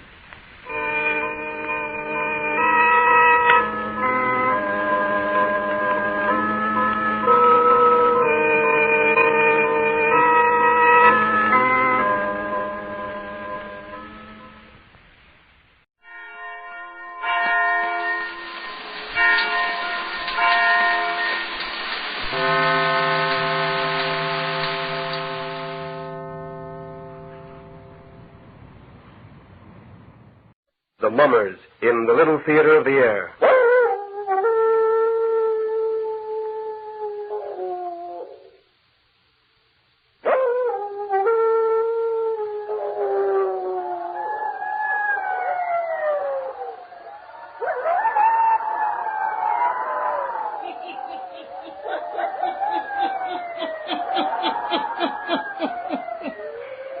Ghost stories. Weird stories. And murders, too. The Hermit knows of them all. Turn out your lights. Turn them out. Have you heard the story, Spirits of Vengeance? Then listen while the hermit tells you the story.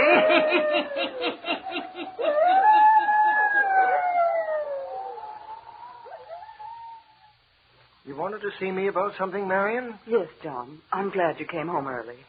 What is it? Anything wrong? Well, I received a special delivery letter from Dr. Andrews this morning, John. Dr. Andrews? Yes. I don't seem to recall him. Oh, you know him. He's the old family physician in Thorndyke. Oh, yes, I do remember. What does he want? It's about my brother, David. He's ill? Dr. Andrews explains that there's something wrong with David. He feels that I should make arrangements to come to Thorndyke immediately. Well? The letter is worded rather peculiarly.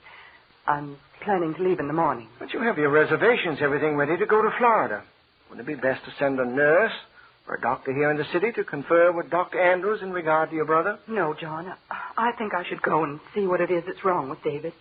Just what does the doctor say? Let's see. The letter is here somewhere. Yes, here it is. It reads, Dear Mrs. Henderson, I've seen your brother within the last 24 hours. Because you're the only living relative he has, I feel I must write and ask you to make a visit today. Yes? Goes on to say, though he's not physically ill, there are evidences of what I choose to call a strange malady. Perhaps some contact with you may alleviate it. If you do come, make no reference to this letter. And by all means, do not allow your brother to realize that you think there is anything wrong with him. My regards to your husband and son, Dr. Andrews. He hasn't made himself very clear. No, but I know Dr. Andrews. He wouldn't write to me unless it was urgent. You know best, Marion. You couldn't get away to go with me, John? No, it's impossible right now. Well, then, I guess I'll take Philip with me. He planned to go to Florida with me, but he's dropped out of school. All right. Take Phil along with you. We may not have to stay but a few days, and then we'll come back here and go to Florida as we planned. You do just what you think best, dear. We'll take the car. Philip can drive, and we'll start out in the morning. If there's anything that I can do, you wire me as soon as you get there. I will. I feel rather ashamed. I haven't seen David in a year. Not since the day we drove out to put the new monument on Mother and Dad's grave. That's right. I remember now that he didn't seem like himself. David was always quiet. That day he talked a lot. Yes, I guess he did. He kept lamenting that fact that Albert had died during the war and that he was left all alone in the old homestead. Well, we've invited him here to visit us a lot of times, Marion. And he never has come. Now there's something very wrong with him. But Dr. Andrews wouldn't have written. My place is there with him. A strange malady. I wonder just what it can mean. We'll drive out first thing in the morning and find him.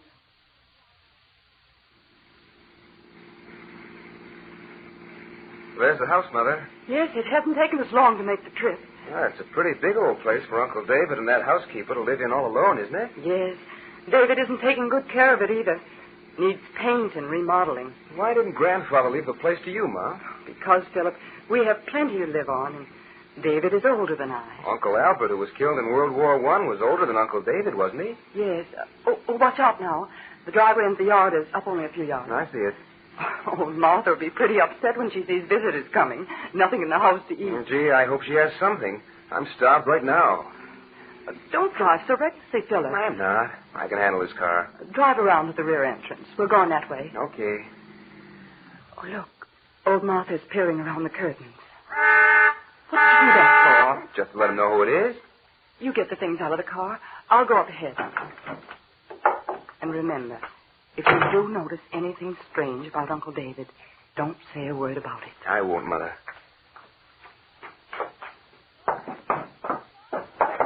Martha! It's I, Marion.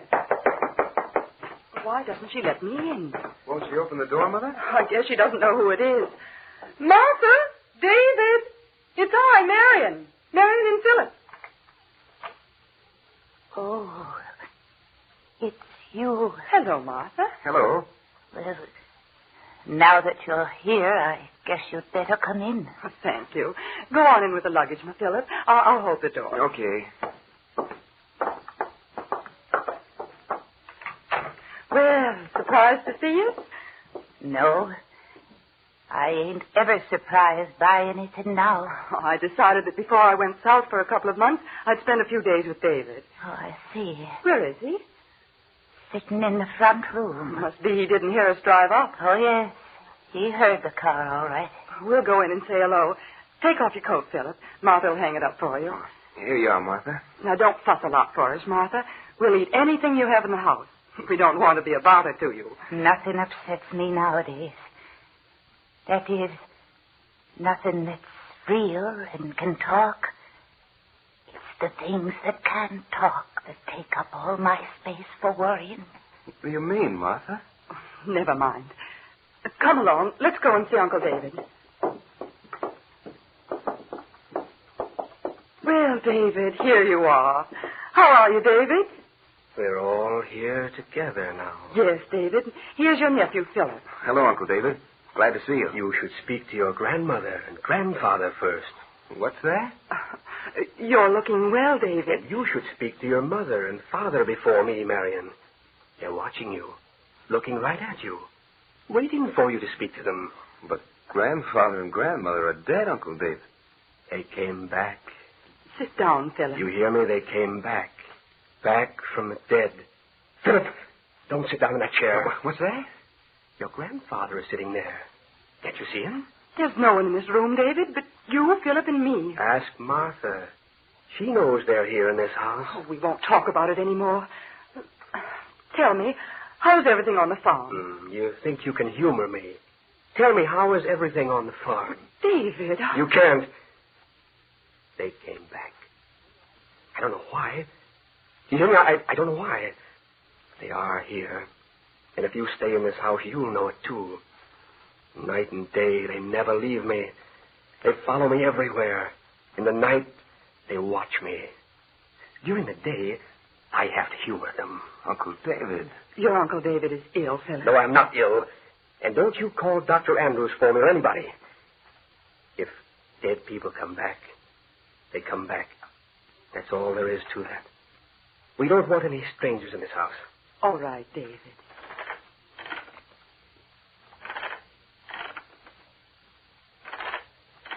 Oh, what is it, Mother?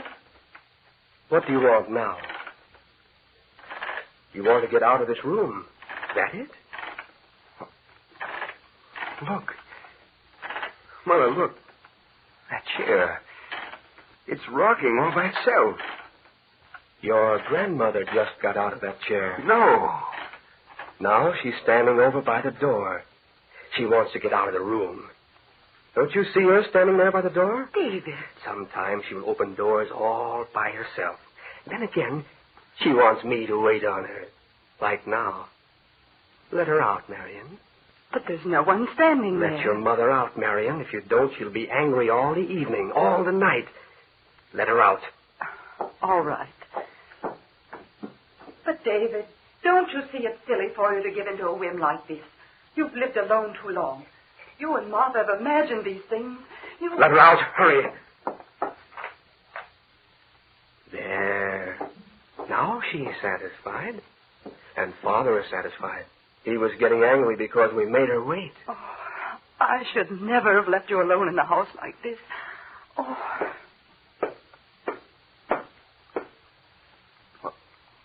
What's that sound? You hear that, don't you? Yes, I do. What is it? You remember how our father always did that, Marion? What? Tapped his foot when he's displeased. Hear him? Well, he's tapping his foot now. No. It can't be. I have to live in this house. Hear that sometimes for hours. You won't want to stay here long. In a house where the dead come back to drive those who are living away. You want to know why they came back? Well, I don't know. I tell you, I don't know. They aren't going to drive me away.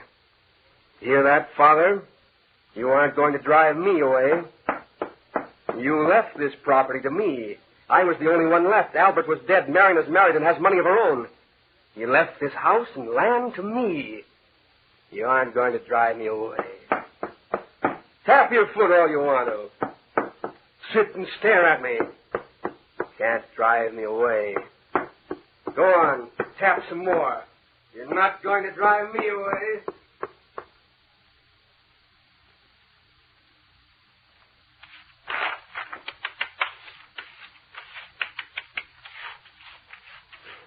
In a minute, I'll have it all fixed. Just one more strip of paper to hang. Just one more. Who is it down at the end of the hall? Who is it? It'll soon be fixed. Soon now. Oh, David, it's you. Go back to your room, Marion. What are you doing? It's something I have to do every night. Paper the wall? I don't understand. If I don't do it, Father gets angry. Oh, you're ill. Don't you understand? Martha agrees with me. She says you're ill. Father is dead, David, and so is Mother. They don't come back to haunt you. Now stop and go to your bed. I'll have to call the doctor for you. We'll have to take you away. You'll never take me away. It's midnight and you stand here papering a wall. Can't you see that you're ill? It's all done now. Now I can go to bed. Yes.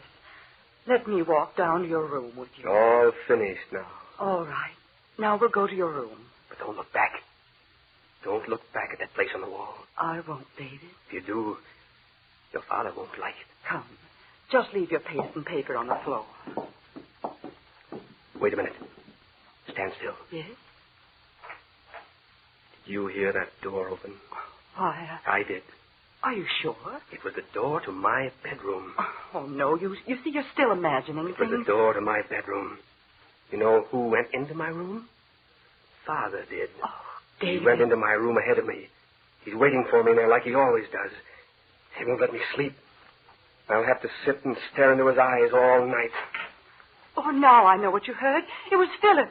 See, he's coming down the hall. He heard us talking. He's coming to find out what's wrong. Where is he? He's coming down the hall. What's he doing? He stopped, standing where you were papering the wall. Don't let him stop there. Don't. Philip, get away from there. You heard me. Don't stand there. Get away. But look, Uncle David. Look on this wall. You fool, get away. Mother, come here. See? Here on this wall. Can you see by my light? It's all damp. And it's the outline of a human form. Now you've done it. I'll have to paper it all over again. Paper it all over again. Philip, now you've got him started again. He just papered this wall. I have to cover it all over again. Mother, I tell you, there's the outline of a human figure on this wall. You saw your grandfather. He does that. No, it wasn't the figure of an old man. You said enough. David, you hit Philip with that brush. I'll hit him again if he doesn't keep still. Put down that brush. Don't you dare hit him again. Philip, run to your room and lock it. Mother, Uncle David isn't crazy. He knows what he's doing. You get out of this house. Don't you dare touch me again. Martha! All of you get out of this house if you know what's good for you. Martha, come here. Get out. Help! The house belongs to me, doesn't it? Help! I order you to get out. Martha! Oh, Martha. Martha, help me get David to his room. You go to your room. Don't order me about. All of you get away. You've got it all covered up now. Come to your room. Oh, you have to talk too, do you? Well, I'll show you. No. I'll choke the life out of you. Stop, David, stop. Take your hands off, Martha. I fixed her. Run, get the doctor. Wire your father to come immediately. He tried to kill Martha. David's completely lost his mind. Something is terribly, terribly wrong.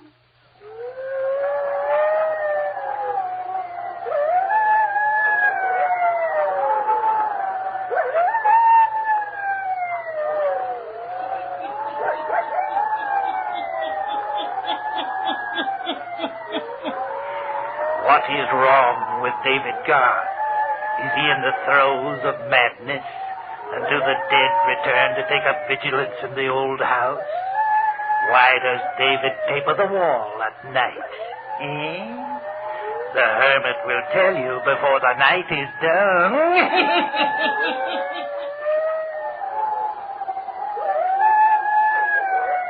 Now, the hermit again.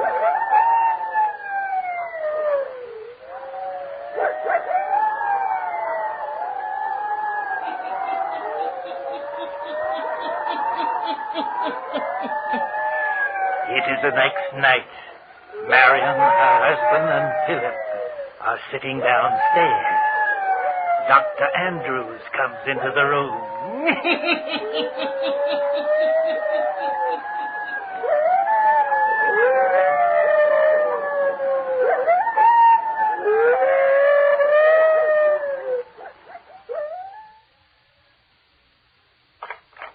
Oh, Dr. Andrews, is there any change in Martha's condition? I think there is, yes. Can she talk? I think she could if she wanted to, but she just lies there staring. Sometimes I think she's ready to speak, but she doesn't. Well, how about Uncle David? He's locked in his room all right? Yes. David is sleeping. I've given him a sedative. He's safe for the night. Oh, it's all so terrible. Believe me, I never had any idea there'd be any violence connected with it. Else I wouldn't have allowed you to come here. All arrangements are made for his removal to an institution in the morning. Oh, poor David. I never realized that Mother and Father dying had affected him so strongly. It's all come about because he's been here alone. Well, did you tell Dad and the doctor about the chair in the room rocking all by itself? And the tapping of the foot on the floor that we heard? Yes, and I heard it one day when I dropped in here to see David. I couldn't account for it. Neither can I. I still can't. How about that figure that I saw on the wall? David papering the wall is due to his crazed mind. He thinks Father is there. But I did see a figure on that wall. All of you talking riddles. I saw the chair rock and I heard the tapping, but I saw no figure on the wall. I did. Now, wait. The wall was damp from the paste. Your lamp cast a shadow on that spot. And then when Martha came, she started to say something about it. It was then that he tried to kill her for it. Your uncle is out of his mind. It'll all be ended in the morning. He'll be taken away and Martha will... It's Martha. Hurry. Up the stairs, quick. Something has happened to her. We're coming, Martha. Look, running down the hall. It's Uncle David. He's gotten out of his room. I'll catch him. You go to Martha, Doctor. I'll get him. Don't let anyone come near him. Martha, what is it, Martha? Oh, what is it? He came back in here. He tried to kill me. Don't talk, Martha. You're going to be all right. We won't let him get away again. Get him. Get David to talk. If he won't, I'll tell. We'll get him to tell us. Now, don't you worry. Oh, I can stand no more. No more. He called them back. He did it. At first he said they were here just to frighten me. And then they really came. Who? Your mother and father. But they had a reason for coming back from the dead. You get him to... Get David to tell you. There, Martha. You mustn't talk anymore. Oh, Martha. Come away. She's gone. David. Oh, killed her. Come away. There's nothing we can do. Come, Mother. To think that my brother would do such a thing. Close the door, Philip. Oh. See, John is standing perfectly still down the hallway. And David is standing beside him. In the same spot where he papered last night. Can't you get him to go to his room, Mr. Henderson? Wait. I can't get him to walk away from this spot in the wall. It's almost midnight. It will come again. And you won't let me get my paper and paste so I can cover it up. What is it that you want to cover up, David? John, he doesn't know. John, Martha just died. Get David to his room. Wait. David, what is it that you want to cover up on this wall? Father, he comes back and stands against this wall. I have to cover the spot. He'll be back here at midnight. Why does he come back and stand against this wall? Why? Let go of me. I've got to get my paper and paste and cover up the wall. Now look. Look, it's too late. It's coming. See? You see? Great heaven. What? The figure of a human form taking shape on the wall. Let go of me. Let me cover it up. Don't stand here. Get away.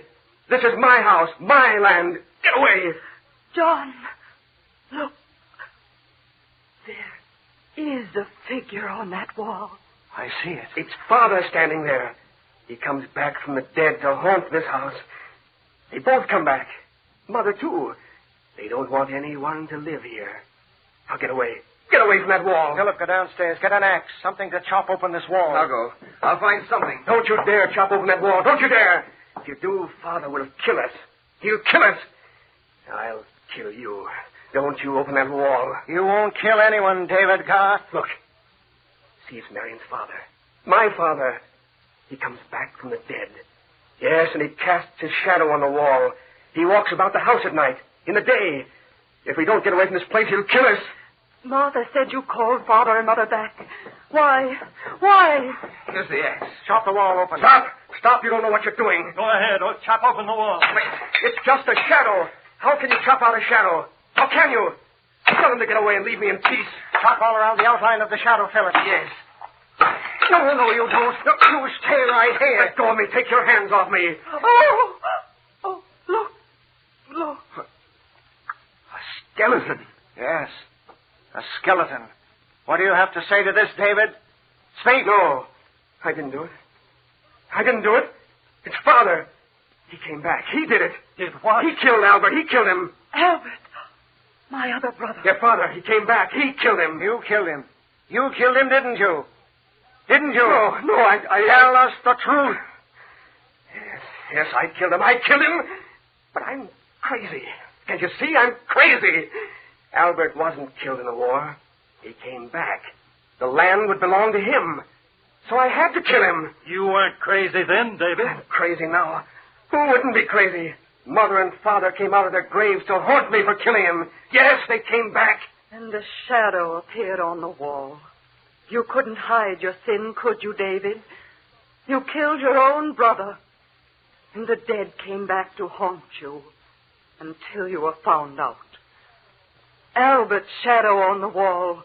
Paper wouldn't cover it up. No, paper wouldn't cover it up. And the dead came back to haunt me. Drive me crazy. Crazy! They haunt me! The dead came back to haunt me!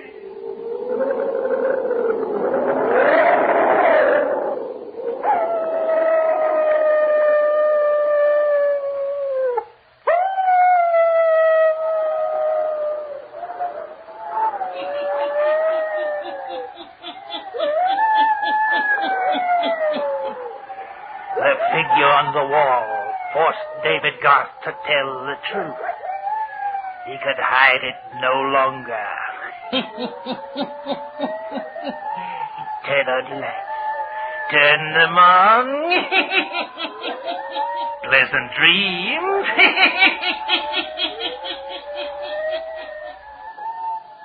All characters, places, and occurrences mentioned in the Hermits Cave are fictitious, and similarity to persons, places, or occurrences is purely accidental.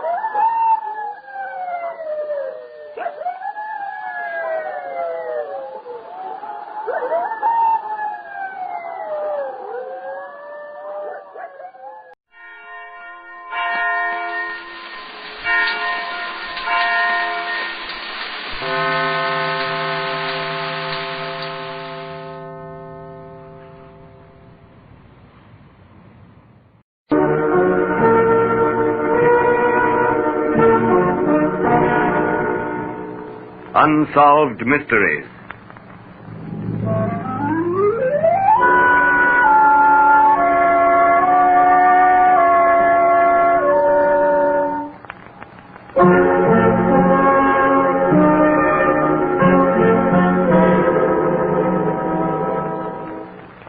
Tonight's Unsolved Mystery is laid in that land of many mysteries, India, where squalor and wealth side by side bow the head and bend the knee to strange gods. India, where every bazaar, every temple, every compound has its fakir or holy man, a sort of privileged beggar whom white men and black alike fear more than they admit.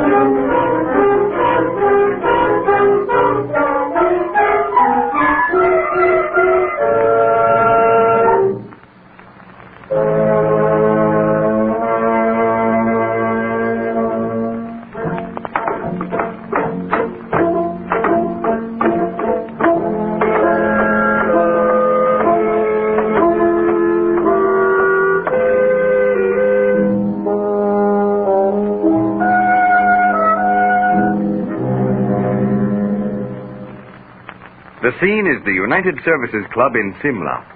Officers in their stiffly starched tropical mess dress sit around the veranda cooling off under a waving punkah, while barefooted native servants carry trays of glasses which resound to the musical and appetizing tinkle of cubes of ice.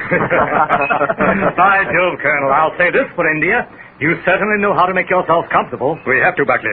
If we didn't, we wouldn't be able to stick it out in the hot season. But tell me, Buckley, what exactly did you mean when you said, I'll say this for India? Oh, nothing in particular, Colonel. Of course, you fellows don't realize it. But you're always prefacing a remark or following it with, but this is India. Well, I mean, it's all right to stuff the folks back home with all the tommy rot about India's lure and India's mystery, and it couldn't happen anyplace else but India. But after all, you know, the natives here are just ordinary human beings, no different from any place else. Now, listen, Buckley, you've been out here exactly 4 months now. You will, if you're wise, never curse a native, never laugh at his fears, never ridicule his ideas. And above all, don't try to show your superiority by trying to expose one of their fakirs. You actually mean, Colonel, that you believe in their superstitious bunk? Listen, Buckley, I like you. Pull your chair over this way a little, and I'll tell you something. A good number of years ago, I was promoted to captain. I had 3 months' leave in England. I was young, very proud of my captain's pips. I fell in love with every pretty girl I saw back home. Well, I fell hard for a school-day sweetheart. We were married, and Dorothy and I sailed on the P&O. Had a marvelous trip. Landed at Bombay, and I found orders waiting for me to proceed on duty at Bangalore. I wired Lal Singh, my bearer, and told him to get everything ready. Caught the train, and just at dusk, we pulled up at my quarters. Greetings, Captain Sahib. Cheerio, Lal Singh. Lal Singh, here's the new Mem Sahib. The servant is honored. And this, darling, is what we call the living room. And in there, behind the bead curtain, in the combination smoking room, then library, card room, and general sort of get-together place. Books, and more books. I'm going to spend hours in there when you're on duty. Oh, and a complete set of Kipling. Yes, and anything you want that isn't there, why, just ask for it. Why, Dorothy, what's wrong? Oh, George, I'm afraid. Something came over me. What? I don't know. It seemed as if someone were trying to compel me to do something. I grew cold all over. Afraid. Look, George. Who's that out there in the compound in front of that clump of tamarisk? Where? Oh, the old fakir. He hangs around here quite a bit. Harmless old duffer. Send him away. He's doing this to me. I know he is. Oh, my dear, you're tired. Please, George, send him away. I can't stand to even see him. But, Dorothy, I can't do that. I can't send him away. Why can't you? Why can't you tell someone to get off your own ground? Well, it's a little bit hard to understand, Dorothy, for a stranger here. But one doesn't order fakirs to do anything. The natives would be offended. It might incur some of the natives' dislike. You can't offer that and my fear of him? Now, my dear, listen to reason. We're in India now, not jolly old England, you know. And we must do things according to the country. And telling a dirty, smelly native to get off your own property is against the custom of the country, is it? By Jove, yes, you know. It really isn't done, don't you see? Yes, sir? Oh, yes, sir. Oh, too bad. Why, yes, of course. Just as soon as I can slip into service, dogs. Why, yes, sir. Righto. Oh, I won't bother to change. Old Tubby's down with a touch of fever. I have to take guard duty tonight. Lal Singh? Yes, Sahib. Sword and service cap. Oh, George, I don't want to be left alone. Oh, but you're not alone, my dear. There's Lal Singh, and Ahmed is in the compound, and the bestie and the water carrier sleeps all night on the veranda. I wish you didn't have to go. Oh, it's got to help out when a chap goes down with fever, don't you know? Might be my turn someday. Oh, cheerio. Goodbye. Let me see. Oh, here's Kipling's at the end of the passage. Whew, that ought to be a good test for nerves. Ma'am, Sahib. Yes, Lal Singh. Oh, you, the fakir. What do you want? Get out. You've no right coming into this room. The Mem Sahib does not like old Rasam, huh? No, I don't. I don't want you near me. Now go, or I'll call Lal Singh. Lal Singh. A simple child. He would not dare enter the room while Rasam Beg is present. Will you please go? And the Mem Sahib has given to me the thing which I desire. What do you want? I'll give you anything to get you out of here. Rasam Beg wants so little. One strand of the Mem Sahib's hair, no more. One strand of my hair? What on earth for? The Mem Sahib would not understand. It is for a charm for my nephew who is in the ill country and very sick. All right, I'll give you a strand of my hair. Go out on the veranda. I'll bring it. The Mem Sahib is very kind. Old Assam will not forget. I wait on the veranda. I'm not being kind. I'm doing it to get rid of you. Ridiculous idea. Strand of my hair. I'd like to make a fool of him and his charms. And I can, too. That Chinese rug. It's made of hairs almost the identical color of mine. I'll get a stand of it.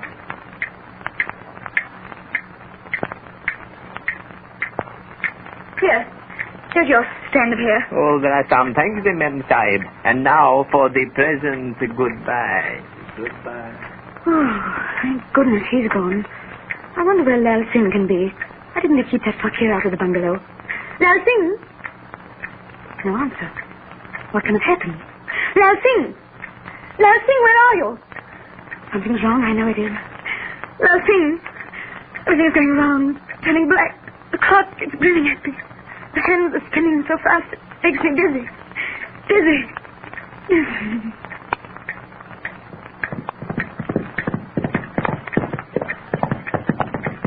Come on, Lal Singh. Dorothy, where are you? Oh, good Lord, she's fainted. Here, Lal Singh, help me. Lift her onto wicker coat, Sahib. That is the way, yes. Oh, what happened? Where am I? Oh, George, don't leave me. You're all right, Dorothy. Tell me if you can. What happened? Why did you come back? Lal Singh ran down to the barracks for me when he saw the fakir come onto the veranda. Why didn't you stay and help me? He couldn't raise his hand against the fakir, my dear. But never mind. Tell me what happened. That fakir came in here. He wouldn't leave till I gave him a strand of my hair. You gave him one? No, I didn't. I fooled him. I gave him a strand from that Chinese rug in the other room. Oh, that's the stuff, darling. That's thinking on your feet. But what could he want with a strand of my hair? I don't know, but this I do know. When I lay hands on him... What about the natives, my dear? You can't even touch a fakir, you know. Can't I? You just wait and see whether I can. What's that? It's all right, my dear. Something in the back room fell down. But I know it isn't all right. I've got that horrible feeling again. Sahib! Look in the passage. Something moving, rising, a twisting Keep your shadow. head. I got my gun now. Don't faint when I fire. You didn't touch it. But I know I hit it. Good Lord, he's dancing out on the veranda. It's a Chinese rug. Right through the mosquito curtain. Come on, stick by me. Lal Singh. Yes, Sahib. Alan, hurry, jaldi. What's that, Sahib? Look, there it is on the ground, just in front of the terrace, rising on the ground. Jaldi, love with that lamp. Well, here it is, Sahib. I can't believe it. It's impossible. Oh, no, my dear, not impossible, not impossible. It is. The Chinese rug, Sahib. 2 bullet holes in it. It saved Imam Sahib's life. Yes, Lal, the Chinese rug. And it saved more than the Mem Sahib's life.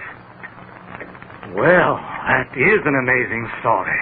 That, Major, happened to Dorothy and me. We never talk of it. But you see, old chap, I never sneer at native belief.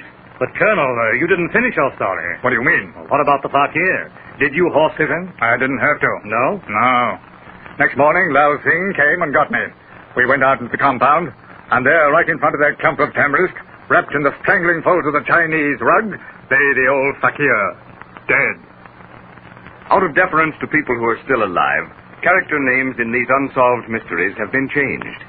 Inasmuch as any solution must of necessity be supposition, liberties of time, place, and character exist in the solution that will be presented after you have heard from your sponsor.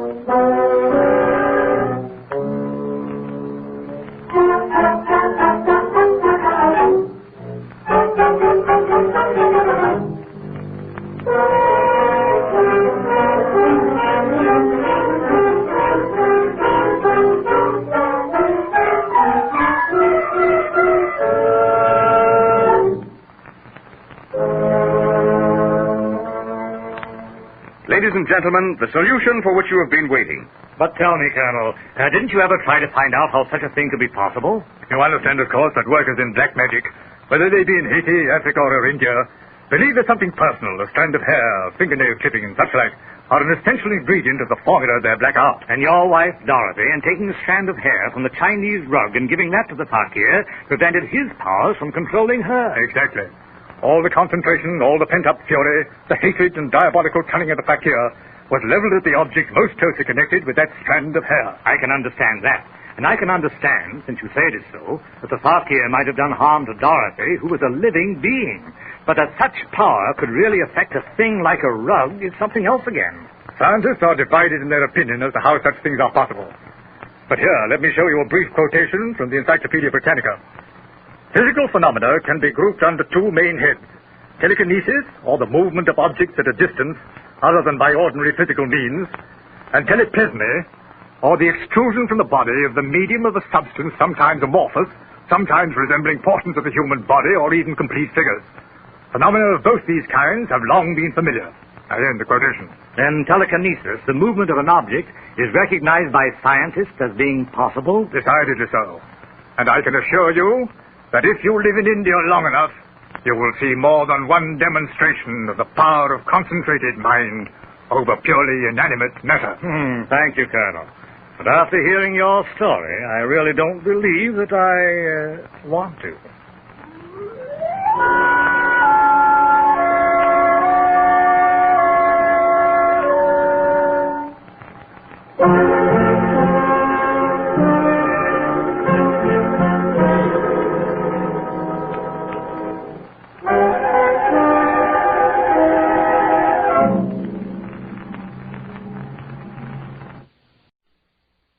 And now, Roma Wines, R-O-M-A. Roma Wines present Suspense. Tonight, Roma Wines bring you Mr. Kirk Douglas in Community Property, a suspense play produced, edited, and directed for Roma Wines by William Spear. Suspense, radio's outstanding theater of thrills, as Roma Wines bring you Kirk Douglas, the young American actor who made such an auspicious screen debut in The Strange Love of Martha Ivers. Mr. Douglas appears as George Mason, with Kathy Lewis as his wife Lois, in Community Property. Tonight's tale of Suspense. You sure manage to look sloppy in the mornings, don't you? Thanks. Coffee? Yeah. Maybe I shouldn't have qualified it. You look sloppy most of the times nowadays. Why should I waste my time looking glamorous for you? Oh, don't mind me. I'm just your husband. I just pay the bills. That's all I do. What bills? I should look like one of the 10 best women of the year on what I can squeeze out of you, I suppose. I'm not talking about clothes. You could get your hair out of your face and put on a little lipstick for a change. Sure. Get up 3 hours early and go to the beauty parlor. Offer the privilege of making your breakfast and listening to your sour cracks. What's the matter with you?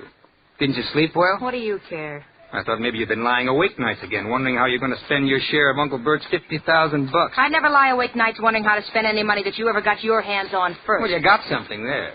I've got better use for that money than letting it go into freak hats and imitation furs. Well, then stop harping about it. I don't care about the money. I don't want to see the money. I don't want to hear about the money. What you call this, coffee? That's what it says on the can. Yeah, you can even make stuff out of a can taste rotten. Look, if you don't like it, go get your breakfast at Schwab's drugstore. It's no pleasure for me. Well, I would if I could afford it. You know, you're not kidding me any, Lois. Kidding you? I stopped even trying to communicate with you. And that doesn't prevent you trying to make my life as miserable as possible, though, does it? Your life.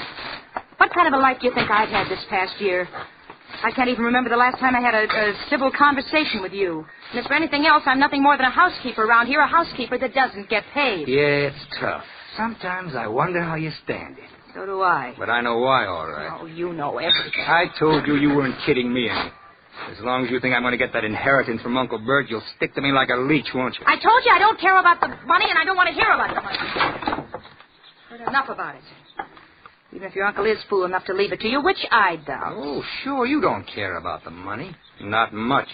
All I care about is having a decent life. Now, I've about come to the conclusion it's impossible for you to be decent to anybody. Well, if it's as bad as all that, why don't you get a divorce? Well, maybe I should. Maybe it's what time we talk divorce, George. Maybe it's just high time. Well, what's stopping you? Sometimes I wonder. Well, I don't. You'll never get a divorce as long as you think I might inherit $50,000. That's what you think. Yeah. Well, I've thought about it. I've thought about it plenty. Then why don't you do something about it? Because I know you're too cheap to pay alimony and the lawyer's fees. That's why. Is that honestly all that's worrying you? Oh, I'm certainly not worried by any illusions I might ever have had about you. All right. I'll pay the lawyer's fees in advance, and any reasonable alimony you can get a judge to grant you. Do you mean that, George? I never meant anything more in my life. Brother, you've got yourself a divorce.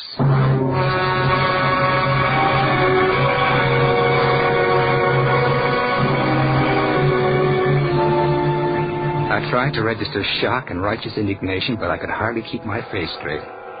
Lois was going to get a divorce. I'd been working on it for a year, ever since I'd realized that Uncle Bert was going to die and I was going to inherit his estate. Ever since I'd realized that under the community property laws of California, Lois would get half of it. Half of $50,000, I figured. Maybe even more. $50,000. I wasn't going to share that with Lois or anybody else.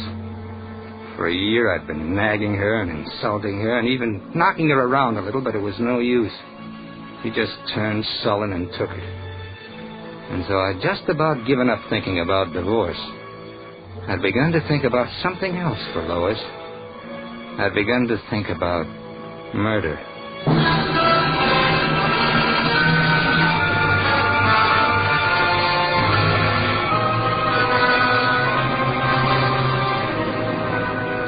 So now Lois was going to give me a divorce.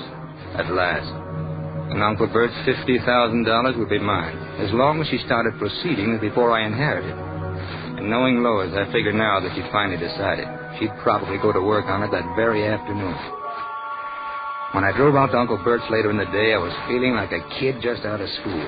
It was one of my regular visits, and I never missed. 3 or 4 times a week. That was a bore and a pain. But I'm a guy that can put up with $50,000 worth of almost anything. Good afternoon, Mr. Mason. Oh, hi, Judson. How's the old boy feeling this afternoon? Not too well, I'm afraid, sir. Oh, gee, I'm sorry to hear that. One of his bad days, eh? Rather difficult, yes, sir. Well, do you suppose it's all right for me to see him? Oh, yes, sir. It's nothing that serious, I should say. He's called for his lawyer, Mr. Bernard, and for Dr. Thorpe. I should imagine he'd be quite able to see you as well. Yes, what is it? Your nephew, Mr. Mason, is here to see you, sir. All right, show him in. Hello, Uncle Bert. How are you feeling? Oh, not well, my boy. Not well at all. Well, go on, Judson. Close the door. Go about your business. Yes, sir. Judson was saying you've had sort of a bad day. Yes, I'm completely bedridden now, as you see. I'm afraid the end is not far off, my boy. Oh, don't be silly, Uncle Bert. You'll live to be 100. No. I've called Dr. Thorpe. Oh, you can't scare me. Well, you call Dr. Thorpe every other day. I tell you, I'm sick. I'm dying. Are you going to sit there and argue with me? Oh, well, I know, Uncle Bert, but, gee, I hadn't realized it was that serious. Well, it's most serious. I'm glad you came today. I'd have called you if you hadn't. Oh, I understand your lawyer is coming over here. Oh, yes. I wish to be absolutely certain that my affairs are all in order before the end. Gee, Uncle Bert, well, gosh, it's hard to believe that anything could happen like that, I mean. Ah, my boy. There's no disputing with the Grim Reaper when your time comes. Oh, pull your chair a little closer. Sure. That's it. Now, George, you've always been a good nephew to me. Of course, I know you're always thinking of the money. Oh, that's only natural. I don't care. Uncle Bert, now that's not fair. You're a liar, George. But you're a good liar. And that's a comfort to an old man. Of course, I don't know what you're like in daily life. I've been ill so long. Just average, I guess. Well, I wouldn't think so. Now, I imagine you're mean and greedy and thoroughly dishonest when it's safe to be. As I was. Why, it runs in the family. It's only natural, too. You make me sound like a pretty bad guy, Uncle Bert. Only true to human nature, George, with a little dash of Mason family thrown in. Yes, you've always been a good nephew to me, George. Even though you may have been a hypocrite about it. And that's all anyone has a right to expect at my age. You won't have any reason to regret it. Well, I wish you wouldn't talk that way, Uncle Bert. What way? Well, about the money and things like that. Don't you want to hear about it? Well, have I ever asked you about it? No, you haven't, George. You've been very clever about that. But you may as well know now. Well, As my will stands now, my estate will be divided into 2 parts. Oh. Yes. One half of my estate will go as an endowment to my old school, Weymouth College. Half? Yes. Oh, come in. Well, hello, Mr. Mason. How are we today? Old man's handing out bad news today. Now, in your case, I'm afraid you're about to lose a steady source of income, Doctor. Oh? Meaning... Meaning me.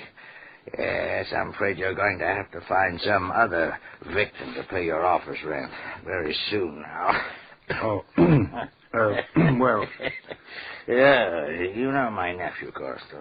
Sure. Hi, Doc. Hello, George. Oh, by the way, George, here's a prescription your wife asked me to write out for her. You might have it filled on your way home if you have the time. Sure, thanks.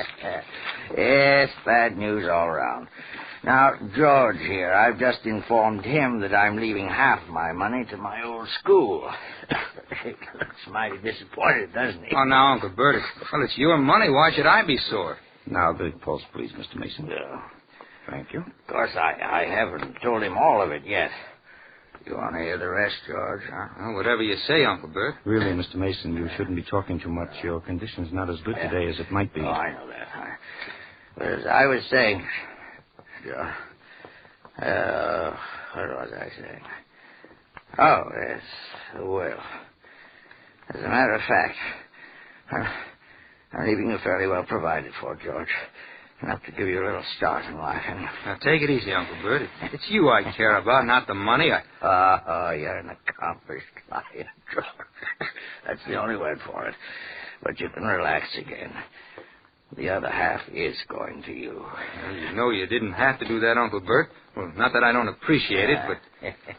I think it will help with it, George. You'll be able to use $500,000, won't you?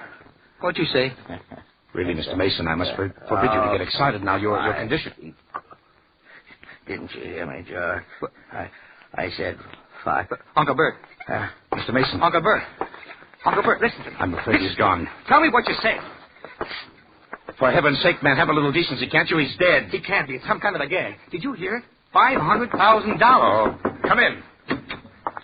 Mr. Bernard is here to see. I'm afraid you're too late, Bernie. Oh, Bernie, you drew up the will. You'll know. Oh, hello. Bernie, he said $500,000. $500,000. You mean your inheritance?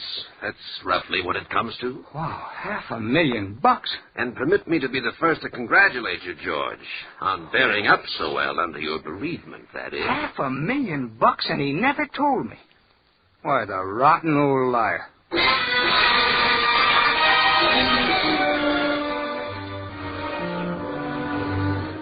I left the house in a daze. I got in my car and started driving, just driving around. I don't know where I drove to. I just drove, and I must have spent that $500,000 500,000 different ways. But I wasn't in such a fog that I didn't do a little real thinking, too, about Lois. Because now if she got a divorce, she'd nick me for half that money anyway. And I wasn't having any of that. Not after what I'd been through. So it would have to be the other way. So I'd have to talk her out of the divorce, or it looked too much like a motive. At first, I wanted to be absolutely sure of everything. Then, on the way past the drug counter, I remembered the prescription Doc Thorpe had given me. I think I have the idea right then. Yes, sir? How long will it take you to fill this? Well? Oh, that won't take any time. Okay. Where's your phone? Just to your left, sir. Thanks.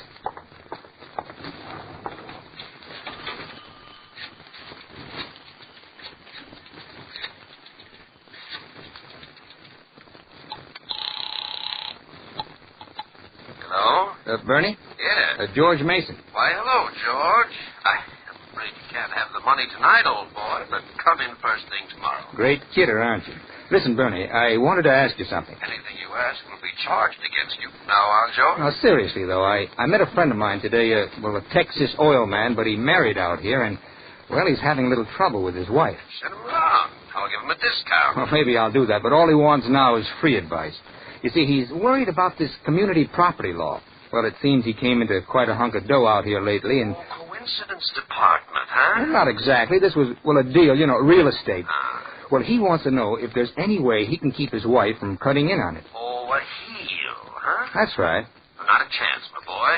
Any property accumulated in the normal course of affairs after the marriage is community property. That's the law. Yeah, that's what he was afraid of. Now, listen, though, George. You want to know something cute? It had nothing to do with your friend. Well, I gotta go, Bernie. I'm late. I'll call you tomorrow. But I'm trying to tell you Well, something. save it till tomorrow, huh? Good night, Bernie. I was in no mood to listen to bright sayings. I had too much else to do. At the drug counter, I picked up the prescription. It was what I thought it was. Sedative, it said. She'd been taking stuff to make her sleep for quite a while now. At the next corner, I bought her the biggest box of candy I could find. Then I went home to kill her.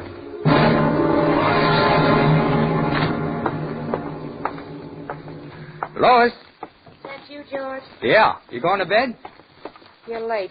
Yeah, Well, I'll tell you about it. You don't need to. It's nothing unusual. I know it isn't, Lois, and, well, that's what I want to talk to you about. Oh, here's something I picked up for you. What's this for? Nothing. I just thought you might like it. You must have wrecked the car or something. No, but, well, I've been doing a lot of thinking today, Lois. So have I. Well, you haven't done anything about that yet, have you? I mean, the divorce. Not yet. I know you're in a big hurry, but tomorrow will be time enough, won't it? Oh, now listen, Lois. Like I said, I've been doing a lot of thinking today. Well, it was quite a shock when you said that this morning. When I said it? Well, when it came up that way. Gosh, I got to thinking, well, I've been pretty rotten to you these last few months. And, well, I don't know why, but I have, and I know it. You haven't been exactly the ideal companion, George. Well, it's as though something was driving me, making me do things and say things that I didn't mean and I didn't want to, and I couldn't help myself. Gosh, I don't know what it's been. Worry, trying to scrape along with everything going sky high and running into debt and thinking about the old man's money. I don't know what it's been, but I know it's been awful. For me, too. And I know it's been 10 times as bad for you. I know, George, but everybody has those kinds of worries nowadays. Well, I know, and, well, they don't take it out on somebody else the way I have, but when you talked about divorce, well, it made me realize I love you, Lois. I don't know how I could ever get along without you. Do you really mean that, George? I never meant anything more in my life. Just give me another chance, Lois. I'll do anything. I'll go to a psychiatrist or something. I know it's been my fault, but I can change. If you'll help me, I can change overnight. It'll be the way it used to be, huh? Oh, George. Now, darling, I know I've been a terrible heel. I knew it wasn't really you. It hasn't been all your fault either. Yeah. I've been sullen and nasty. But I had to do something just in self-defense, just to keep from going crazy. Because I love you so. Oh, now, there, baby. It's going to be different now. I've learned my lesson, honest. George, I know it will if we try, if we both just try. We used to be so happy. I'm going to be happy again, too. You see, happier than ever. No. You know, I think I'll really sleep tonight for the first time in months. Good. I've been so nervous lately, I've just been a wreck. Oh, say, that reminds me. I ran into Doc Thorpe today, and he gave me a prescription of yours. I had it filled on the way home. Here. Hmm? Oh, my sleeping pills. That's funny, you thinking about that now, and I probably won't need them anymore. Well, you better take one anyway, just to be on the safe side, huh? Say, maybe I'll take one, too. Gee, it's been a pretty tough day. All right. I guess tonight maybe I'm almost too happy to sleep. Would you warm up a little milk for me, darling? To take them with? Well, sure, honey. I'll fix you right up. Thanks, darling. I went downstairs and started warming the milk. I'd had the stuff hidden away for a couple of months now. It was a narcotic that would have the same effects as the sleeping pills and show up the same way in an autopsy. I put some sugar and cinnamon in the milk to cover the taste, and then dumped in enough of the stuff to kill a horse. Then I took it up to her. Thanks, darling. Yeah. Huh. That's nice. What'd you put in it? Oh, just sweeten it up a little. Sweets to the sweet. Oh, here's your pill. Thank you. Huh. It tastes a little funny. Oh. It's nice, but it's kind of funny. Oh, yes, maybe I got the milk a little too hot, huh? It always tastes funny when it's boiled. Maybe. That's it. Drink it all now. That's a good girl. There. That's the ticket. Feeling sleepy? All of a sudden. Well, now you lie down and let me tuck you in and you get a good sleep. And tomorrow, we'll start all over again. Oh, yes. A new life. That's right. Tomorrow there'll be a brand new life.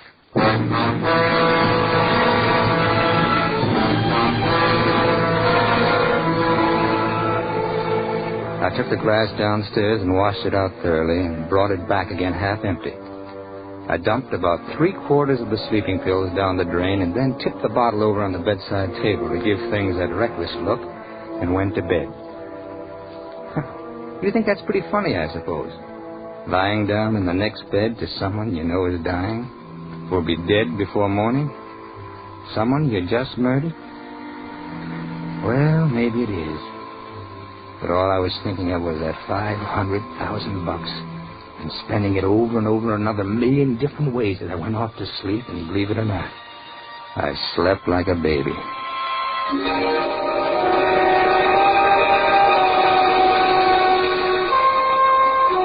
I woke up early feeling great, not knowing why for a minute, and then I remembered. I went over to look at Lois. She was lying just the way I'd left her. I put out my hand and touched her arm. That was all I needed to know. She was cold. Stone cold.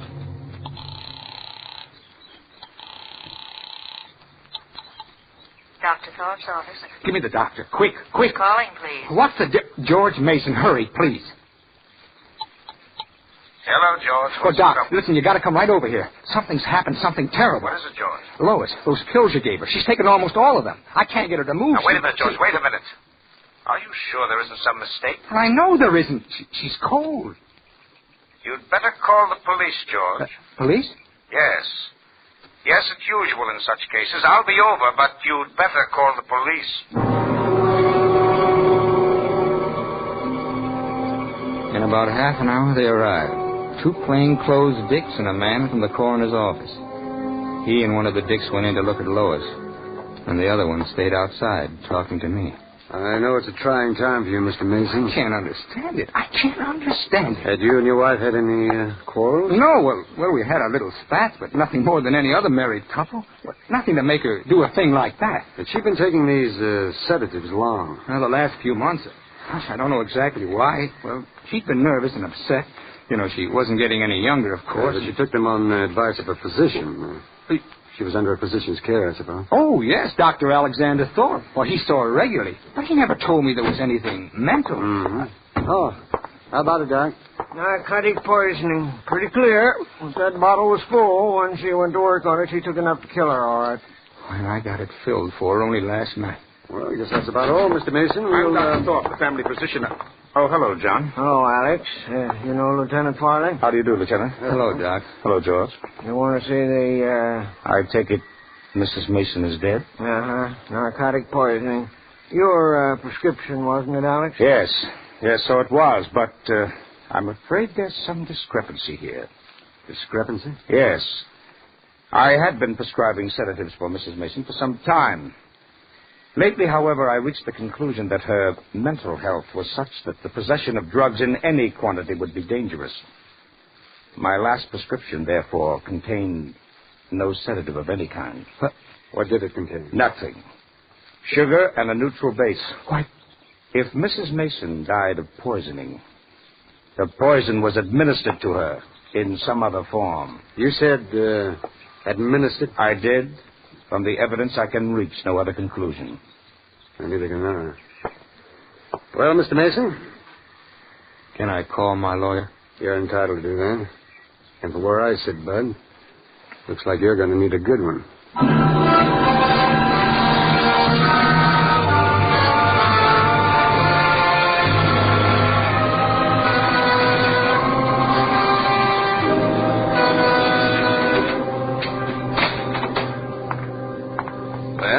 Let that be a lesson to you, George. Before you commit a murder, always check with your attorney. Great kidder, huh, Bernie? Sure. If you'd only told me this on the phone yesterday instead of that cock and bull story about a friend from Texas, I could have saved you a lot of trouble. How? I tried to tell you. Money that you earn or make in business is community property. Money that you inherit is not. What? That $500,000 would have been all yours, Joe. You see what I mean? Next time, check with your attorney. Check with your attorney. A great kidder. Now he says, don't worry. If he can get me off the gas chamber, I'll still have the worst years of my life ahead of me. How do you like that?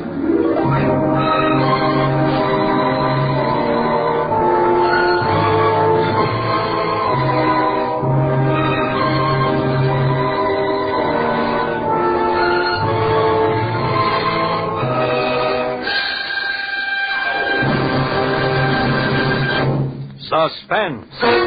Presented by Roma Wines. R-O-M-A, Roma. America's favorite wines. This is Truman Bradley, bringing back for a curtain call our suspense star of the evening, Kirk Douglas. Kirk, you know millions of our suspense listeners will remember you as Barbara Stanwyck's husband in The Strange Love of Martha Ivers. Well, seeing you play the part of a weak, neurotic man, they'd never guessed you were a wrestling champion in college. Well, Truman, you know, the difference isn't as great as you might think. No? You see, college wrestling was my first acting experience. See, that's where I learned to portray suffering. Well, since you were undefeated champion, Kirk, I imagine most of the suffering was done by your opponent. But you must have some other hobby besides wrestling, Kirk. After all, you can't be throwing your guests around the living room all the time, you know. Well, my wife claims my favorite hobby is eating. I do have an awful sweet tooth. You know, when it comes to eating cake, I'm worse than a 10-year-old at a birthday party. Say, speaking of birthday parties, Kirk, reminds me that your host of the evening, Roma Wines, has a gift for you. This hamper of Roma Wines with the compliments of Roma, that greatest name in wine. Well, thank you, Truman, and my compliments to Roma. Good night. Kirk Douglas appeared through the courtesy of Hal Wallace Productions. Tonight's suspense play was written by Robert Richards from a story by Howard Leeds and Arthur Julian. Next Thursday, same time, you will hear Mr. Lloyd Nolan as star of Suspense. Produced and directed by William Spear for the Roma Wine Company of Fresno, California. This is CBS, the Columbia Broadcasting System.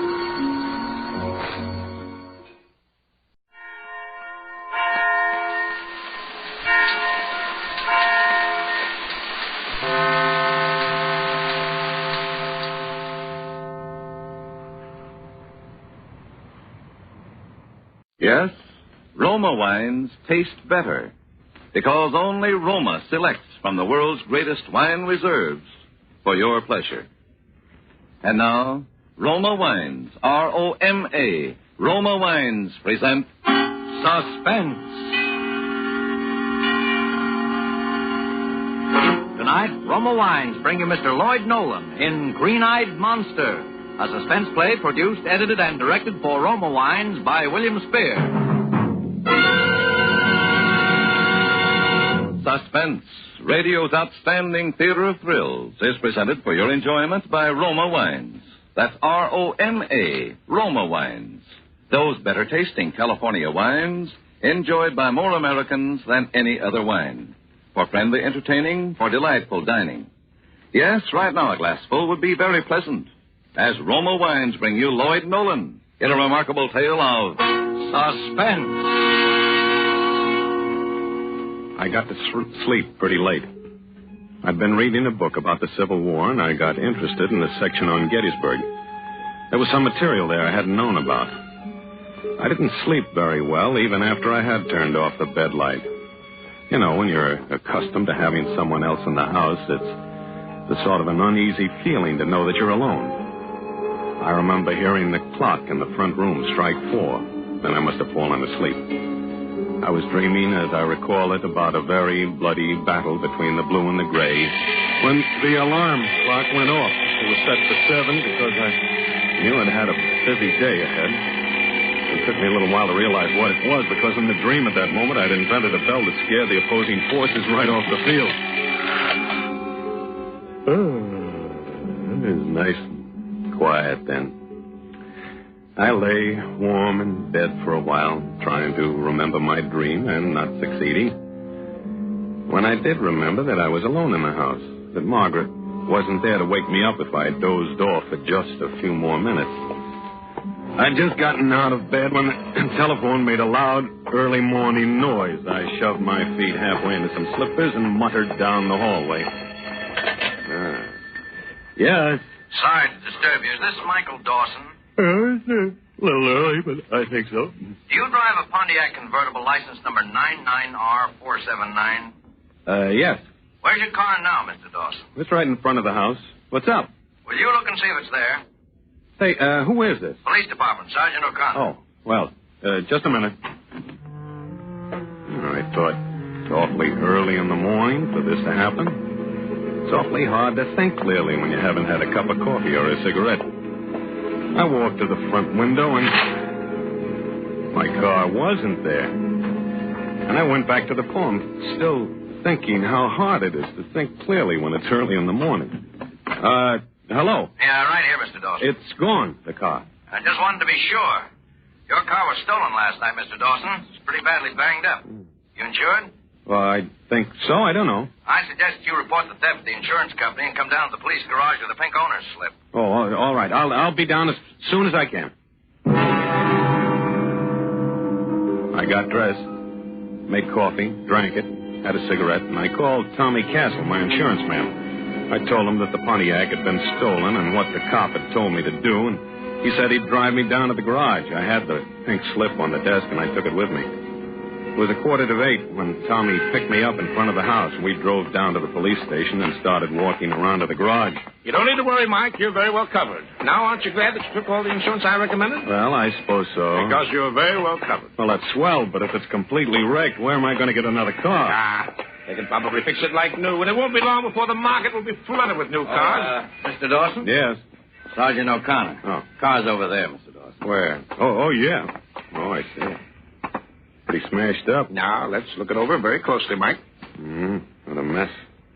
Well, it serves me right for leaving it out in the street all night. Now, never would have happened if my wife had been home. No, Margaret is more thorough than you are, Mike. Is Mrs. Dawson a blonde, about 5'3"? Oh, yes. Why, do you know her? Yeah. Is that your wife, Mr. Dawson?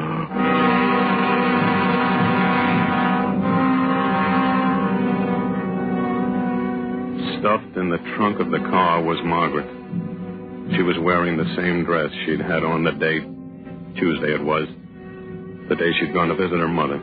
The whole scene was very clear. I can remember easily. Her face was smudged, and I thought she wouldn't like to be seen with her face dirty.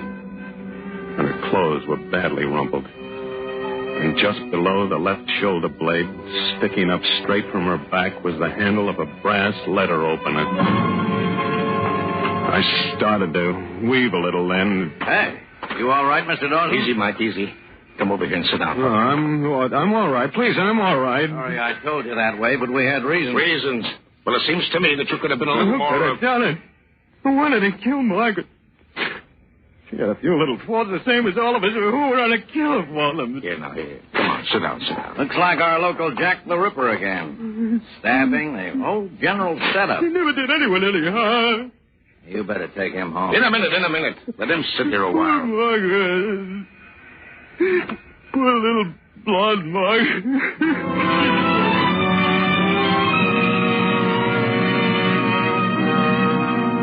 I did that pretty well, don't you think? Because I wasn't surprised at all. I'd planned the whole morning. I didn't think it would all happen that early, but I knew it would happen. You see, I had stolen my car and left it wrecked for the police to find. And in the trunk of my car, I'd stuffed the body of my wife, Margaret, who I had stabbed in the back at 4:30 Tuesday afternoon.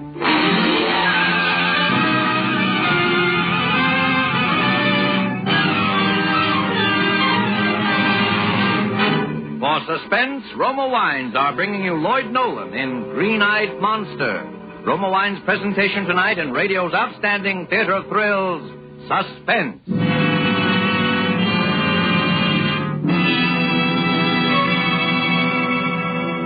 Between the acts of Suspense, this is Truman Bradley for Roma Wines. More Americans enjoy Roma than any other wine. Yes, Roma is America's favorite wine for everyday pleasure, for gracious hospitality. Because in Roma you enjoy the important difference of better wine, extra goodness and fuller bouquet, richer body, and better taste. And there's a reason Roma wines taste better. First, Roma selects California's choicest grapes.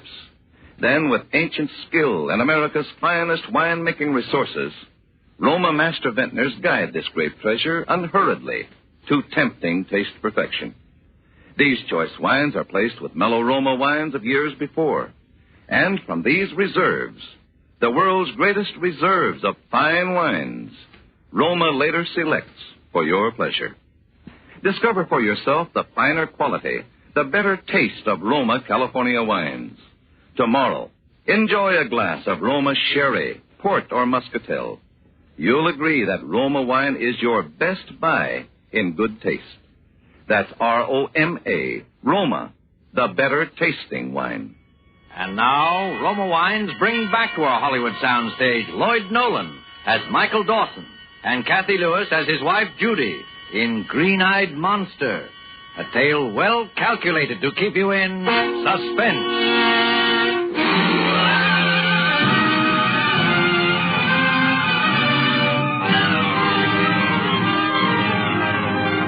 I was, of course, the prime suspect in the murder of my wife, Margaret. The only thing was that there had been a series of crimes in my neighborhood during the last couple of months, crimes that all followed a general pattern. And since I was clever enough to fix Margaret's murder so that the death was as neat as the others had all been, it was decided at the coroner's inquest that the murder had been committed by a person or persons unknown, by which they meant the Jack the Ripper character that was running around loose. And I wasn't held.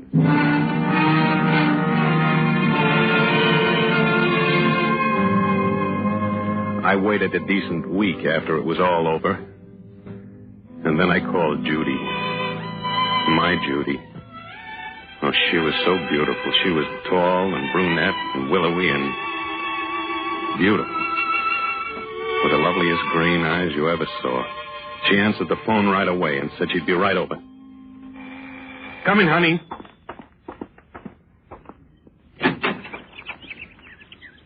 You're the most beautiful thing in the world. I'll bet you say that's all, girl. Come here. Mike.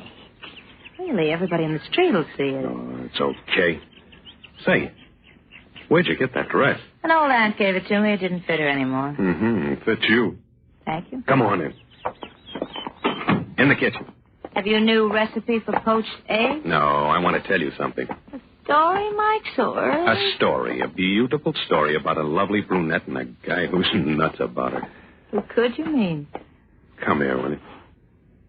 Oh, yeah. You're very friendly today. Well, you shouldn't have worn that dress. This is the way it affects you. I wear it all the time. Have you missed me? Sure. Have you missed me a lot? Naturally. You love me, don't you? Of course I love you. You rehearsing for your bar exam?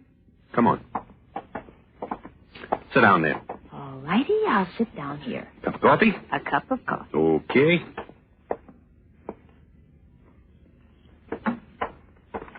There you are. Don't you want some? No. Sworn off? No, I have something to tell you.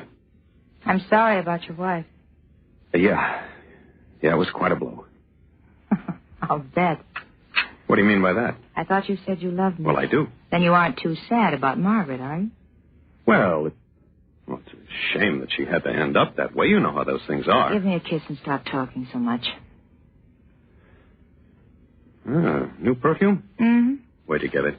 Oh. Where'd you get it? Well, really? Do you own me or something? I want to know where you got that perfume. Sit down and relax. What's the matter with you? I had to slap your face. You do, and I'll slap you right back. Judy, I love you. Of course you do. Well, that's what I want to know. I get jealous. Naturally. Do you love me? Sure. You don't act like you love me. You want me to gaze at you with great fawn eyes? No, of course not. What do you want? I want you to tell me that you love me. Why? Because Go on. Well, I've proven how much I want you. I think that you should return the feeling. How have you? Of what? Proven how much you want me. Why, by telling you over and over again that I love you, by loving you more than Margaret. Why? By killing Margaret? What? You heard me. What makes you think I killed Margaret? Didn't you? Now, look, Judy. Now, this is a pretty tough way to treat you. Didn't you? Yes. Then I love you. Kiss me, Mike.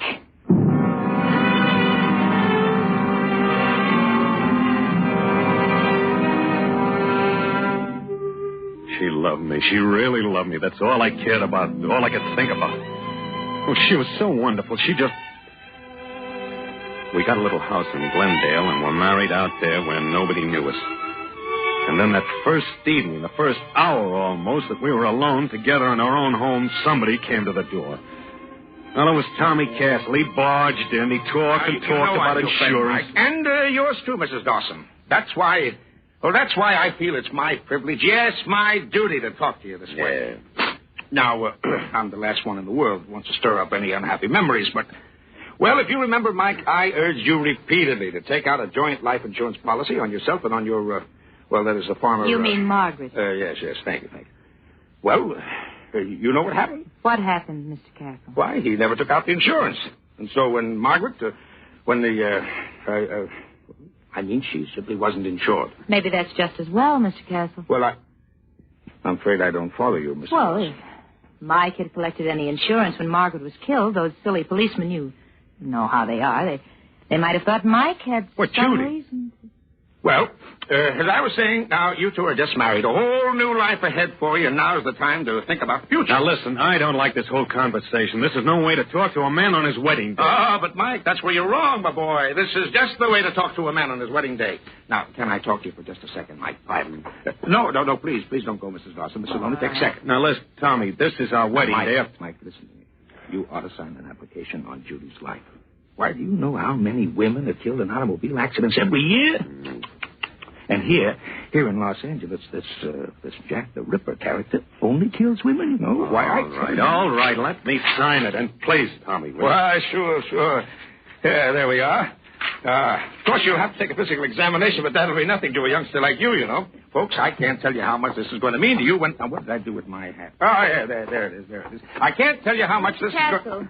Huh? Are you going straight back into town? Yes, I am. Anything I can do? I think I'll ride in with you if you don't mind. Well, yeah, I'd be delighted. Oh, Judy. I'm sorry, Mike. I forgot to tell you. An old girlfriend of mine called me today. She's in town just for one night, and I told her I'd see her. Judy, it's I know, but just one of those things, dear. Are we ready, Mr. Castle? Yeah, ready? Sure, I'm ready. Don't worry, darling. Don't wait up. Well, I just stood there. I didn't know what to say or what to do. Our wedding night. I moved the curtain aside and watched her go down the walk with Tommy. She was holding onto his arm real tight, too tight. She smiled up at him. I went into the living room and tried to read Sandberg's Lincoln. It's quite a book, 5 big volumes. But I couldn't read. By midnight, I was in a blind rage. I was going to get in the car and go look for her. I was going to call the police. And a minute later, I was in a cold sweat of fear that something might have happened to her. And then back to a blind, scalding jealousy again. Finally, it got to be 3:30 in the morning.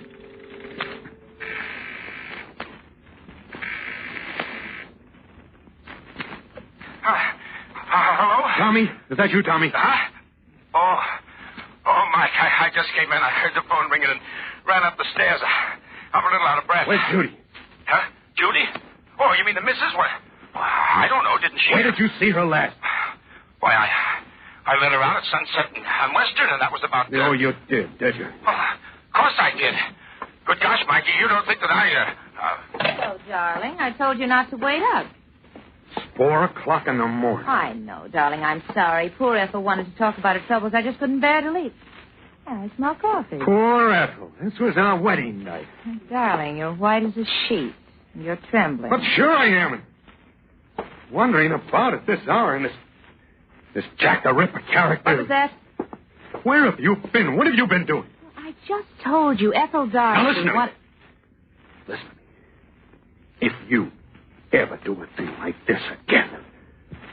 Now, darling, you listen to me. You're not going to try to run my life for me, are you? Your life? I'm thinking about our life. I'm thinking about the... Mike, that's what I'm thinking about, our life.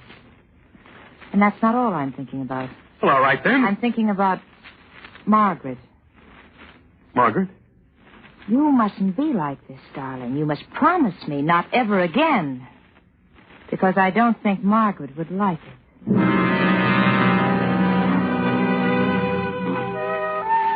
She couldn't have made it much plainer, could she? And that's the way it was. From then on, my life was a nightmare. Someone you're crazy in love with and crazy jealous of.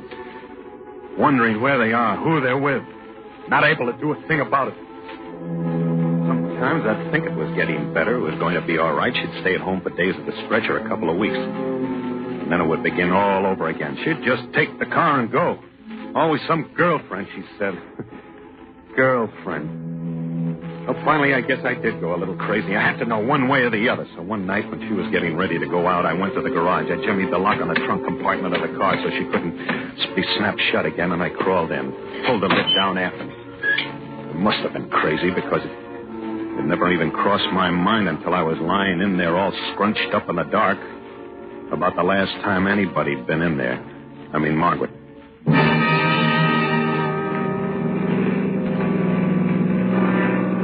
She drove for quite a while.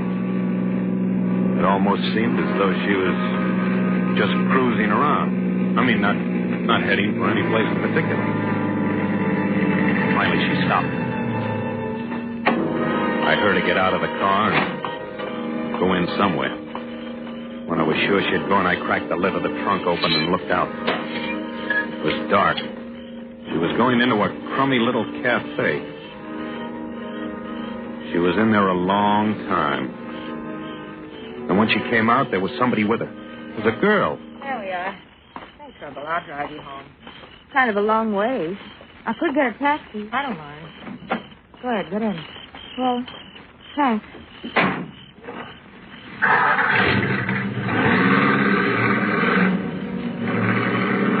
So it was a girl, finally.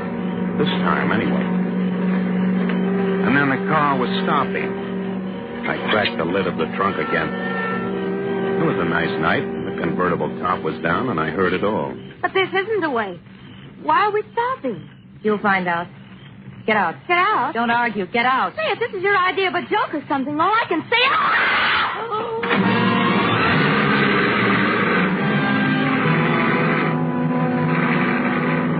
As the car roared off, I had a glimpse of it lying there by the road. The girl's body, with a knife in the back, dead.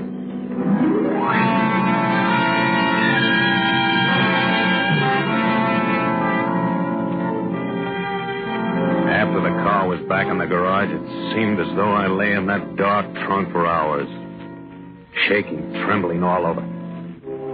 After a while, I crawled out of the trunk all cramped and stiff and went into the house. And there she was in bed. She looked at me with those half-closed eyes. Those lovely, lovely green eyes. And then she turned over with a little sigh and was fast asleep.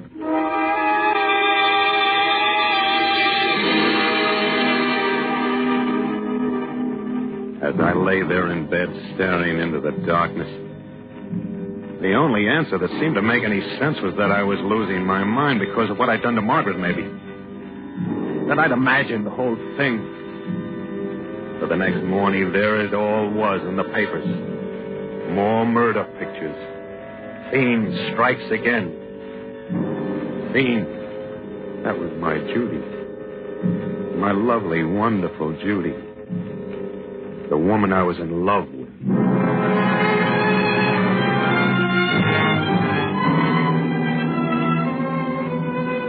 From then on, I watched her like a hawk. Day and night, I never let her out of my sight. I hardly slept at all. I did things like letting the air out of the tires so she couldn't use the car. Like hiding everything in the whole house that was sharp or pointed. Knives, ice picks, scissors, letter openers. And Judy, she was wonderful. Calm, serene, apparently without the faintest idea of what was in my mind. I watched her, and I began to think what I had before. That somehow it must have been a terrible mistake. That was what I was thinking last night. Here we are. I brought you some tea and Melba toast, darling. Oh. You're looking better, I think. Well, thanks. Thanks, Judy. By the way, whatever happened to that letter opener? The new one we used to have on the desk. The what? The letter opener. What do you want it for? To open letters, silly. First of the month, there's a stack of bills in there that high. You're not thinking of going out, are you? You don't know where that letter opener is? No. No, I don't. I guess I can find something else that will do just as well. I had the letter open, of course, but I didn't tell her. I didn't dare. I could feel it inside my inside pocket as I lay there on the couch in the den where I could watch the front hall and the living room door. I heard her fussing around upstairs for a while, and then she came down, and I heard the back door close. She was going to the garage. As I got up, I could feel the letter opener pressing against my side. There was a terrible pain in my head. I don't know exactly what happened after that.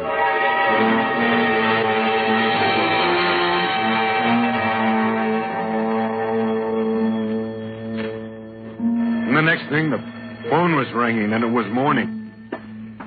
I got up off the couch, and I stumbled out into the hall to answer. I'm always groggy in the morning, but before I've had my coffee and a cigarette, but this morning it was as though I'd been drugged or something. I couldn't think at all. Hello. Mr. Dawson? Michael Dawson? Yeah? You drive a Pontiac convertible license number 99R479? Yeah, I think that's the number. Why? Well, we've got your car, Mr. Dawson. Your insurance agent, Mr. Castle's down here already. Oh, yes. We'd like you to come down here right away and bring your pink owner's slip. Oh, wait, who's this? This is the police department.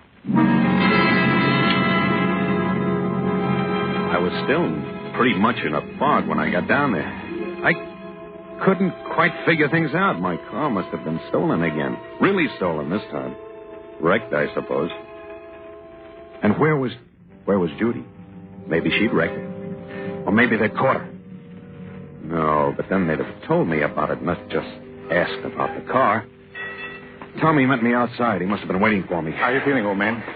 All right, I guess. I'm afraid you're in for kind of a shock.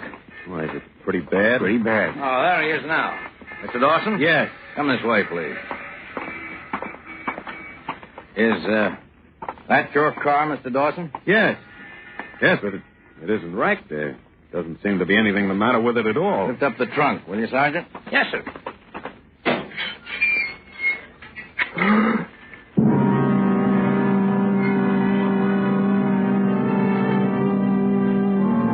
She was lying in there with her head twisted around, staring at me with those lovely, sightless green eyes. Dead. Judy. My Judy. And the letter opener was in her back. You'll come around in a minute. You better get a stenographer in. He'll probably want to make a statement now. You all right now, old man? Yeah, sure. Well, you can't pay the insurance, of course, you know. You understand that. Insurance? The life insurance on Judy. But I'll get you a lawyer, do anything I can. Lawyer? Don't you think you're going to need one, Mr. Dawson? Oh, I'll take care of all that. One accident, that's one thing, but two wives, both in your car. Now there's your letter opener with your fingerprints on it. It won't go, Mr. Dawson, not anymore. Oh. And then, of course, there are all the others, 7 of them that you killed in the last 3 months. That I killed? Now, Mr. Dawson, you're not going to give us any trouble, are you? No. No, I'm not going to give you any trouble.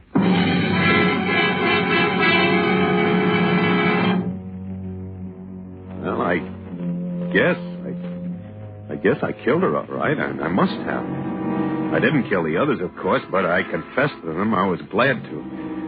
I'd rather have them think that it was me than Judy. My beautiful green-eyed Judy. Well, I've got lots of time to read. I'm almost through the 3rd volume now of that Life of Lincoln. Only 2 more volumes to go.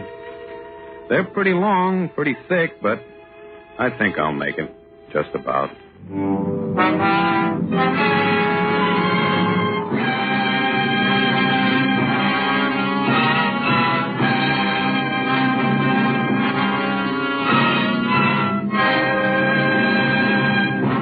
Suspense. Presented by Roma Wines, R-O-M-A, Roma, America's favorite wines. This is Truman Bradley, bringing back for a curtain call our suspense star of the evening, Lloyd Nolan. Lloyd, ever since I saw you in Lady in the Lake, I've been wanting to ask you how you liked acting directly into the camera. You know, talking and looking right at the lens as if it were an individual. Well, I enjoyed it, but it was a little tough. Acting is easier when you're talking to another person. It sort of helps to watch his reactions, see his expressions change as you deliver the lines. You know? Well, Lloyd, if you like to watch reactions, just try this idea, will you? To see your friends' expressions reflect pleasant anticipation, serve them Roma California Sherry from this hamper of Roma wines. Yours to enjoy with the compliments of Roma, the greatest name in wine. Well, thanks, Truman. I will. I'm sure you'll find, as I do, that everyone enjoys Roma Sherry. For this golden amber, fragrant wine with its tempting nut-like taste is so good so many ways. Roma Sherry is the perfect first call to dinner, the ideal start to a pleasant meal every day. And Roma Sherry is delightful and right for friendly entertaining any time. That's right, Truman. Roma Sherry is always the best of taste. Yes, Roma Sherry does taste better because Roma selects the better-tasting wines from the world's greatest wine reserves. That accounts for the delightful difference in Roma wines. The fuller bouquet, richer body, and the better taste.